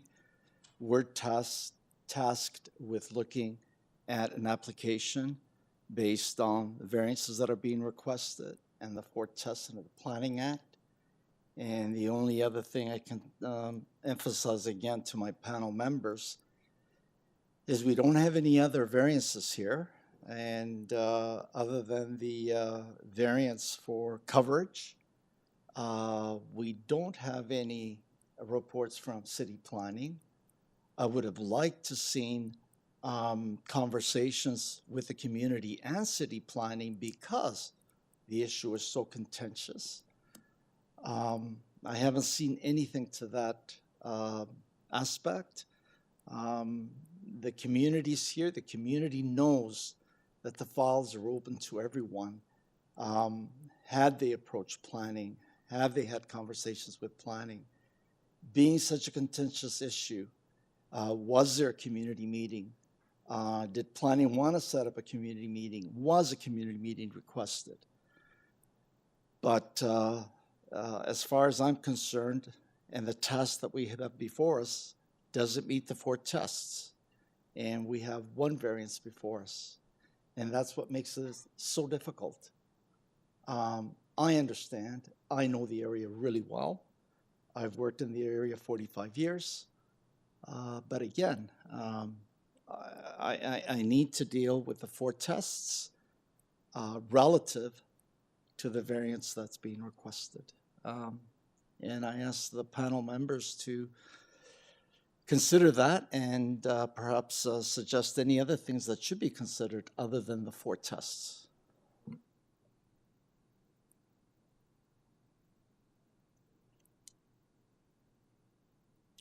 So we heard enough for anybody to formulate a motion?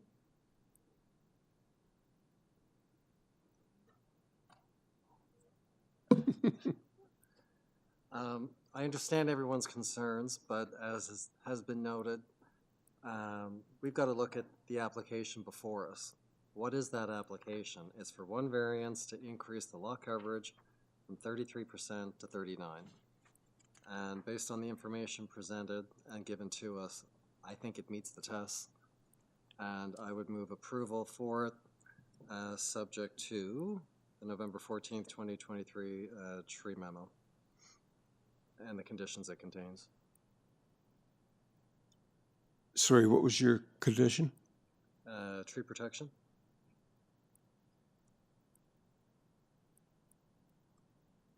November. Are you sure there is one? Yeah. Okay, I have urban forestry, okay, maybe I misspoke. You're satisfied there's an urban forestry condition? Okay. Yep. Is there a seconder for Mr. Dalton's motion? I will second the motion. Okay, Mr. Ross, thank you very If much. you want to talk, I'll take that off the floor. and No, let no. you- Nope. All in favor? Okay. 4-1, Who was against? Ms. Popovic dissented. So 4-1, that motion is carries. The application's approved. Thanks all for your participation. Holding my nose, but, because I wouldn't want that next to me, but I don't think it has anything to do with the size. Mr. Chair, while the room clears out, when we move to item 35, I want to bring to your attention that the area resident is not present on the call, but maybe they are in the room. Is there a Janet Sim in the room? Yeah. No, Mr. Chair, there's no Janet Sim in the room, and there's no Janet Sim on the call. So- Well, should we, Oh, sorry about that. Sorry, there you are. They are here. oh, you're Janet Sim? I am. Perfect. Okay, Mr. Eagleman, you're going to take us home and wrap up the 1 p.m. session. About 4 hours late. Faster than some other committees. Are we? That's great to know. So, subject matter is 98 Queen Anne Road. Speed is not what we're after, it's truth. That's right. If I can quote SVU, but anyway. to construct a new detached dwelling with an attached garage. We have 6 variances. We have urban forestry conditions 1 and 2, a planning condition, and a lot of support and a lot of opposition. And there was a previous deferral to review, to revise more in keeping with the zoning bylaw and to consult with the neighbors. So, over to you, Mr. Eagleman. Yes. Good afternoon again, Sir Chair, committee members. Thank you. I'll just state my name for the record. David Eagleman, 900 the East Mall, Associate and Planner at Design Plan Services, Inc. And I do understand there are some objections, so in that vein, I will provide a brief presentation. I will note, I'm sure the committee has seen it, but I did provide a detailed justification letter, so I'll try and be more brief with my presentation. But this application was previously deferred in order to revise the proposal to try and satisfy concerns expressed from both planning staff as well as surrounding neighbors. We have done so. We have revised the plans, and the revised variances are indicated on the public notice, as we provided those revised plans and a new notice quite a while ago. We're pleased to inform the committee that planning staff are satisfied with the proposal. That is indicated in their report issued for this application, just recommending a condition of approval, which we are agreeable to.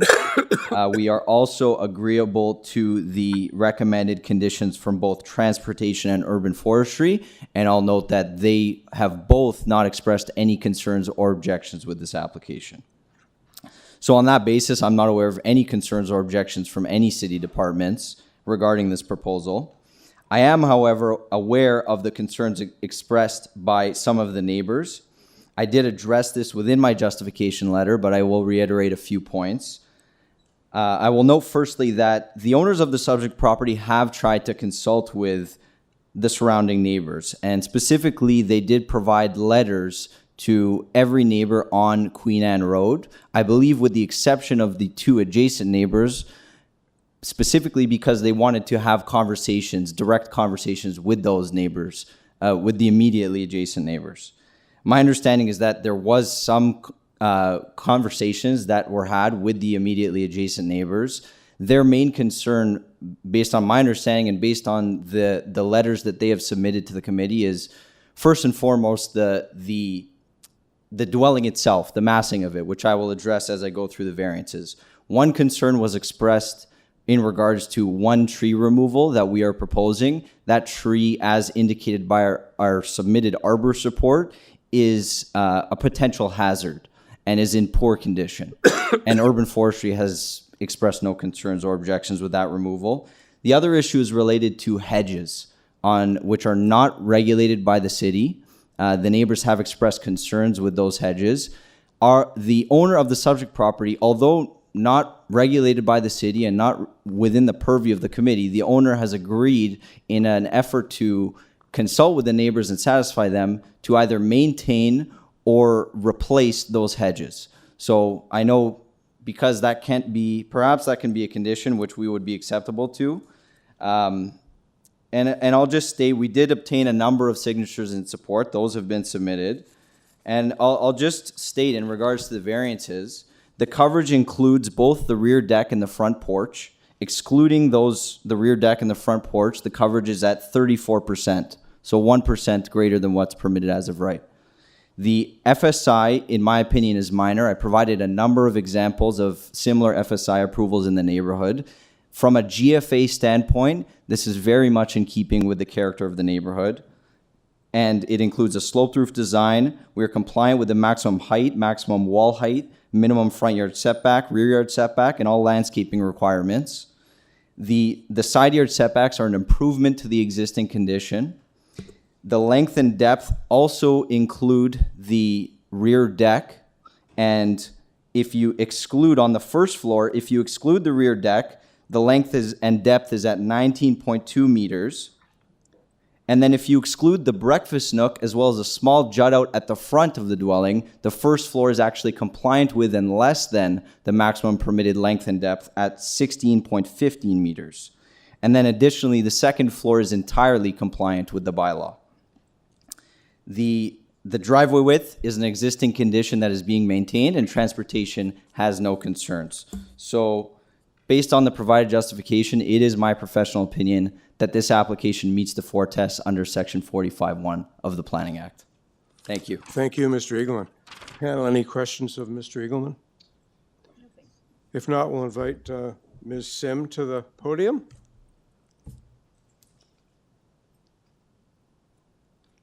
And just for the record, could you give us your name and your address, which I notice is right next door? I will, thank you.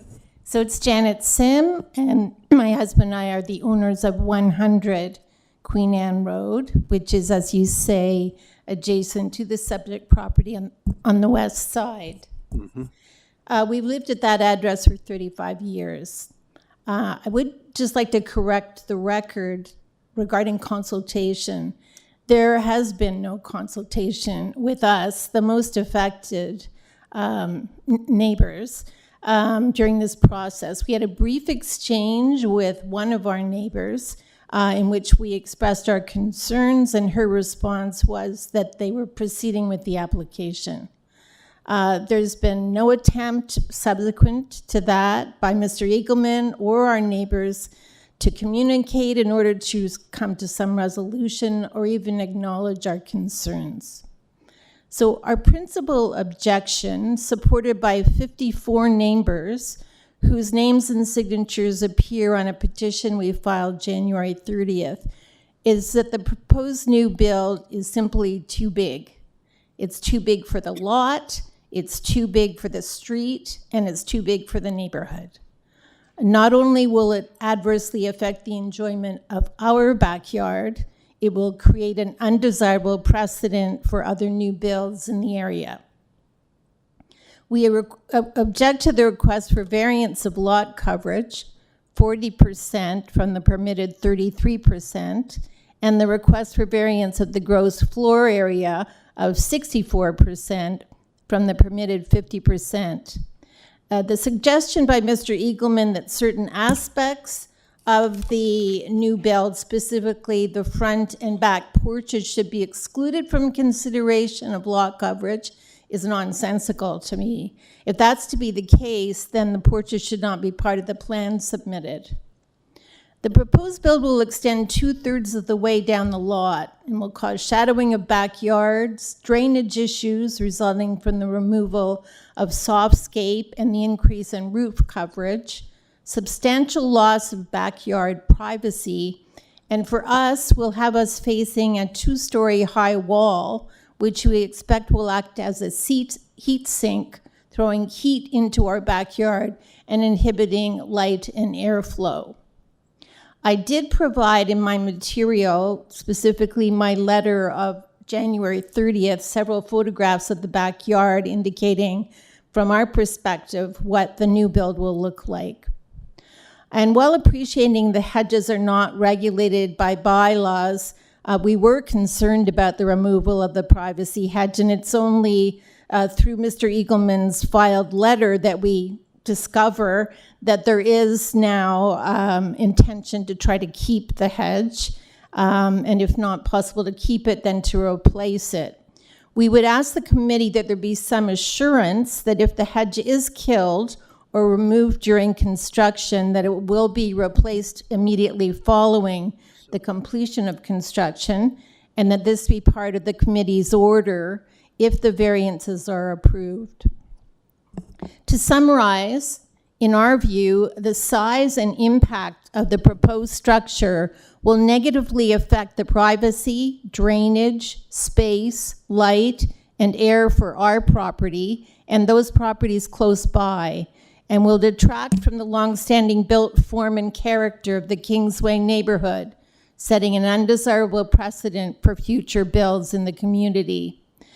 Mr. Eagleman has mentioned several other homes in the area that have achieved variances, but perhaps no one objected to those. I think you have to obviously take each case on its own merits.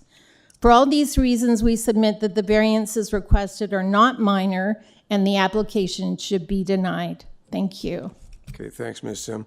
I'm going to ask the panel if they have any questions of you. But before I do that, I just wanted to clarify something. You asked us to enshrine some kind of a formal commitment re the installation of a new hedge or maintaining the existing hedge. Yes. We can't do that. That's a civil Okay. matter. You'd have to arrange that agreement on your own. Right. Outside our Okay. process. It would Thank not you. be enforceable by the committee anyway. Yes, right. Appreciate that. Thank you. So any other points to make or questions to ask of Ms. Sim? Okay, thank you. Thank you. Mr. Eagleman, can you come up and do your rebuttal? Yes, sir. Thank you. Through you, Mr. Chair. One thing I find interesting is that I can't confirm this because I didn't look through, but the adjacent neighbor made this clear in the letter that was provided to all the other neighbors that signed a petition. A number of those neighbors were here speaking to the previous application, 96 Dunedin, and they're no longer here. And the neighbor the adjacent neighbor referenced the fact that they're opposing 96 Dunedin and therefore there should be some consideration to oppose this. So I don't want to, I just want to make a point there that they were in this room previously. I believe a number of the neighbors that signed the petition, but are no longer here. And their names are on the petition. They had to get back to their families because it was so late. And I'll just say in regards to the concern, so again, the neighbor did consult with the owner of the subject properties did speak to the immediately adjacent neighbor. My understanding, and I wasn't involved in those discussions, is that the adjacent neighbor was concerned with the size. And at that point, the plans were already revised and discussions about, my understanding is that the owner referenced the fact that the plans had already been revised. And when you, as a concerned neighbor, when you just say that you're concerned with the size and you don't specify, what specific variances you're looking to be revised, then it's difficult from our perspective to try and satisfy your concerns. So we feel that as the application has been revised, especially since revised, it does meet the 4 tests. I did, again, in my cover letter, I provided a number of similar examples in terms of GFA. So the proposed GFA is 415.84 square meters. On 8 Queen Anne, we have 385.84, 31 Queen Anne, 393.47, 35 Queen Anne, 391.4, 90 Government Road, 418.8, 62 Grandview Boulevard, 426 square meters, and so forth. It's all provided in my justification letter. The notion of excluding the rear deck out of the coverage as being nonsensical, in my professional opinion, I do not believe it's nonsensical because from a massing perspective, which the coverage pertains to, in large part, the deck does not contribute to massing in any substantial manner. It's a covered platform, so there is a roof, but there's no exterior walls. It's supported by columns, and it doesn't contribute to in any significant manner to the overall massing on the lot.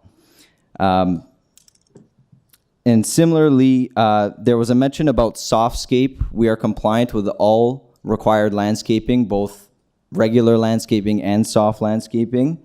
There was a comment about drainage issues. I don't need to specify again. The committee is well aware that drainage issues are not within the purview of the committee. That is a building permit issue.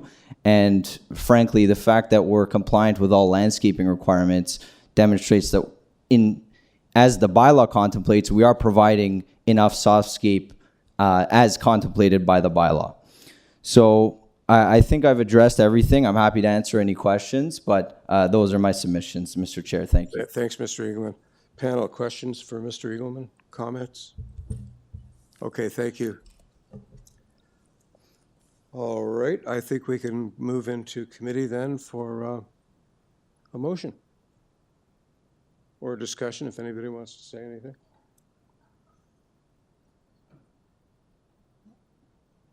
Discussion.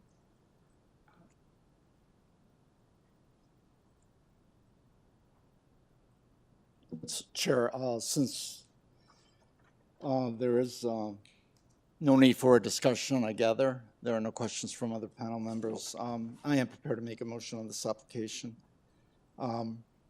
Indeed, we've got 6 variances before us, and I'm going to start with the easiest variance, and that's variance number 6 with respect to driveway. I think we can all agree that that's minor. Transportation Services has no concerns. Also an existing situation. Has no concerns with that. No comments from Transportation. With respect to item 1, 4, and 5, I do agree that it's an issue of massing, and it's not mass that's being created. So the justification about the lot area and the building length and depth are appropriate. You don't include that. That does not form part of the massing of the building. So it doesn't create larger mass. With respect to the FSI, I think we don't go on precedence, but indeed this size house fits into this community, into the fabric of this community, and I think it's appropriate and it's desirable. With respect to the last variance, which is variance number 3, side yard setback, it's a nominal request and justifiable in my case. All in all, this is a good application for a home that does, in my view, fit into this community. It's compatible. It reinforces the performance standards that are in that community. I'm going to move approval subject to urban forestry condition 1 and 2, which the applicant did accompany the arguments with an arborist report. Move approval with urban forestry conditions 1 and 2. And I believe there's a planning condition as well. Oh, of course. The planning condition that in order to ensure that the issue of elevations are complied with, the proposed development shall be constructed is illustrated in site plan and elevations submitted on November 7, 23. I think the applicant agent is aware of the fact that that has to be met. So indeed, the planning condition and the planning report, which is a positive report, subject to that condition being applied. Okay, thanks, Mr. Gully. Is there a seconder for Mr. Gully's motion? Mr. Dalton? All in favor? That is unanimously approved. Thank you, Mr. Eagleton and Ms. Sim. Okay, the final item on the 1 p.m. agenda is 65 40th Street. And the purpose is to construct a new fourplex. There are 4 variances requested related to lot frontage, lot area, floor space index, and side yard setback. Mr. Chair, just want to bring to your attention, there is an area resident in the chambers that's not on your list to speak, so. Oh, okay. Thanks for that. No problem.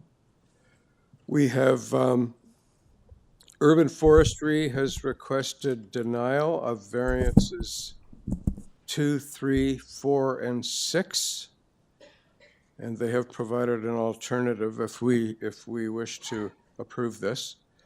There are 3 transportation conditions. There are community planning conditions. And again, this was a previous deferral to discuss with Urban Forestry, Planning, and the local councillor. So, Mr. Eagleman, maybe you can tell us what you've been up to since you got your deferral and where you're at today. Yes, sir. So through you, Mr. Chair, again, David Eagleman, 900 The East Mall, Suite 300. So this is an interesting application. This has been in the process for quite some time. As you mentioned, there was a previous deferral in order to specifically consult with planning staff, the local ward councillor, Councillor Morley, as well as urban forestry staff, specifically in regards to what is frankly quite a large tree in the front yard, as well as a tree in the rear yard.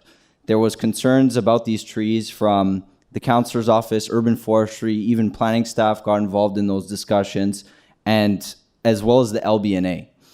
And we revised, we consulted, we spent a lot of time going back and forth, and we ultimately satisfied essentially everyone involved. Planning staff was satisfied. We are agreeable to their recommended conditions. Councillor Morley is satisfied. She did provide, Councillor Morley did provide a support letter. I believe it came in yesterday, so it may not be within the committee's package. Oh, it is? Okay, great. I'm very disappointed, frankly, that urban forestry recommended denial.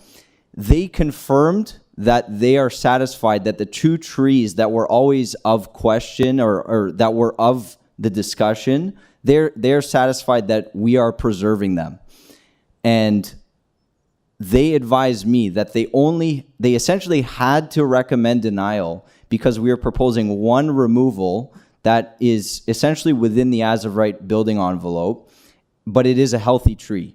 And so forestry has advised me personally that they have to recommend denial because we are proposing the removal of a healthy tree and for no other reason.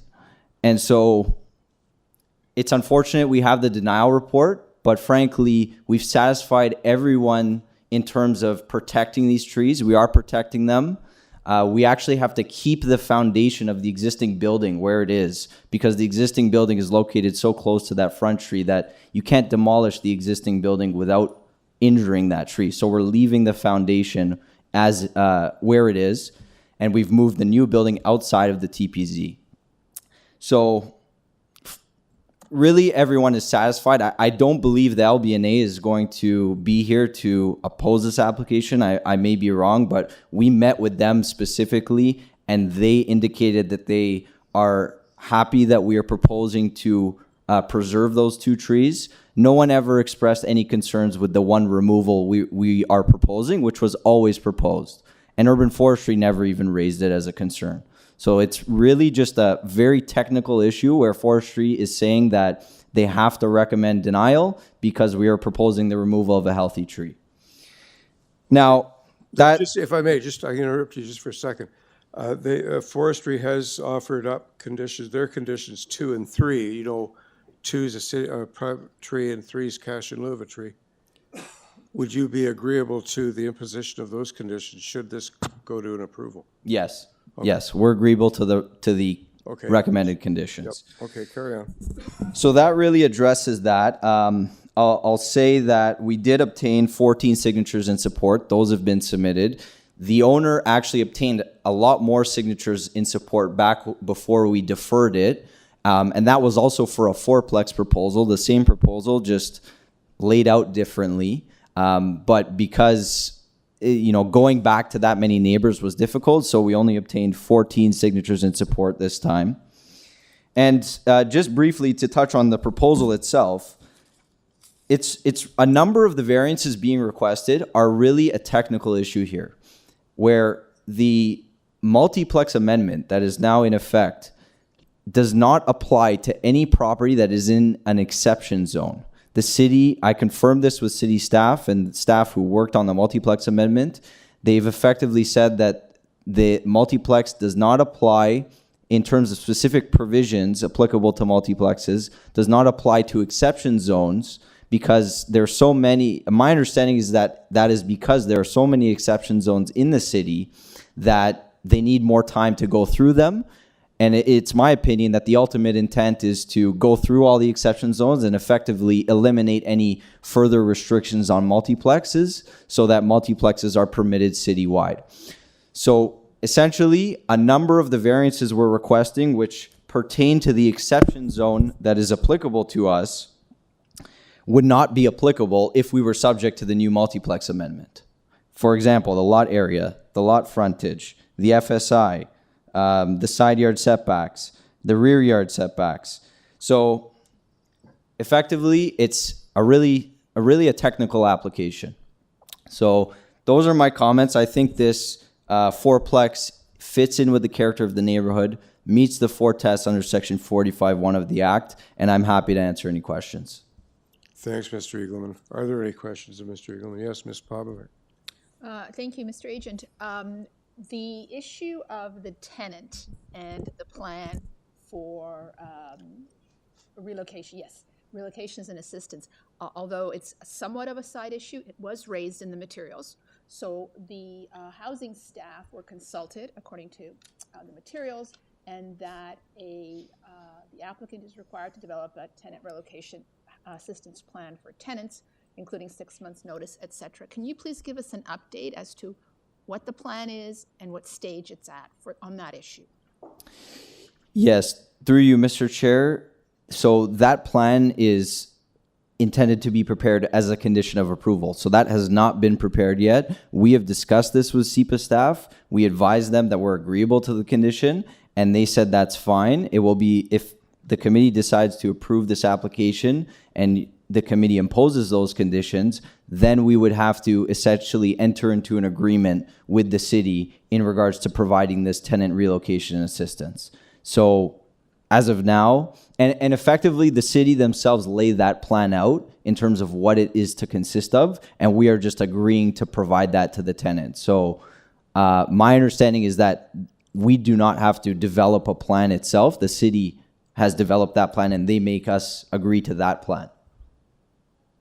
Madam Deputy Secretary Treasurer, is it my understanding that this is not something the Committee of Adjustment can impose as a condition, but another department of the city would be in control of that? This is the second hearing where I've seen something like this, and I'm confused unless I'm not aware of new policies, because typically rental housing provisions only kicked in once there were 6 or more units in terms of protection. So I don't know why they're getting involved in this. I haven't gotten a response that I understand.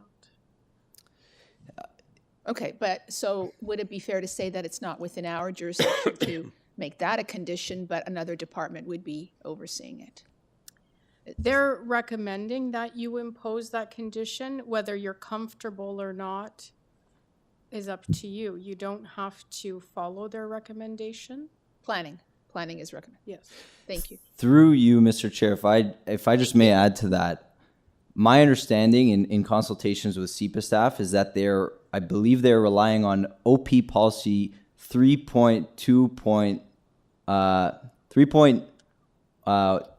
1.9.12, I believe, which essentially says that when you are resulting in the loss of rental units, then you must provide tenant relocation assistance, I believe. I'm paraphrasing.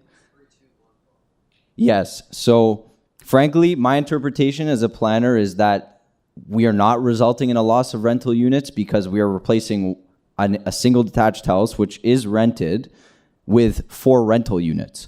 So my professional interpretation of that policy is that we would not need to provide tenant relocation assistance plan as a result of that policy. And frankly, on the record, I don't think it really is an appropriate condition. However, we have agreed to it in order to satisfy planning staff. So I guess from the last hearing, not related to this, what I was told is they want to make sure that no one's being kicked out in order to create the redevelopment, and that's why they've asked for these conditions. But this is only the second time I've seen it. I don't know why all of a sudden we're seeing them happening. The policy might be there, but they've never applied it previously. I think given the state of affairs with rentals. Did you say there's a speaker here at this one? Bottom line then, Mr. Eagleman, you're going to accept conditions 1 and 2 from the planning report. I don't, like, you may not want those conditions imposed, but those are conditions that you'll be able to overcome.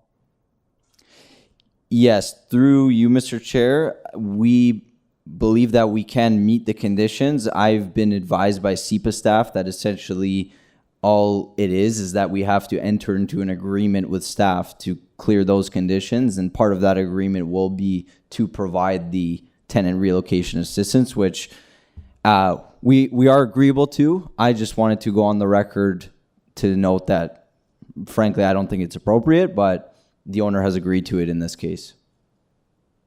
Thank you. Okay, any other questions for now? Okay, Mr. Egan, if you can take a seat and get ready for potential rebuttal. I think we have a speaker or two. Both in the room? Okay. Good afternoon. Or good evening. Good afternoon. My name's Oris Rothko. I live at I live at 67 40th Street. Where am I starting? I'm Right here to next door. represent the 3 young families that live in our building. We have a triplex next door. By allowing them to build this, we will have no more privacy. We will have no more sunlight. We'll have windows looking into our kids' bedrooms. We'll have balconies looking into our backyards. We'll have no more direct sunlight. The only sunlight we come is the section where they propose to put the new building, from 9 a.m. till around 12. After that, we will have absolutely no sunlight. This will also eliminate all the green space in our backyard, as we will have no direct sunlight for anything to grow. And pretty much the building's too large for the lot size, in my opinion. Thank you. Thank you, sir. Any questions for the gentleman? Okay, and we have another speaker, Adam? I just kind of dropped in. Not here for yours, but I'm here for mine. Gabby Cordero, 8 BIRCHLEA Avenue. And I wasn't going to speak on your behalf. But Sorry, I'm here. You really have to speak into the microphone so we can. Into the mic. Okay. That's better, So your thank name you. and address again? Got feedback in my ear. Okay, so I'm not here to represent them. I'm here for BIRCHLEA Avenue, but it's also in our neighborhood of Long Branch. And what we've been seeing in our neighborhood is developers coming, destroying perfectly good homes that have been around forever, post-war. And now for greed, they're taking away affordable rentals out of the market and affordable homes out of the market and making it for profit, like a lot of money. So I'm opposed to any changes to that house. Thank you. Mr. Eagleman. Yes, thank you, Sir Chair. Through you, just in regards to those comments just now, we're replacing 1 rental unit with 4 rental units. So we're providing much needed housing that everyone knows is needed in the city of Toronto. It's consistent with the multiplex amendment. This multiplex would be practically permitted as of right, or very close to it, if it was subject to the multiplex amendment, if it weren't for that exception zone nuance with the new multiplex amendment. But even in terms of the variance itself, like the FSI, for example, which again would not be applicable if we were subject to the new multiplex amendment, we're proposing 0.64 where 0.6 is permitted. Just from a purely numerical standpoint, it is very minor.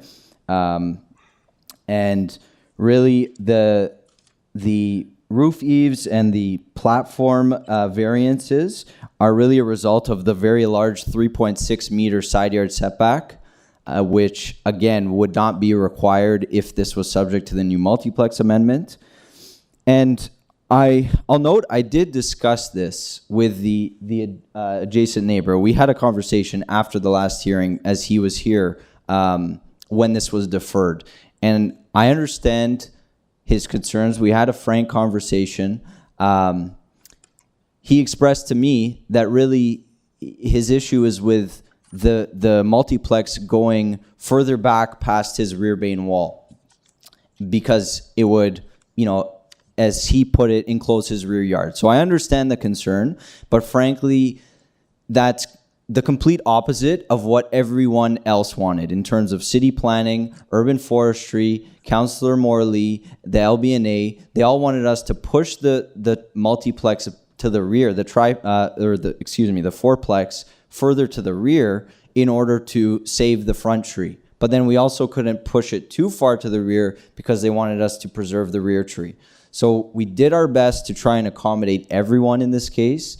We've worked extensively, and I understand the neighbor's concern, and I sympathize with it, but unfortunately his concern is the direct opposite of what planning staff, the councillor's office, LBNA, and urban forestry were looking for. So unfortunately, we're in a rock and a hard place. We're in between a rock and a hard place with that. So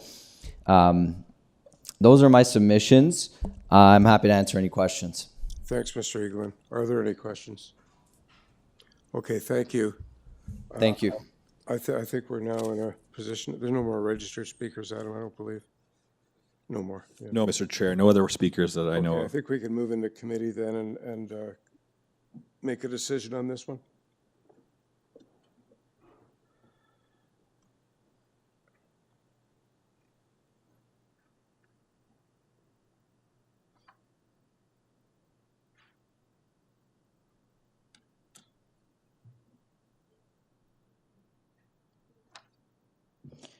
Mr. Chair. Ms. Popovic, yes. I believe that our jurisdiction is to review the 4 tests.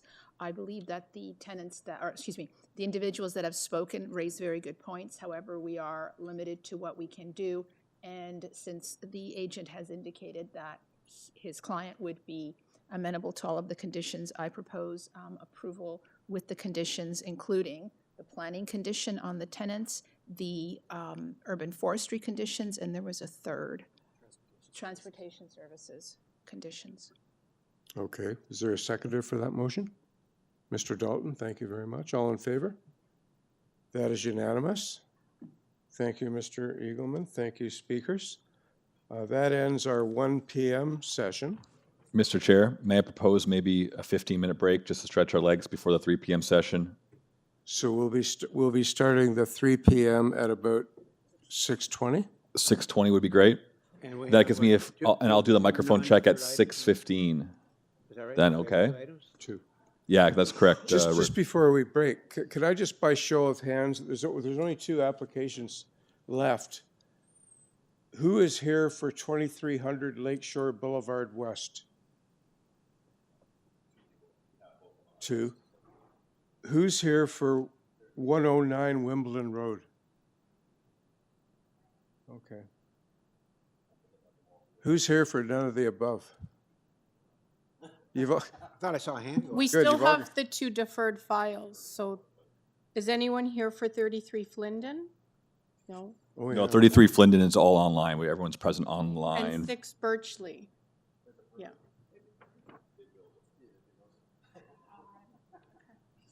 Perfect. So yeah, so Mr. Chair, we'll take a break, return at 6:20 with microphone check at 6:15, and you'll have to read your remarks And again. we've got to make a decision on the deferrals, 2 of them, 38 and 40. We haven't decided to defer them yet. Correct. But they will be done quickly. We'll do the deferrals first. On when we come top, back. Thank you, Mr. Chair. right All up front of the agenda, yeah. Break. All right.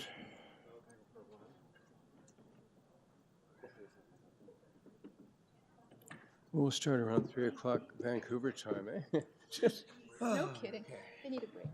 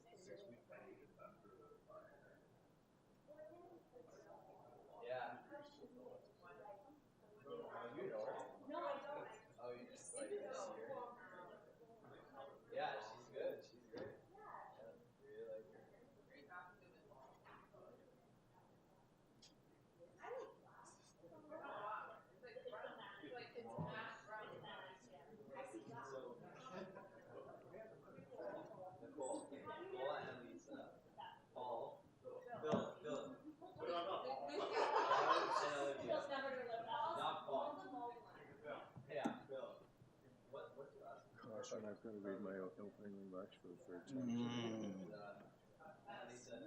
So Well, at feel least free your to catch 40 pronunciation is winks. really good. Your pronunciation is really good. Is it better today? Yeah. Well,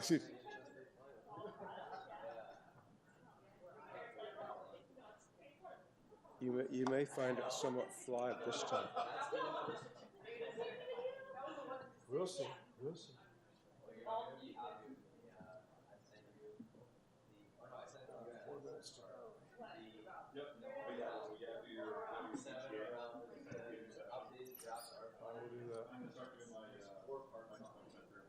Now. Good evening, everybody. My name is Adam Wills, application technician with the Committee of Adjustment Etobicoke in York. Welcome to the start of the 3 p.m. Committee of Adjustment February 8th, 2024 meeting. This is just a quick microphone check before we get started. Microphone check for Sandy Donald. Sandy, go ahead. Mic check for Say. Thank you. Microphone check for Andrea Hutska. Andrea, go ahead. Oh, we got outside speakers too. Andrea, go ahead. Some people are here for the 2 deferrals. Are they? But you're not gonna, oh, well. Yeah. Well, you turned one of them off. Microphone check for Andy Scholes. No, they don't. Andy, go ahead. I came here, I took the day. Andy Scholes. Perfect, thank you. One more microphone check for Andrea Hutska. Andrea, go ahead. Andrea, if you're trying to speak, I can't hear you, so you're going to have to make sure you log out and log back in and authorize the use of your microphone, because I can't hear you. So thank you. Microphone check for Ben Chipat. Chipit. Ben, thank you. Microphone check for Eddie Perez. Eddie, go ahead. Hello. Hello, thank you. Please. Microphone check for Jane Smoluk. Jane, go ahead.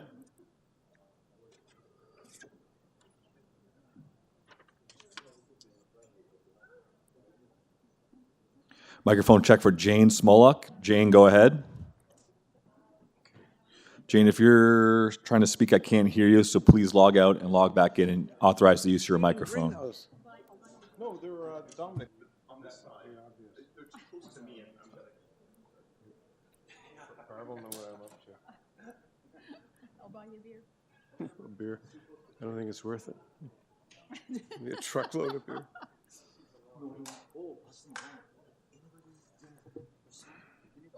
Microphone check for Richard Koska. Richard, go ahead. Or Kosak. Richard Kosak. Yeah, Richard Kosak here. Thank you. Microphone check for Susie Goldino. Susie, go ahead. You may reach your 7:30. Hello, I'm here. Thank you. We'll see. I don't They're think so. good. Unfortunately, I don't think so. I can read this real slow. Microphone check for Patrina Chang. Patrina, go ahead.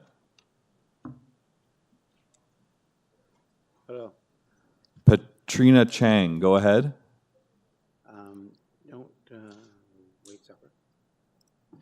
We'll be here probably till close to 7:30, maybe 7. One more quick check for Andrea Hutska. Andrea, go ahead. That's what I thought. What about, what do you make? I can't hear you if you're speaking, Andrea. Oh, good, okay. I was gonna stop on the way home and get the subs, but obviously I don't think that's a good idea. I can't get it delivered, I have to go and pick it up.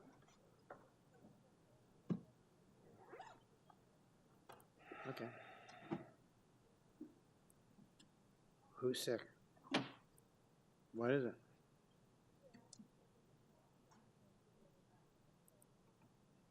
Mm-hmm. So you're gonna go see, well, if you don't do it till Friday, it's not gonna be till Monday.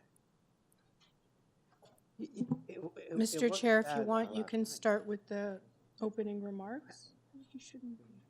I know what you're trying to do. You Trying to make me miss my Sankovitz appointment next week. That's what you're doing.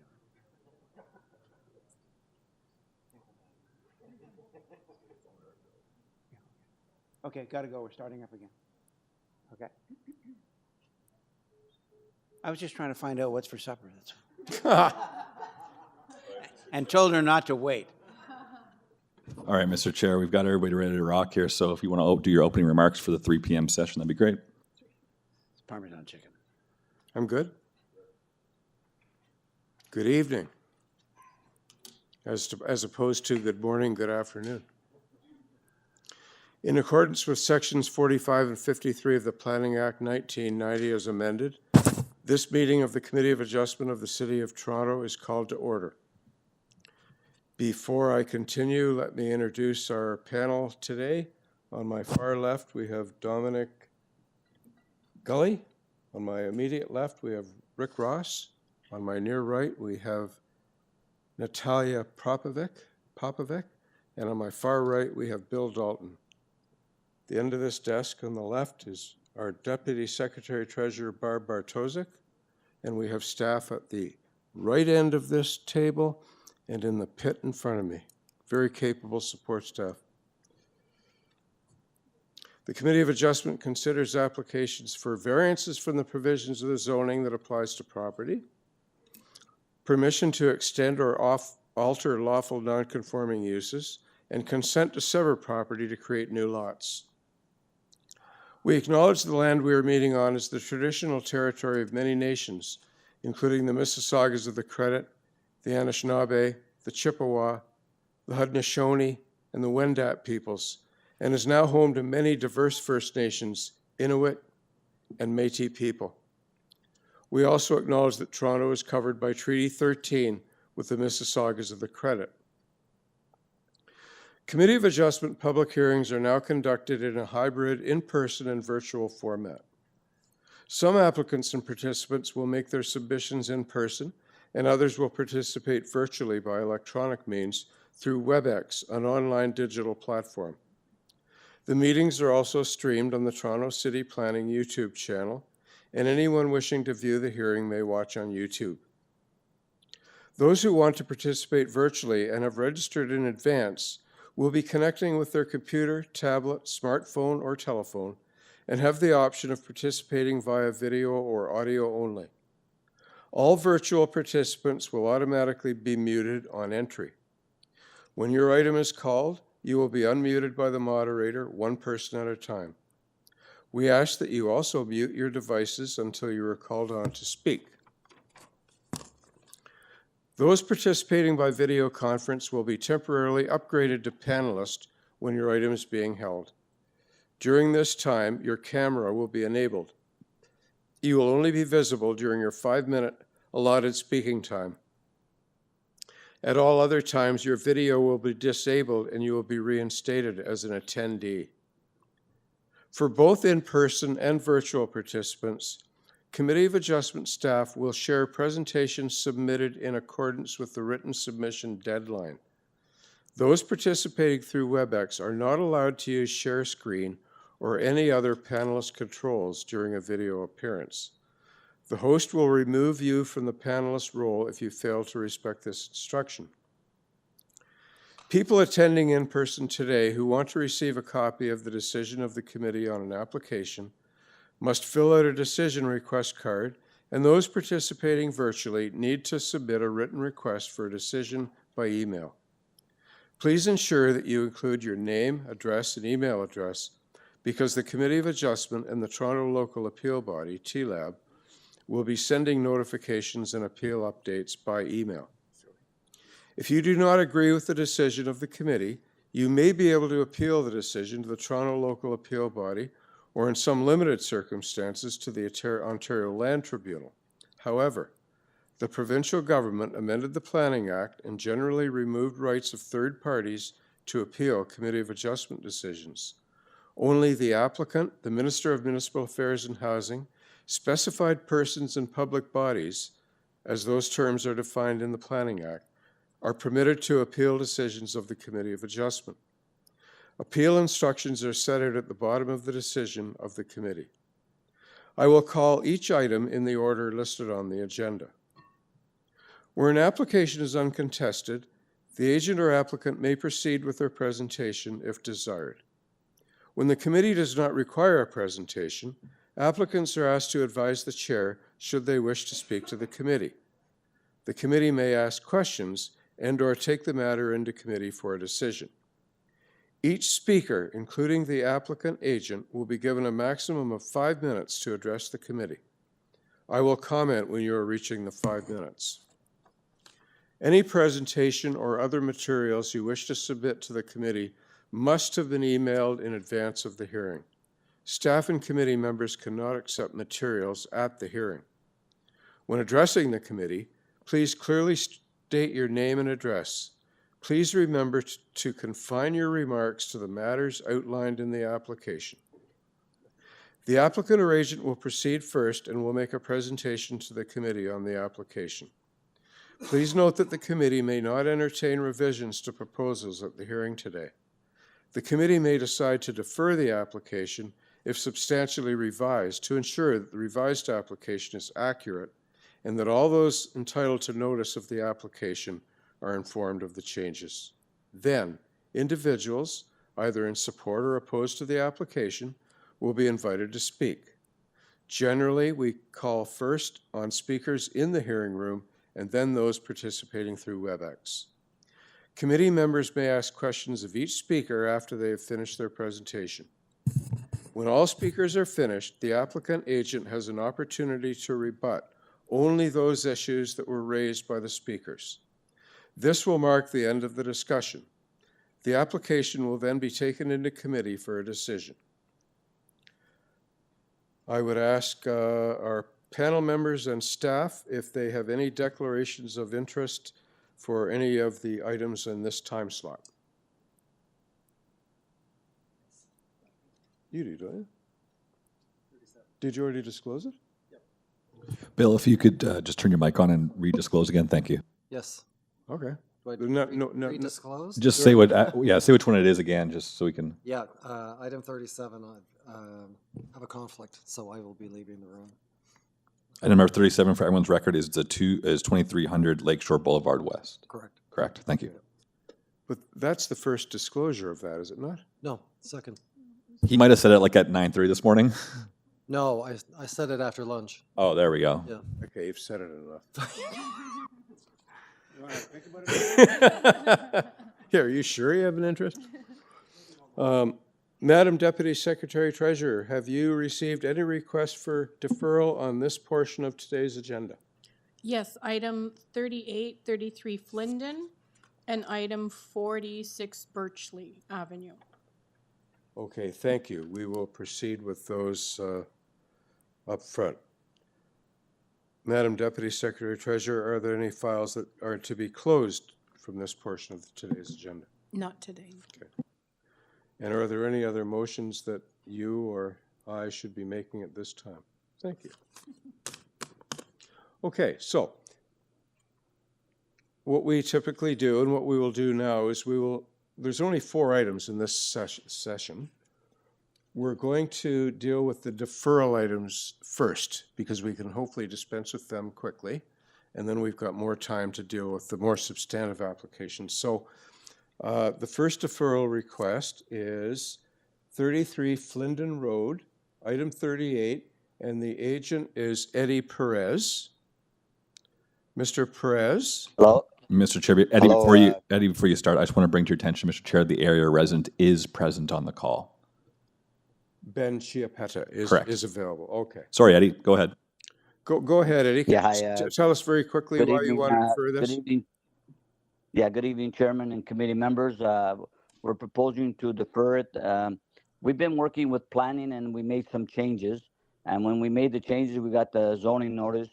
The heights are lowered, but previous heights were for a flat roof. And now we have a pitch roof. So they don't read the same in the section. So what was sent out to the neighboring neighbors is not accurate. So that's why we're asking for a deferral, so we can get an accurate zoning notice sent out to the neighbors. Understood. As per, yeah. Yeah, thank you, Mr. Press. Panel, any questions? You're welcome. Any questions of Mr. Press? Okay. We'll move to, we have a registered I was just speaker. going to ask, Mr. Press, are you reducing a variance? Yeah, we reduced the main wall heights, and I did submit the latest zoning notice, but it was after other notices were mailed out to the public, so the public didn't get the latest notice that's on file right now, and they read a little bit different because of the pitch roof and flat roof. That's the only reason why we're deferring it. Because if you were just reducing one, we could proceed. Yeah, it's more. I know, but the sections are different. Okay, we'll see you again. We have a registered speaker on this one, Ben Chiappetta from 35 Flindon Road, the immediate neighbor. You can talk. Mr. Chiappetta, are you available to speak? Yes, I am. Okay, and I would just caution you that we're not considering the merits of this application today. What we are considering is whether or not to decide upon a deferral as requested by the agent. So that's really my question to you. Are you okay with the deferral of this application? Yeah, I'm reasonable. That makes sense if it's, Yeah. it makes the, And you'll get notice well in advance before the next time it comes up. okay, that's fair. Okay? Thank you. Alrighty then. I think we can move into committee for a decision on this deferral request then. Motion to defer. Ms. Popovic, yep. Seconder? All in favor? Okay, that's deferred. Eddie, we'll see you whenever.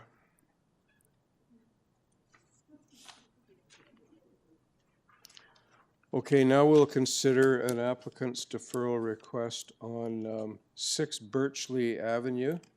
David Eagleman is the agent. And David, maybe you can tell us why you would like to defer this today.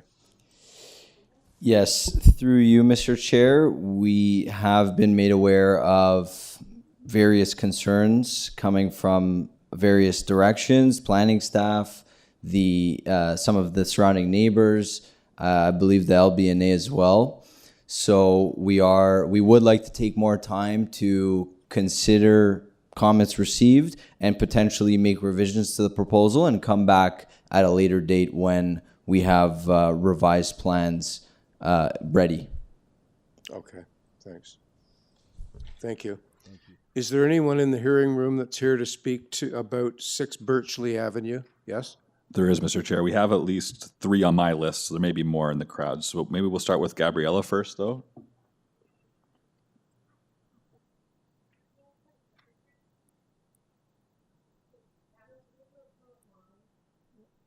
Letter?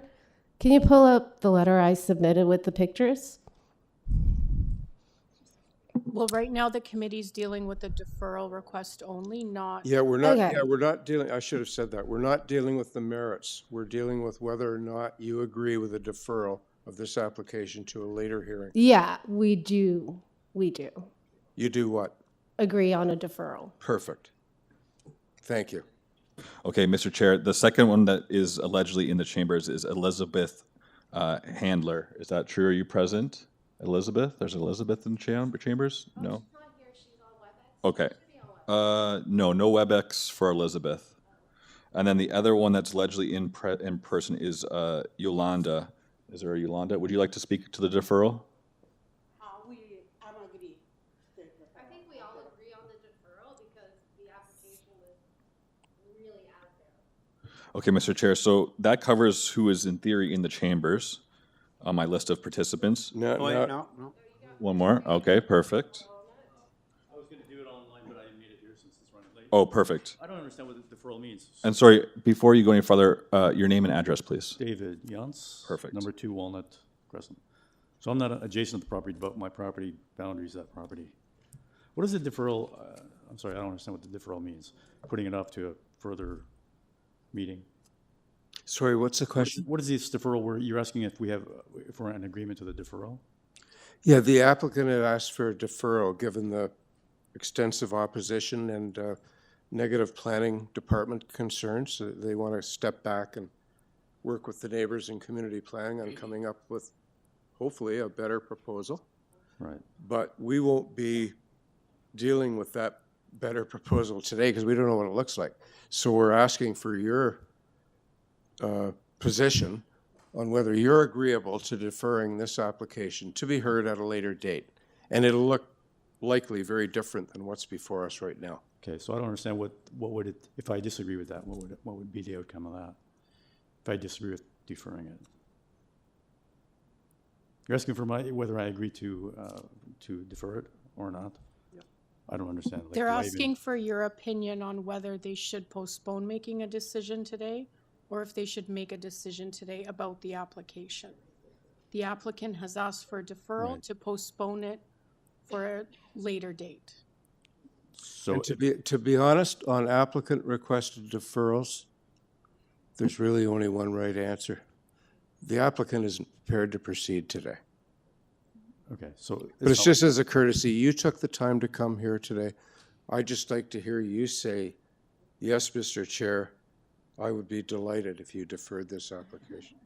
See, we're going to have to take a vote whether to defer it or not. And if you said, no, I came here, I spent all my money on the subway, I don't want to have to come back, we would have to take that into account in our vote. Okay. I really don't know. I thought we'd deal with it today as it's presented. But I presume everybody yeah. Sorry, ma'am, you can't just speak from the audience, ma'am. He's speaking now. All right, I agree. You're okay. Thank you. Thank you. Thanks. All right, Mr. Is there anyone else present in the room who wants to speak to 6 BIRCHLEA? Okay, so now we can move to the people on web. Now we've got a long list. So, Mr. Chair, we'll work from the bottom. Well, we're going to try Andrea Hutska. We tried her earlier, did the microphone check, and I couldn't get a hold of her. But we'll try again. 40. Andrea, you're unmuted. Go ahead. Yeah, Mr. Chair, we were having problems earlier with Andrea Hutska and trying to get her to communicate with us. She is unmuted, but no communication from her. What about Gabriella? They're here in the chamber. So the next person on the list that's Gabriella, she's already spoken. Yeah. Correct. So the next person on the list of virtual attendees is Sandy Donald. So I'll go ahead and unmute Sandy now. Sandy, go ahead. Hi, my name is Donna. Unfortunately, Sandy could not make it as he had to go to a business appointment downtown. So I'm going to speak on his behalf. I'd like to have this deferred. What's your name, Donna? Donna Struck, S-T-R-U-K. I'm speaking on Sandy's behalf. We would like to have it deferred. Thank you. Okay, the next person on the list then of my attendees virtually. And that was at 30, because we need people's names and addresses. So 34th Street? Yeah, yes, 3436th Street, correct, sorry. Thank you.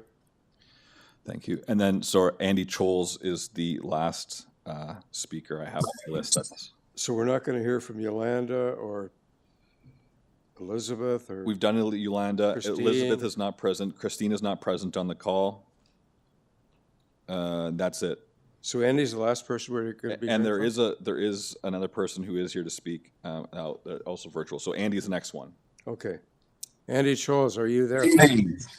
I am. Good evening. The LBNA is not opposed to it being deferred. Looking forward to some improvements. Thank you. Good. Thank you. Thanks very much, Mr. Choles. All right, Mr. Chair, the last attendee is Susan Godillo. They were present in the chambers earlier, but has had to since leave. So, Susie, you're unmuted. Thank you, Mr. Wells. I do agree to the deferral as well. And my home is on 10 BIRCHLEA Avenue. Okay. Perfect. Thank you, Mr. Chair. That is everybody on my list.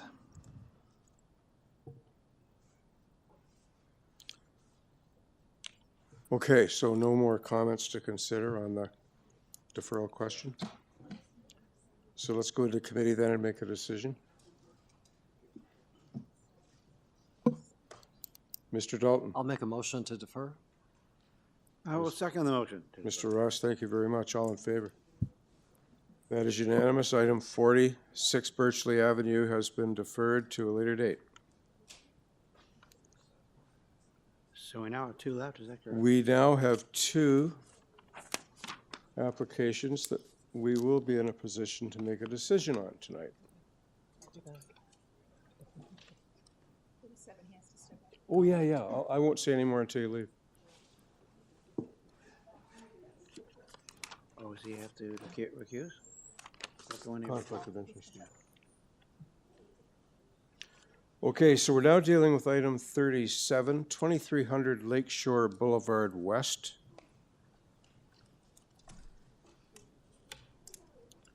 Just let me pull up the... While you do that, Mr. Chair, I want to bring to your attention, there is someone in the chambers here to speak that's not on your list, Nick Dell. So on 2300? Correct. Okay.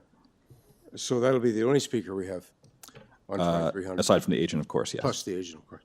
Yeah. Okay, just one moment, please, sir, and I'm just going to summarize the application here.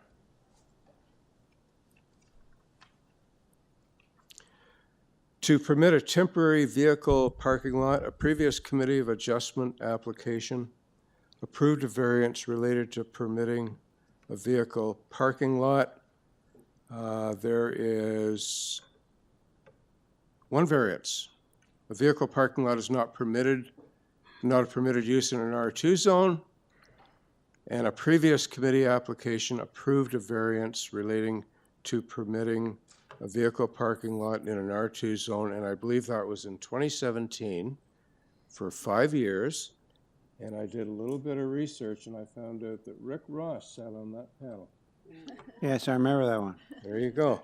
Whoa. In North York. Wow, okay. So, yeah, it was approved by the committee on October the 24th, 2017 for 5 years. And you are now requesting a 10-year approval. Yes, correct. Yeah, if you could, it's a pretty straightforward application. I'd be interested to know, and I think I know the answer, but you're going to be making a fairly significant investment in EV chargers. Actually, Toronto Parking Authority has made that already. Right now, the EV parking spaces is there, and there are 7 EV parking spaces running right now, operating. I'm just wondering if 10 years has a relationship to the business case for continuing with this business. Like, what happens if we give you another 5 years? Okay, yeah, so through Mr. Chair, I think that's a very fair consideration. So I think, one of the reasons that we are requesting a 10-year extension, you are right, is that, we do have EV parking spaces here, and it's part of the initiative by the Toronto Parking Authority to meet the city's EV charging strategies. That the city does have a strategy right now to in hope that by 2050, all the vehicles running on the street will be net zero carbon emission. So there would be a very important infrastructure pieces, along in that area. And also part of the reason that we do want to request for a 10-year extension is also to ensure that, all this infrastructure, including the bike share, the parking uses, the EV charging, we can have a little bit more stability in the future, and to allow the parking authority, to at least, utilize land legally, because right now technically, the 5-year uses was already expired in 2022. So technically right now the parking lot is not even permitted. Yeah. So there might be, I cannot speak on whether Toronto Parking Authority would be using that parking lot in other area, but definitely the 10-year does not necessarily means that the Toronto Parking Authority will continue to use it as a full parking for the next 10 years. Right now, this is really just to give a time frame. 10 would be ideal. If we give you 5, you'll be back at 5. Is that the likelihood? Yes, basically that will also save some effort, for Toronto Parking Authority to come back every 5 years. It's kind of interesting. I know this neighborhood very well. It's in my opinion, it's a needed land use down there. I mean, it's nice to talk about riding bikes and walking, but people still drive cars, right? Yes, correct. And yeah.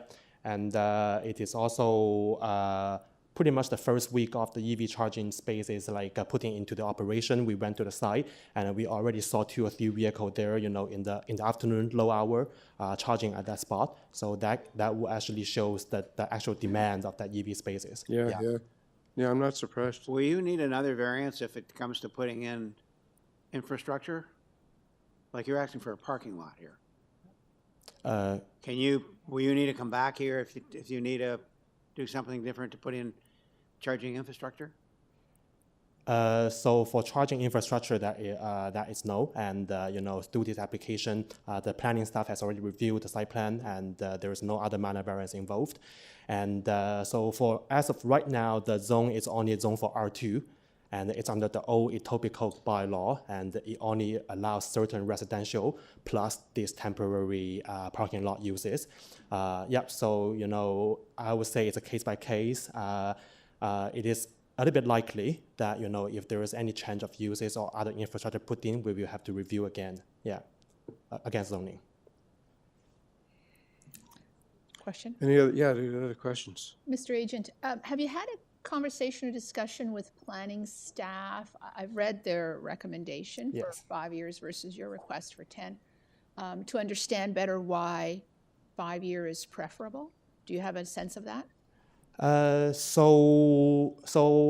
has kind of been a bit unfortunate because we won't really inform prior to the issuance of the report about the staff position on the 5 year. As you can see in the public application information center, there are actually 3 revised report, and there are actually several errors. So we did spend a lot of time, trying to correct those reports, and right now present you the report with all the correct information.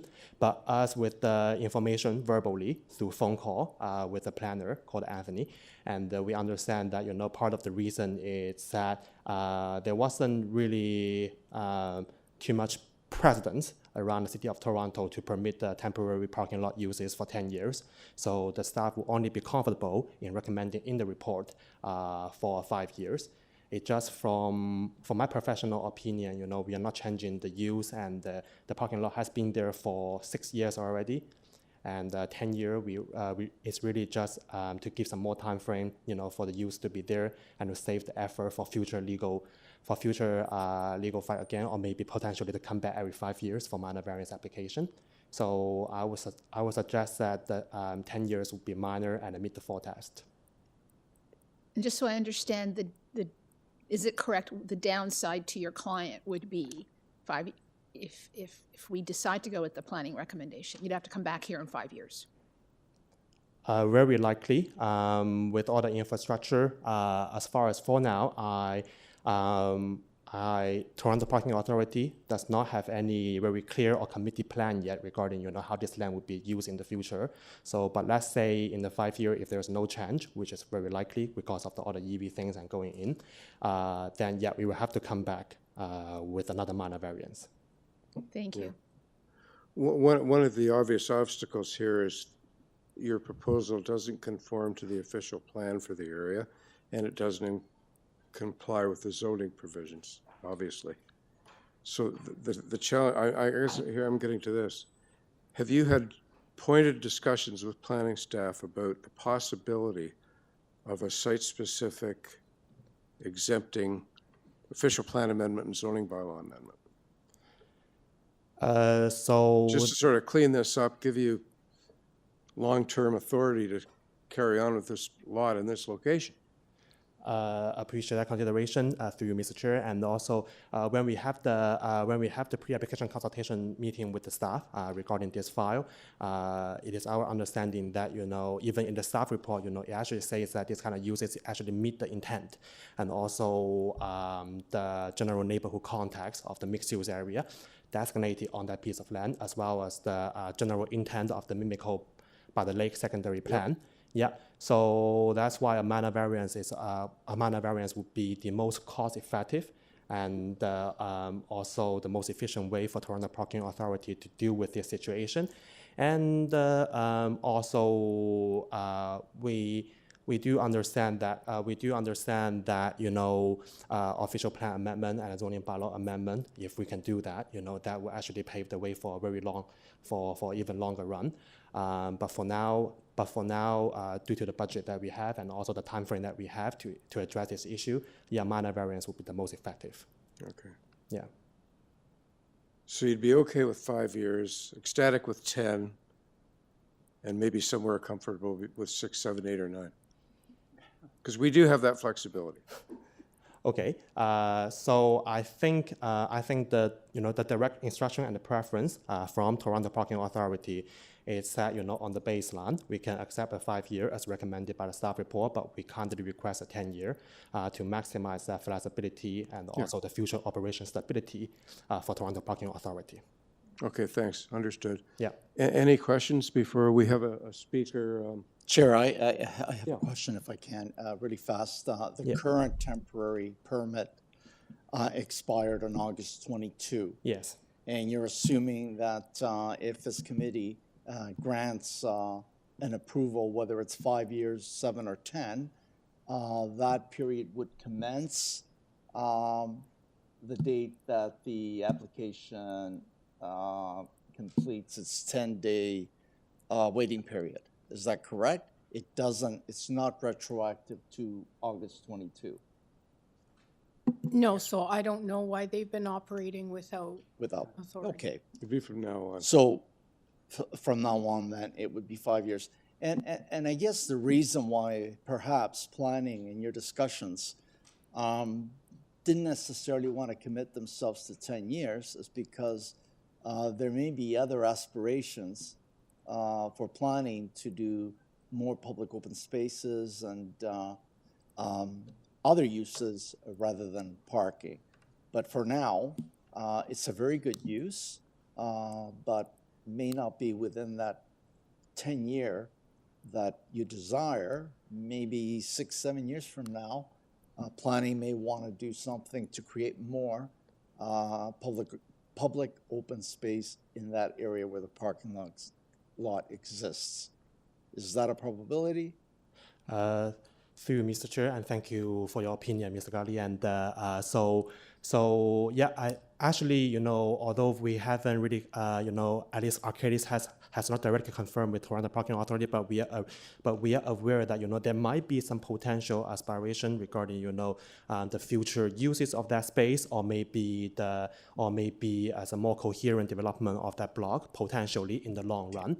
But right now, based on best of our knowledge, that thing has not really developed formally, and there's no committee plan.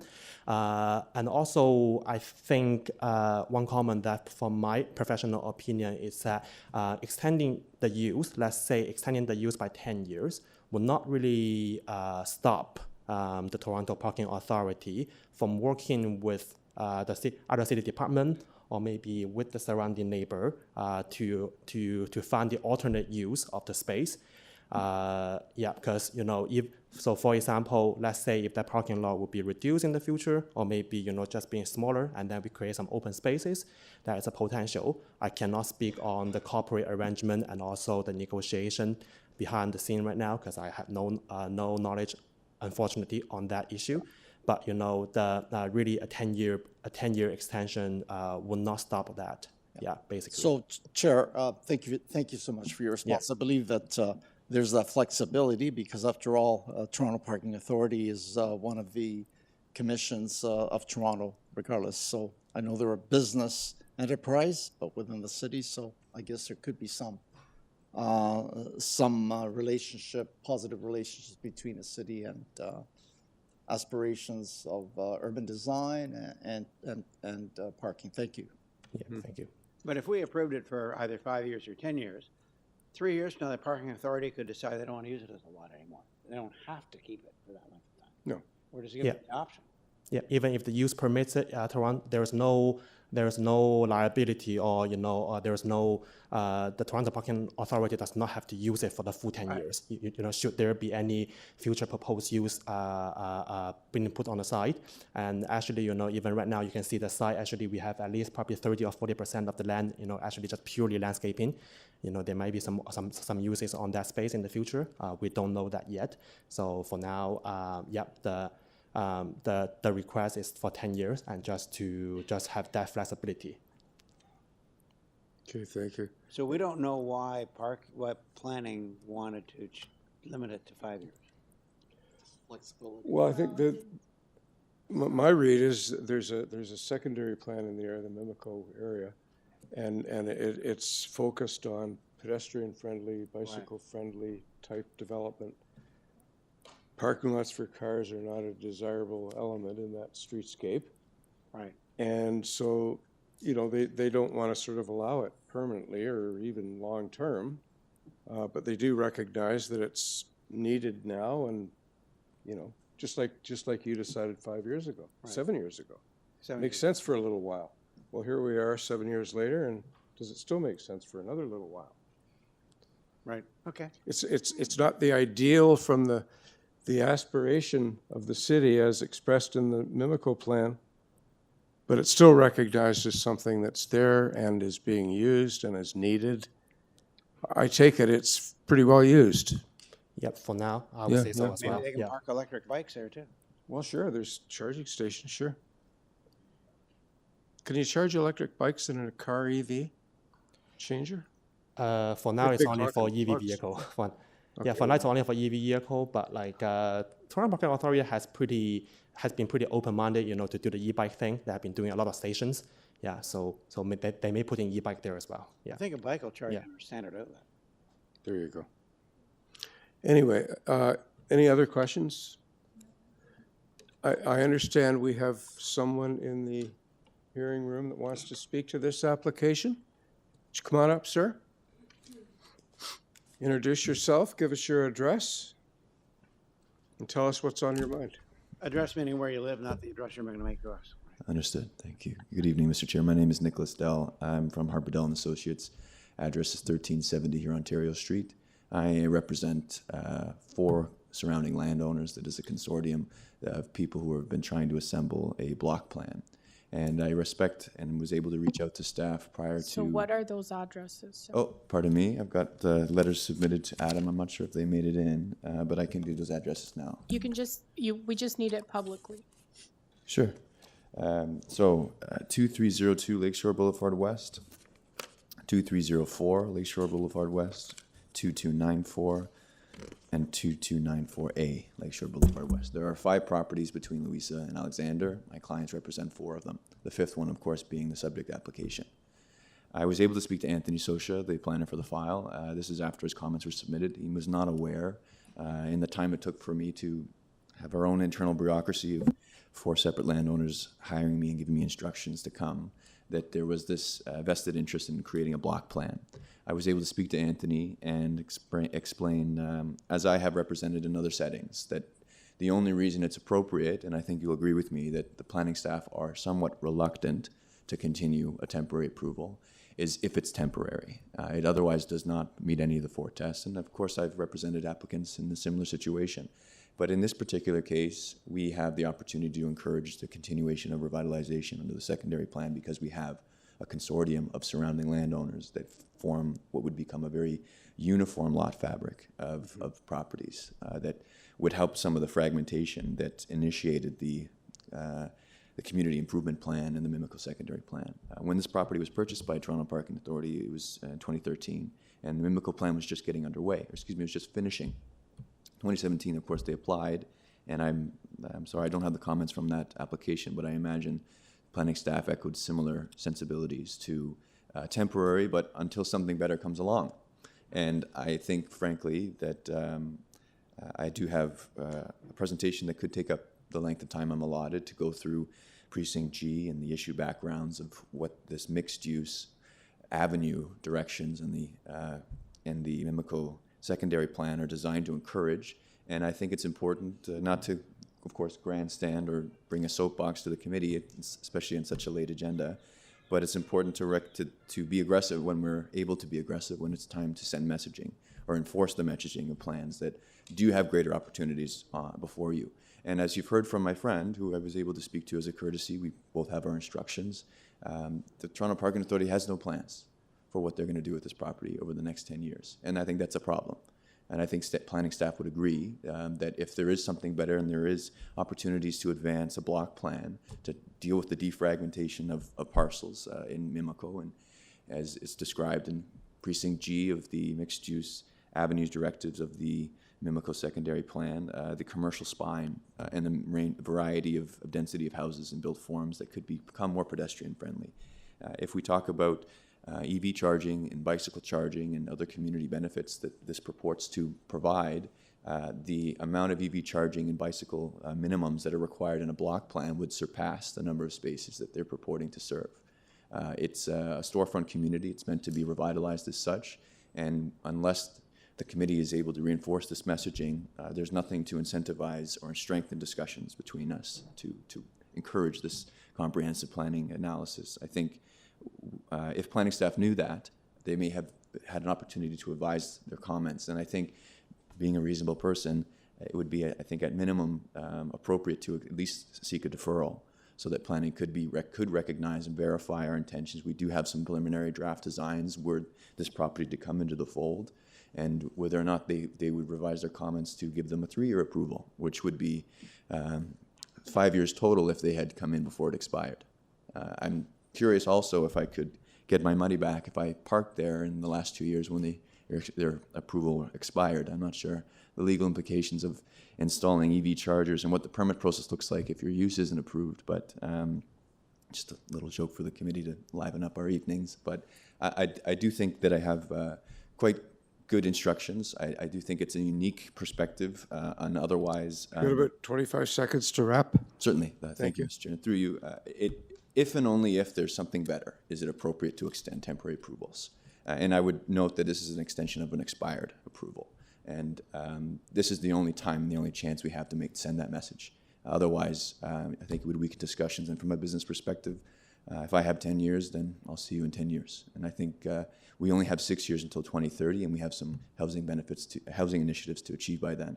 And it's only 1.6 kilometers of a secondary plan area. They chose this area for a reason.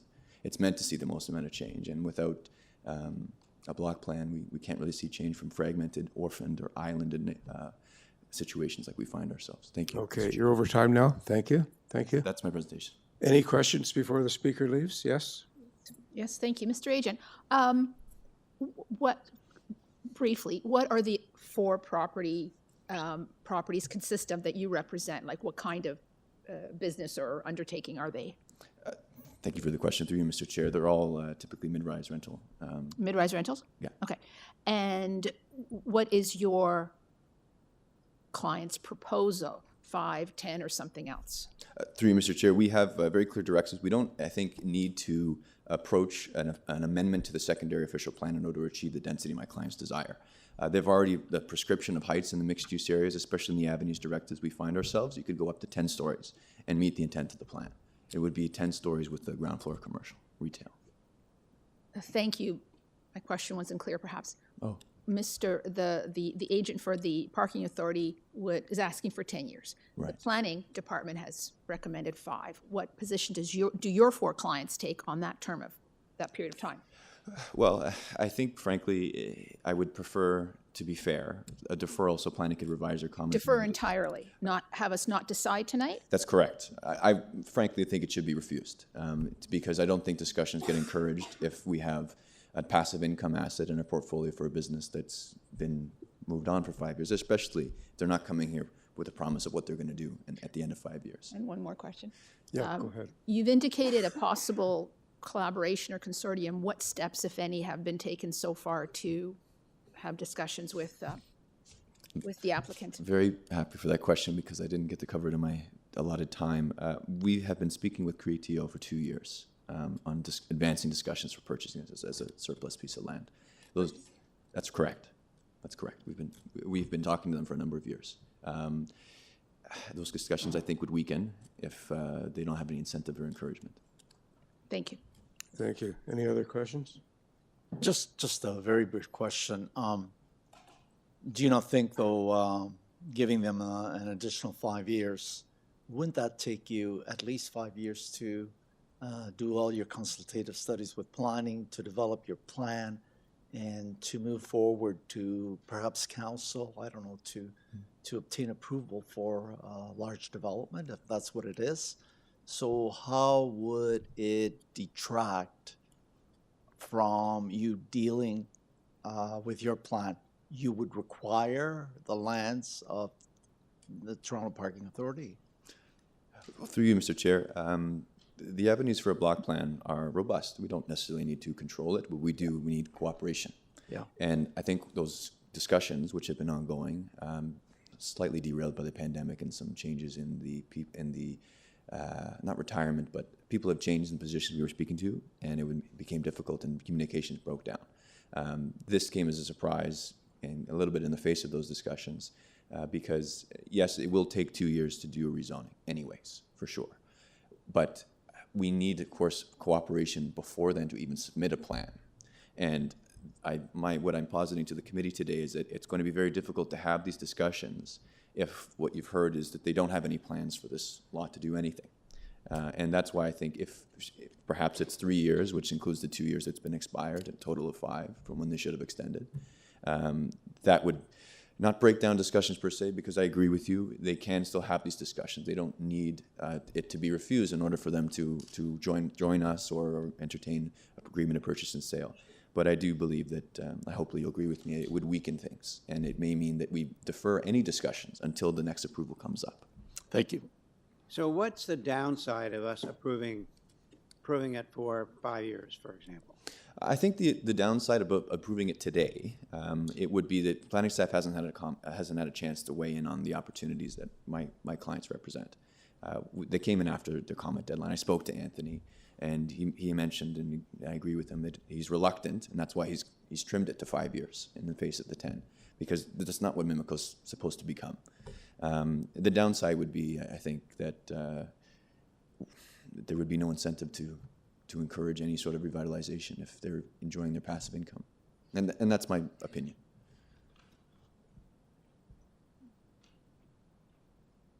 Okay. Yeah. Any other questions? No. Okay, Mr. Zhu, we can give you an opportunity for a rebuttal to what you just heard. Yeah, sure. Thank you, Mr. Chair, and also thank you, Mr. Dow, for the opinion. And I do hear that concern. And so, from my professional opinion, I do not see, Mr. Dow's client's team's intention will have any conflict with the minor variance that we're actually requesting here today. As we discussed right now, and also some. And also, you all also made those comments. It's like, even if there is anything going to happen on the block, considering the planning framework, that would take a very long time.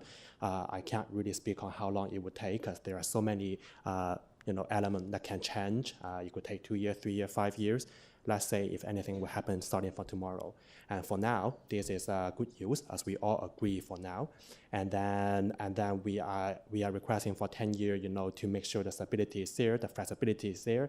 And, maybe in 5 years it's continue to be a good use and we can continue to use it. But, the 10-year permission never really stopped the Toronto Parking Authority to work with surrounding landowner, and also to work with Creativo and also other City of Toronto department to continuously to optimize the use of the land and figure out how to cooperate with the surrounding places and to continue to put the best uses to serve the area. So as of right now, the use is good, and the changes doesn't really change the status quo, the context, the current existing situation of the site.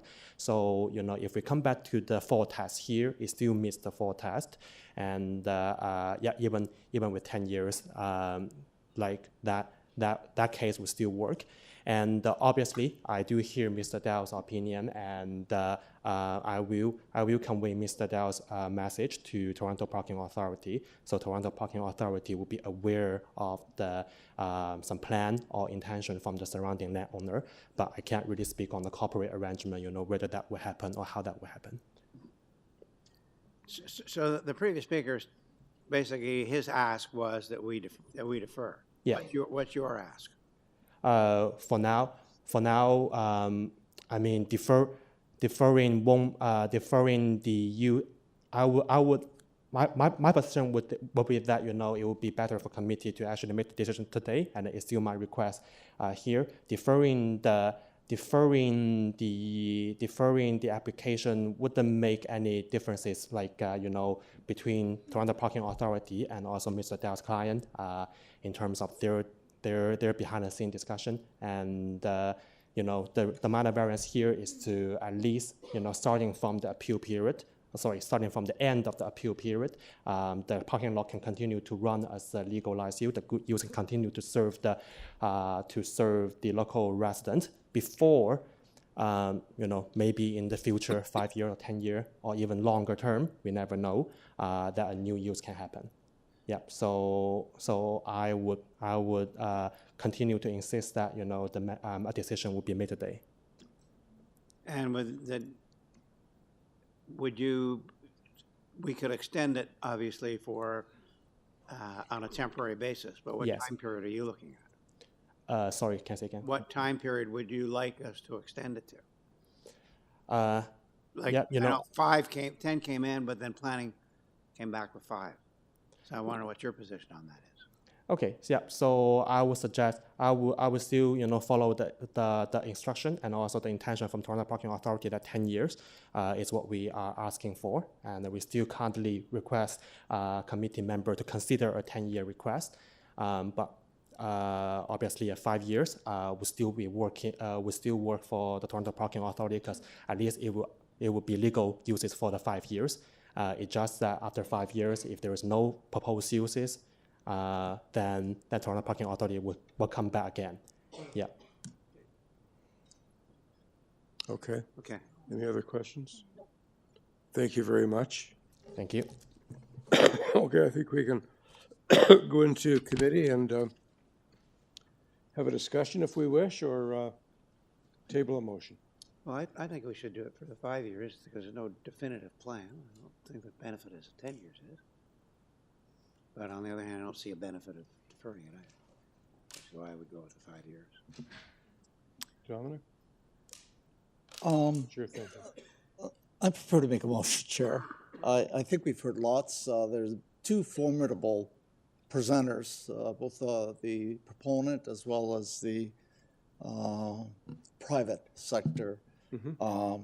So I think 2 formidable presenters, and I think I know the route that we should be taking is, since nothing is very concrete, is the 5-year. So I'm prepared to make a motion on that. Yeah. If my panel members are okay, or additional comments. Ms. Popovic, let's hear from you. I do have a comment. It's an interesting situation to try and land on the right answer here. I take some guidance and comfort from the planning department. I also have some, I guess I have some thoughts about a deferral when some of the, like how long could a deferral be? It might take months or years to work out, to negotiate, to get the proper permits and so forth. So I'm not sure a deferral makes the most sense. Yeah. But a deferral on what's before us today, that boat has sailed because we've heard all the evidence, and to defer the application makes no sense. I think we have to make a decision this evening. Yeah. What are we going to know if it comes back in 2 months? Or Exactly. I mean, it's just not enough time. Yeah. Yeah, I think it's too far into our deliberations to even consider a deferral, personally. I mean, we've heard the evidence. I think we're equipped to make a decision. But yeah, it's an interesting one. It is interesting. When you think about the 4 tests, this fails on official plan conformity and zoning bylaw compliance. However, the only thing that gives it some legs is it's temporary. Temporary. Right. So I think it's our prerogative and responsibility to determine what a reasonable extension is. And I would kind of side with the planning department in terms of that the 5 years seems like I would as well, and that nothing prevents the parties from having discussions during that time. And really, in the scheme of things, 5 years does go by quickly. Yeah. Do you want to, in your articulate way? you were going to. Sure. I'd like to make a motion actually on this. I think it's wonderful that there's a lot of thinking going on there, how to bring a catalyst to rejuvenate, renovate that area of Etobicoke. Wonderful to be able to see something come. And I'm glad to hear that somebody's out there trying to bring some landowners together and come up with a plan that Etobicoke can be proud of, Etobicoke and the City of Toronto can be proud of, as well as Etobicoke. So I'm very happy to hear that things are in the works. But I think things do take a bit of time. And I believe that 5 years, what planning is recommending, temporary, is appropriate. I think Toronto planning can come back 5 years, Toronto Parking Authority can come back 5 years from now. I know it takes time and money to come back, but I think if something happens in the interim, even within the 5 years, I think Toronto Parking Authority is very interested to partner with anyone. So I'm going to move that the application be approved as recommended by planning for a 5-year period. Okay, is there a seconder? I will second that motion. Thank you, Mr. Ross. All in favor? That is unanimous. You've been granted a 5-year extension. Thank you very much for your submission. Thank you both for excellent presentations. Okay, we now turn to the 39th and final application of the day. 109 Wimbledon Road. Let's see. Okay, we have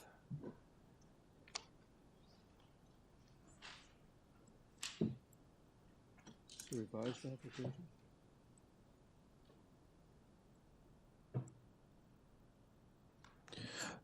The revised application is up on the screen, Mr. Chair. Yeah, okay, it's not a revised application, it's the original application, right? How come I don't have that? Maybe I do. You got to scroll up before you scroll down. What? You're not seeing it? No. Oh, I'm on BIRCHLEA. Yeah. Pardon me, it's getting late. There it is. I'll be all right. Okay, so 109 Wimbledon Road, this is a revised application to construct a new detached dwelling with an attached garage. There are 9 variances. There were 10, but number 9 has been removed. And numbers 1, 5, and 6 have been revised. We have urban forestry conditions 2 and 3. We have a planning condition. Transportation is okay. We have 5 support letters, and we have 3 letters of opposition from the owners of 107, 103, and 111 Wimbledon Road. The agent is Richard Kosak. Mr. Kosak, are you online? Yes, I am, Mr. Chair. Okay, could you make a brief presentation of your proposal here? Of course, yeah. Good afternoon, good evening, Chairman and members of the committee. I'm Richard Kosak of New Age Design.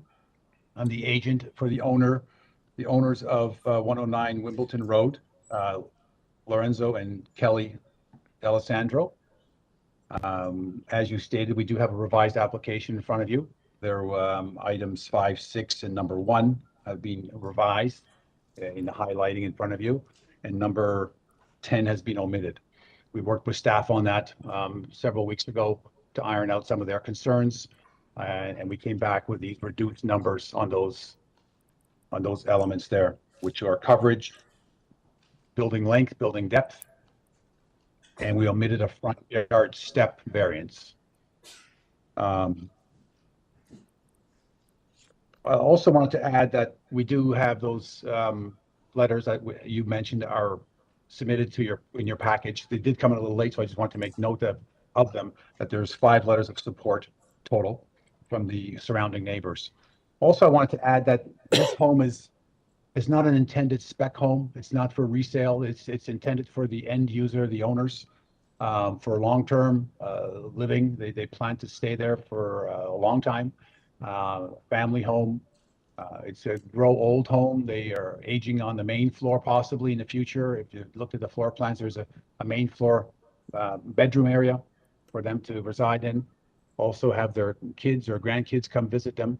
So this is it's not just a one of the kind of flipping homes. It's going to be something they're going to be proud of and want to live in for a long time. I can review the 9 variances with you. If you wish, I can go over all of them.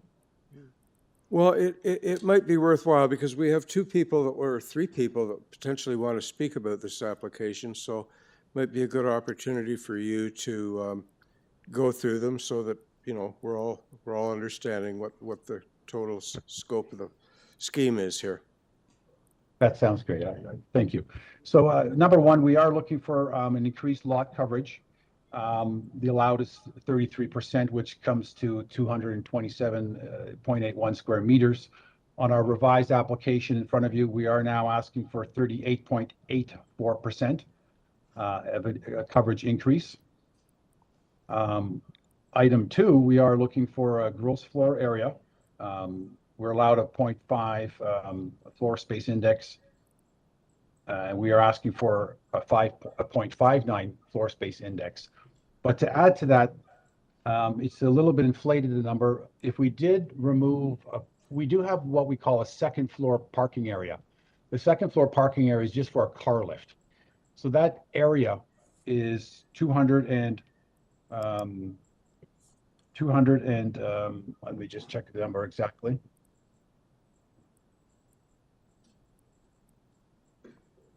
The number of the second floor parking area is 24.03 square meters, which is really just a oversized attic above the parking, which is added to the square foot of the home.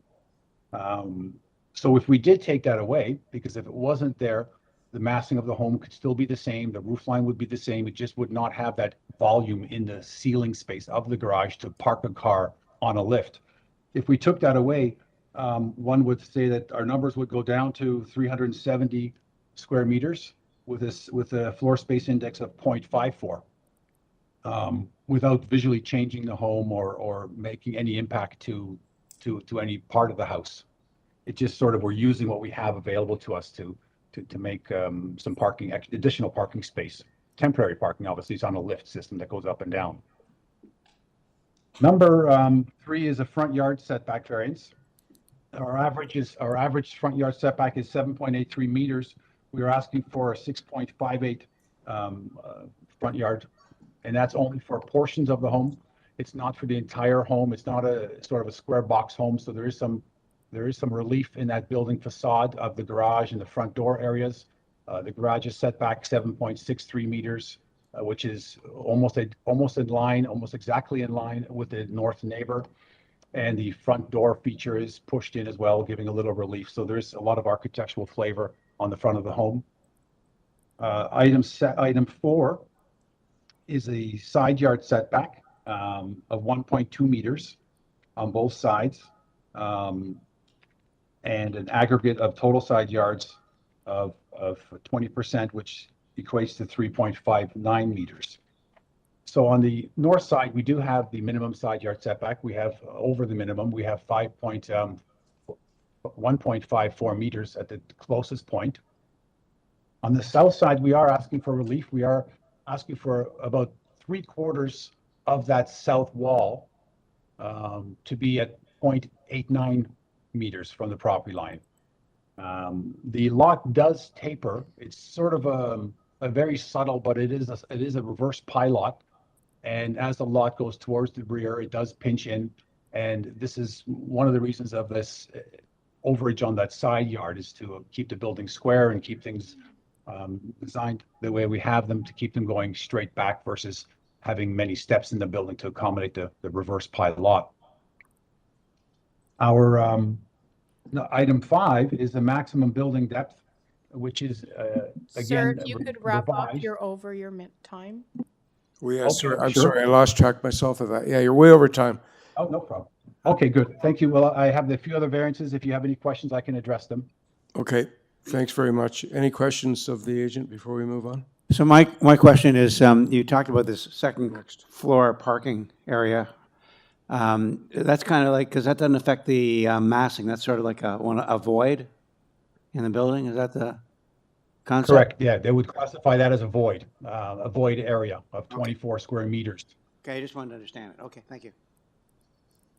Anybody else, questions? Yes. I have a question as well. Mr. Agent, just to be clear, I might have misheard it, but I believe you said minor variance 10 was removed. It's actually 9. 10 is still in place, correct? Yes, 9 is removed, 10 becomes 9, I guess. I'm not sure how they, yeah, so 10, yeah, 9 is omitted and 10 is still there. Yeah. Can you please speak to number 10, for example, the driveway width you're proposing is 6 meters? Yes, of course. So that's over and above the 3.2 maximum. Can you speak to that? Correct, yes. So what we have, the front elevation of the home is we are having an internal parking spot of a single parking spot inside. So that allows us to have a maximum driveway of 3.82 meters in width. We are asking for 6 meters just to allow for a 2-car garage or 2-car outdoor driveway, so people can park, visitors can come. We're not using street parking or taking space on the street. We can at least accommodate the cars on the driveway. So it would be a double car driveway at 6 meters, probably a more slender double car driveway. But 6 meters, you can still manage to get 2 cars on there comfortably. People can come, people can go, that sort of idea. The house is equipped with a single door, single car garage that has a lift system in it. So we are asking for relief on number 10 to from 3.2 meters to 6 meters. Thank you. The lift is the one that goes to that second floor, right? Correct, yes. So you would drive in, it can take you up to the second floor. It just parks the car up there, obviously. We're good with the questions? Yeah, Okay. I think so. So we could move on to our neighbors on the list here, and I'm looking at 3 names, and I'm looking at 3 people, and I'm presuming you're all in the room here. Tammy Finney? This is my Aunt Lois. I brought her today. Lois Morgan? Yes. Okay. And Jennifer Mariangeli? Okay. And then, Mr. Chair, we also do have. You're all in the room. Yeah, and we do also have one speaker that's on your list that's online to speak. I don't have anything else on my list. Correct. Yeah. You have one. Correct. Okay. Late- So we'll late deal, minute we'll add. deal with the 3 in the room first. Perfect. Starting with Tammy and Lois. I don't know if you want to speak separately or together. Or... And just before you, give us your address, please. Yes, Lois Morgan. I'm residing in 111 Wimbledon Road. Can you tell me why I'm here? We figured to do that in the presentation. No, it says here 4-2025 Maria Street in Parkdale. No, I'm her niece. Is that where you live? No, that's my office. Queen and Roncesvalles. She doesn't have all the Wi-Fi and all that. Okay, we're good. Okay, Lois, you're the immediate neighbor to the... Yes, well, my niece helped me. I had to talk to someone. I live alone, so... Okay. She was... That's fine. Good, good. That's good. Okay, so... So tell us what you think. Okay. Well, first of all, I want to thank you for your assistance in clearing some of these things up for me. I just want to read, the purpose of the bylaw is to ensure the protection of all properties in the area. However, I have experienced issues with my property in the past. The property at 109 is artificially raised to a higher grade. And as a result, water runoff has caused flooding in my garage, utility closet, and throughout my basement. To help prevent this, we installed a drain along the walkway to carry water and snow melt to the front of our grass. There are 10 requests made for what is described as minor changes. I know there were changes, you've just mentioned them, but they were made late and we were not advised of them. I strongly believe these changes are not minor at all. In fact, the proposed changes may turn out to be a massive build that could impact the entire neighborhood. The bylaws exist to protect the community, not support large variances. Moreover, the new build will also block sunlight on the north side of my house. Due to moisture and lack of sunlight, my walk is always covered with mold. We are concerned about the 3 windows located on the side of the new build that are exposing our home to potential fire hazards. The lack of protection around these windows could accelerate and spread fire and put our home at risk. Lastly, I have a privacy fence inside my property line, which I cherish, and I would like to keep intact. However, there is an indication that it may be removed. On the plan, it says privacy fence, XXX, to take it out. So I would like to keep it. The hedge is lush on both sides of the fence, and I understand the new build will cut back on their property, which they've already said they would. If my hedge stays healthy despite the construction, we will then make a decision as to what to do with the privacy fence. Thank you for your time. I appreciate it. Thank you, Ms. Morgan. Just before you leave, are there any questions from the panel for Ms. Morgan? The privacy fence is on your side? Yes, it's inside the property line fence. Mm-hmm. It was put there many years ago because we had a problem in the neighborhood. The original owners had an above-ground pool and a tree house, and their son lived in the tree house, and he dropped from the tree house to the pool without clothes on. And our daughter was going to Humber Valley Village School at the time, and kids talk about things like this, and next thing we know, we have kids coming from school to see this man. And I got a call from the principal of Humber Valley asking what was going on. So my husband came home and I told him this, and he went out the next day and ordered a fence that we could put whatever the legal height was, and we put it in to help correct this problem. But, you know, they were nice people, and what can you say? But anyway, that young man turned out to be the leading psychiatrist in LA today. So he was bright. Did he give you a discount for the stress on the fence? Thank you very much, Ms. Morgan. Nice presentation. And Ms. Finney, can we presume that you're just assisting Lois? And No, it's okay. Lois, okay, yeah, it's my wife's name. Anyway, next up we have Jennifer Mariangeli, who is the neighbor on the immediate south side of the proposed rebuild. Yes, I am. Just confirm your name and address. And Jennifer Mariangeli, 107 Wimbledon Road. I have submitted my letter already that outlines my concerns, and my biggest concern at this time is the side yard setback. You've heard prior to this that there's on one side a garage for 4 vehicles, but it's a blank space or something on the side of the driveway, whereby on my side it is a full 2-story. That's the highest point, solid wall, and now to be encroaching on the side. And I've had flooding in the past more than once because the property is elevated, artificially elevated, like Lois has said. And so I have 2 windows in the basement, and the water has flowed off and come in to the window wells and flooded the basement twice. 2 different owners.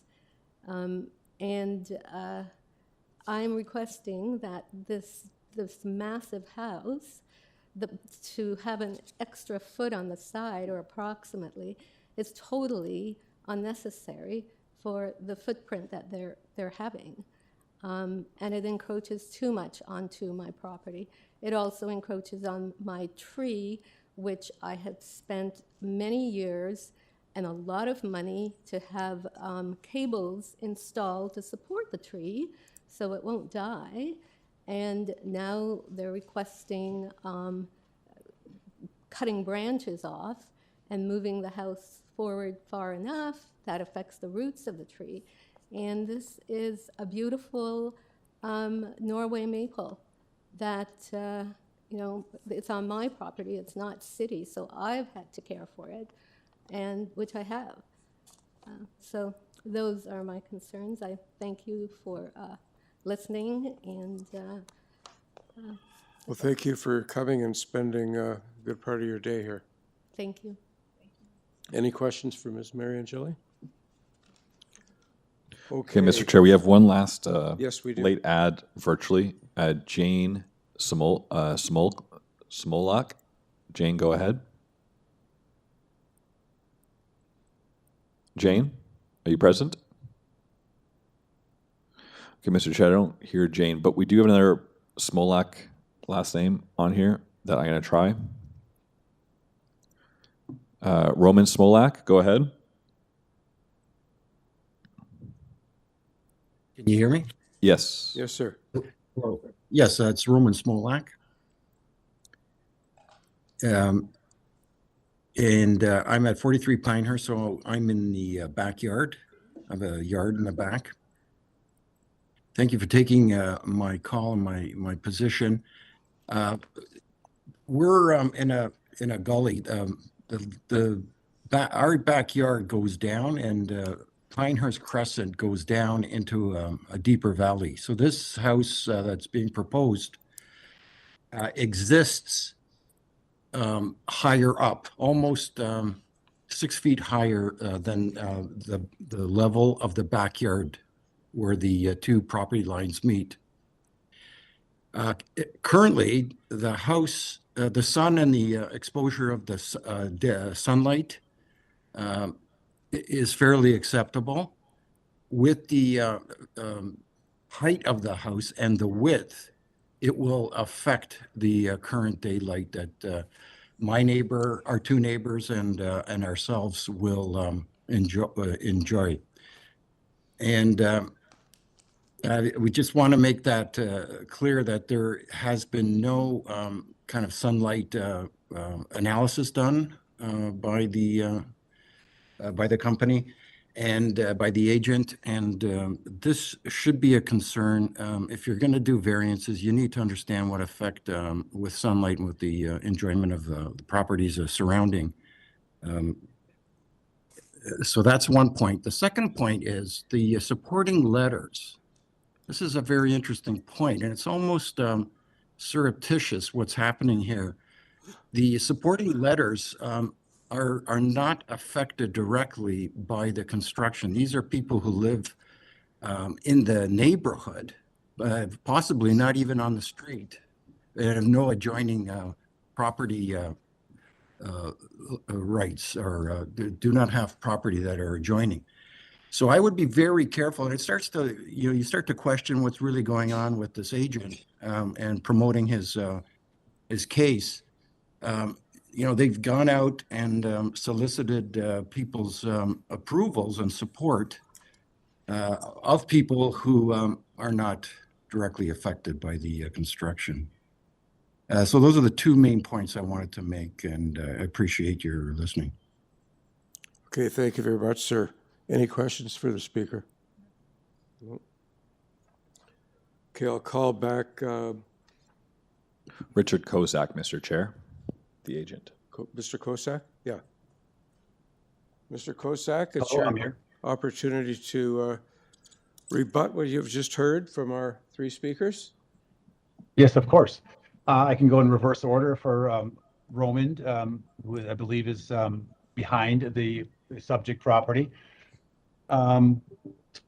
The support letters that we do have, we did get from the immediate neighbors. The one is right across the street at 110. And then on the same side of the street, across the street from this property, our property, it's 110. A little further up is 116 and 120. They're all within the immediate neighborhood. They can probably see each other's homes from the driveway for sure. And further up on the same side is 115, which is just 2 doors away. We do have a letter from somebody on Pinehurst, which is, I believe Roman is maybe across the street neighbor. He did read, we the owners do know him, so he just wrote a letter in support because he's in the neighborhood. So the letters are with affected neighbors, close neighbors, immediate people. They're on the same street. The addresses are all clearly marked on the letters from them. The height in the backyard to affect his sunlight, it seems like a little bit of a reach. Our building is not over on height. It's within the height restrictions. It is set back many meters from the property line, almost 15 meters to the main wall. He is down 6 feet in the northeast corner. The sun doesn't rise or really shine that direction. It'll be a high summer sun coming straight down upon him. He is correct. The sun study wasn't done. I don't think there'll be any immediate effects on those properties on the back side. The neighbor at 107, the south neighbor, Jennifer, we did approach, tried to approach her twice. That neighbor, Jennifer, we were directed both times to, sort of not relay any information to her that has a lawyer or a planner or somebody that she's hired. So we didn't have an opportunity to go over things with her. We wanted to explain, show her drawings, show her details, how things were done and why we're doing things. Didn't really want to listen at that moment. The grading that she talks about and water problems for the south neighbor and north neighbor are both a concern. Yes, if that's an existing situation, it's the new development of this home is not really going to make that worse. If anything, it's going to turn that right around and make it better. We have a full grading plan that will be reviewed by the city, designed by our OLS and grading engineers, water management. They take these things very seriously at the permit level and the design level to manage our own water. And in most cases, we're going to be managing the neighbor's water too, because with side yards that are close to each other in any development, you are sharing each other's water. It's going to be somehow rooted together. So sometimes development of new routes and waters and swales are beneficial for everyone on the neighbor, being the immediate neighbors. The tree in the front this is still on the 107, Ms. Jennifer. The tree, we did have a full arborist report done. We're calling that N1 tree. It's in, I believe it's in our application. It's called N1 Neighboring Tree 1. We have a 1%, it's 1% we're digging into the TPZ of that tree, which our arborist has stated that there's zero effect on that tree.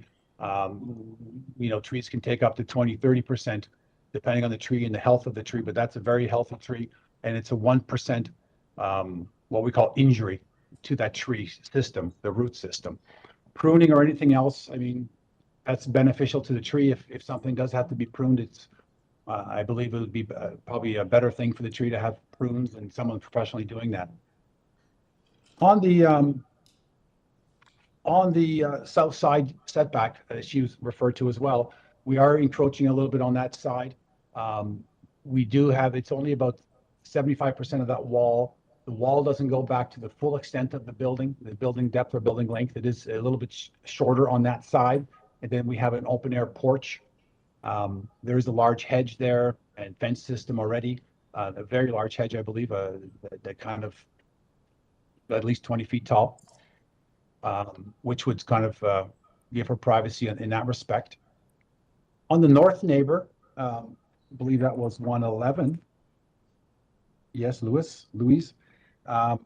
Her concerns were water as well, but I believe I addressed the water concerns. It would be sort of the same on both sides when we do our grading plan and engineering plan and take care of the swales and direction of the water. She also mentioned something about the fence and the hedge. Maybe just to clear up the air, the survey does show a line with an X. No way does that mean, is that X sort of like an X out, like remove? The X is call it a drafting symbol to represent the fence, either chain link or wood or any type of fence. It's a Sir, typical. if you could wrap up. Sure. Yeah, so the X is we're not planning to remove her fence at all, but by no means. The X is just representing it is a fence on a survey document.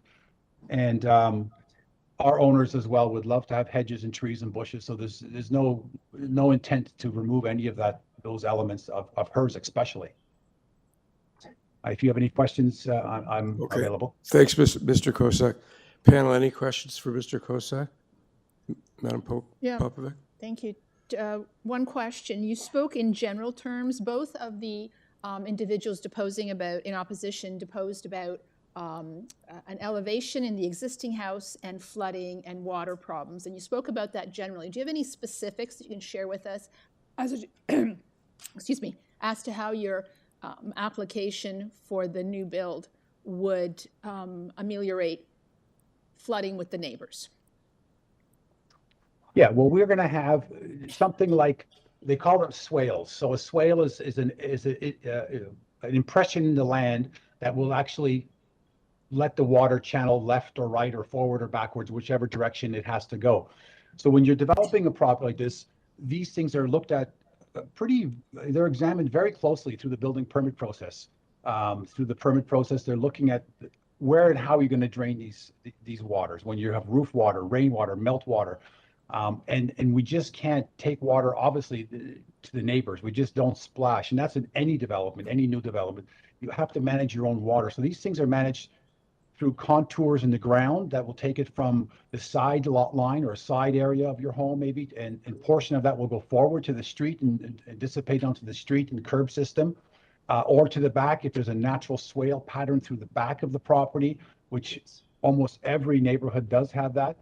And if we really do need to extract or hold more water, we have something that we call soakaway pits. Soakaway pits are underground, invisible to the eye, but underground little hole full of gravel, in simple terms, and water is directed to that, which will take care of surge water, quick runoff, melt, snow, that sort of thing, be able to contain the water in a larger form and then dissipate through the percolation of the ground on its own rate. These things are all designed, and they're designed by very extensive reports if we need them. And this is all done through the city review and our review from our engineers and land surveyors. And it's something that we, it's very important, and it's done on all projects, including this one. Thank you. Chair, I have a couple of questions and comments of Mr. Kosak. So, Mr. Kosak, thank you so much for responding to the residents' issue with respect to the side yard and also with respect to the issue of drainage. And as explained, and I think the residents do merit some explanation regarding drainage issues, and those drainage issues will be dealt with as part of the development engineering review. My question relates to the plan that's before us today. The plan that you have on file does reflect the changes that you've made to the application, the 3 changes to variance 1, 5, and 6, and also the elimination of variance number 9. Is that correct? Yes, that is correct. Okay. And you're aware of the urban forestry conditions 1 and 2? Yes, we are. Thank you. I believe that Lois mentioned something about concern around fire on 2 windows, and you didn't, I don't think, address that issue at all. Okay, yes, I can speak to that now. We have 3 windows on the north side. They are all at the first floor level. That section of the building is the bedroom, a main floor bedroom. They're slender and tall windows. I don't have the exact number in front of me, but I think they're 30 inches by 6 feet tall. Every building face that faces a side yard, all the sides, we go through a calculation of something called limiting distance. So we're allowed through the Ontario Building Code, the fire portion of it, that allows us to put a certain percentage of glazing on a exterior face of a wall, which is a window, based on some calculations. So when we do those calculations, these 3 windows are going to be way under the allowable amount, and we can never exceed it. It's not even a variance. You can't even go for variance. It's part of the fire code. So it's a fire safety issue. So never will there be enough windows that the building code would state that or you would never have enough windows or too many windows that a fire would jump through buildings and jump out of the buildings. It'll all be controlled by whatever the Ontario Building Code regulates as safe and acceptable. So yes, we wouldn't want to have over windows or fire issues, but that would not be a concern here. If I could tell her that, it wouldn't be a concern. It's going to be within all regulations, the amount of glazing or glass we have on that building face. Because I know sometimes when they go very close, we put a fire shutter on the outside. Correct. We don't need, we're not that close on that side. Anything closer than 4 feet, then we can start looking at alternative methods. But our design firm, we try not to go too close to have a fire shutter. But that is an option that you could go with a fire closure, fire shutter system on a fixed window. But this is not, on this case, it's not, this north face does not have that. Okay, thank you. I've got a question on variance 4. I'm just curious. I'm taking a look at the existing side yards. On the north, 1.89, and on the south, 1.31. The aggregate is 3.2. That's very close to what the bylaw requires. Now you're moving to 1.54 side yard on the north, which is 31 centimeters less than existing, and 0.89 on the south, which is 42 centimeters less than existing. So your aggregate situation has been reduced by about 77 centimeters. That seems to be pretty significant in a neighborhood that has, and I know this neighborhood because I live approximately in it, very, very, very comfortable side yards are commonplace in Humber Valley Village. And I'm just wondering, was there ever any thought given to at least maintaining the existing condition on side yards, if not improving upon it? Yeah, the south side at 0.89 meters. It is the for about 3/4 of that wall is at that dimension. The front portion that's street forward is 1.5 meters, so it does open up in that section. And behind the 0.89 towards the rear, it does open up to 1.5 to an open air porch with a roof, but there's no wall, so it's an open structure. In order to get the design and a few different design directions we went with this project is, living space is important to people. The bedroom in this particular project was important to have on the main floor. So the design of the garage being a 2-story, the lift system garage that we have able to move cars up and down, almost like a conveyor belt, or not a conveyor belt, but like a vending machine of sorts. That allowed us to have like a more formal entry hall with appropriate rooms on either side. So it just inched us over a little bit on that side to ask for a variance on the 0.89. And then the fact that the lot is a little wider in the front and narrower in the back, it's a reverse pie lot, like I mentioned earlier. So in order to keep the face of the building to a certain width, the back of the house is just gets wedged into the side lot lines a little bit more. So the effect is the reduced side yard on the south side. Okay, thank you. Okay, so we've heard from the neighbors. We've heard the rebuttal from the agent. Now it's our turn. Make a decision. Now it's time for a discussion or a motion. I'm open for either. Chair, I'm prepared to make a motion unless panel members want to discuss the issue of side yard. We happy with this? Yeah. Yeah. Chair, what we have before us today is an application to construct a new house with an attached garage. We have an application that's been changed substantially from the original application. Changes have been made to a number of variances. Number one, with respect to coverage, that's been reduced to 38.84%. There's also been a change to elimination of variance number 9. I'm just going to open up my, just give me a moment, Chair. Oops.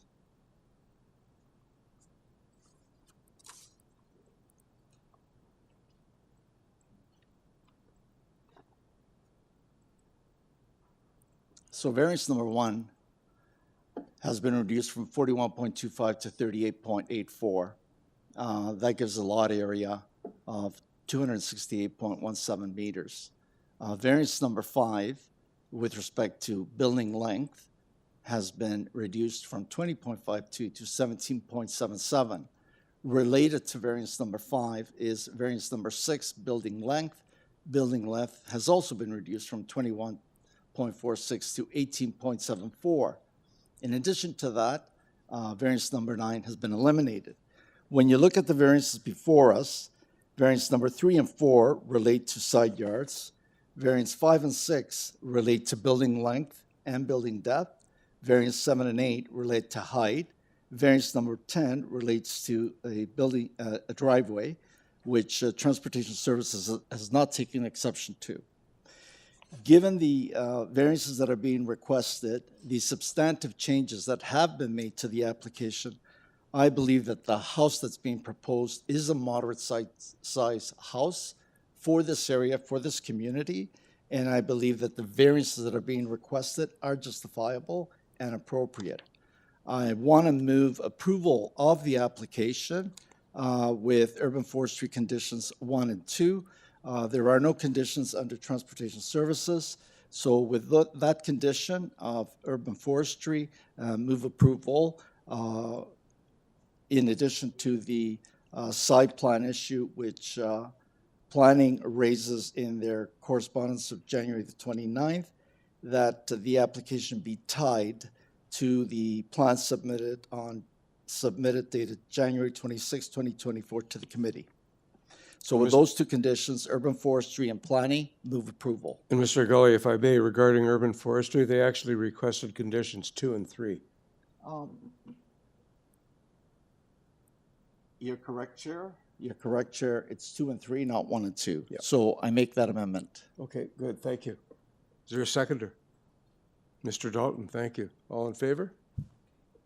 That is approved unanimously. Thank you.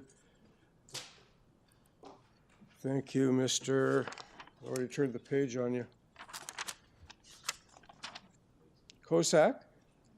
And thank you, Lois, Tammy, and Jennifer. Thank you. For putting in a long day here. Excuse me, I just want to say something. Is there Mr. Chair, a motion to close the meeting. nobody cares about the side yard? Sorry? No one cares about the side yard? Well, we do, but I think, in terms of looking at the preponderance of all the evidence, the drainage issue is something that can be resolved at the building stage. So the side yards aren't as critical with respect to side yards.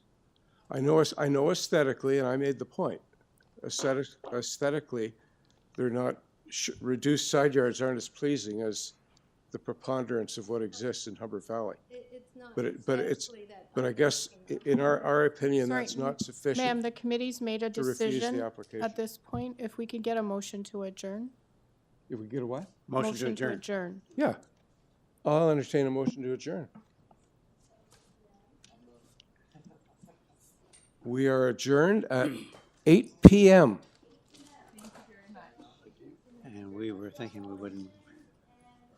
Thank you, guys. I'll second. Okay. Yeah. And all in favor? All in favor? Perfect.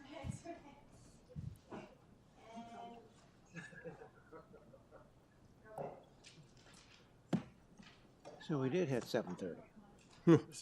Plus. Big time. I didn't think it would take that long.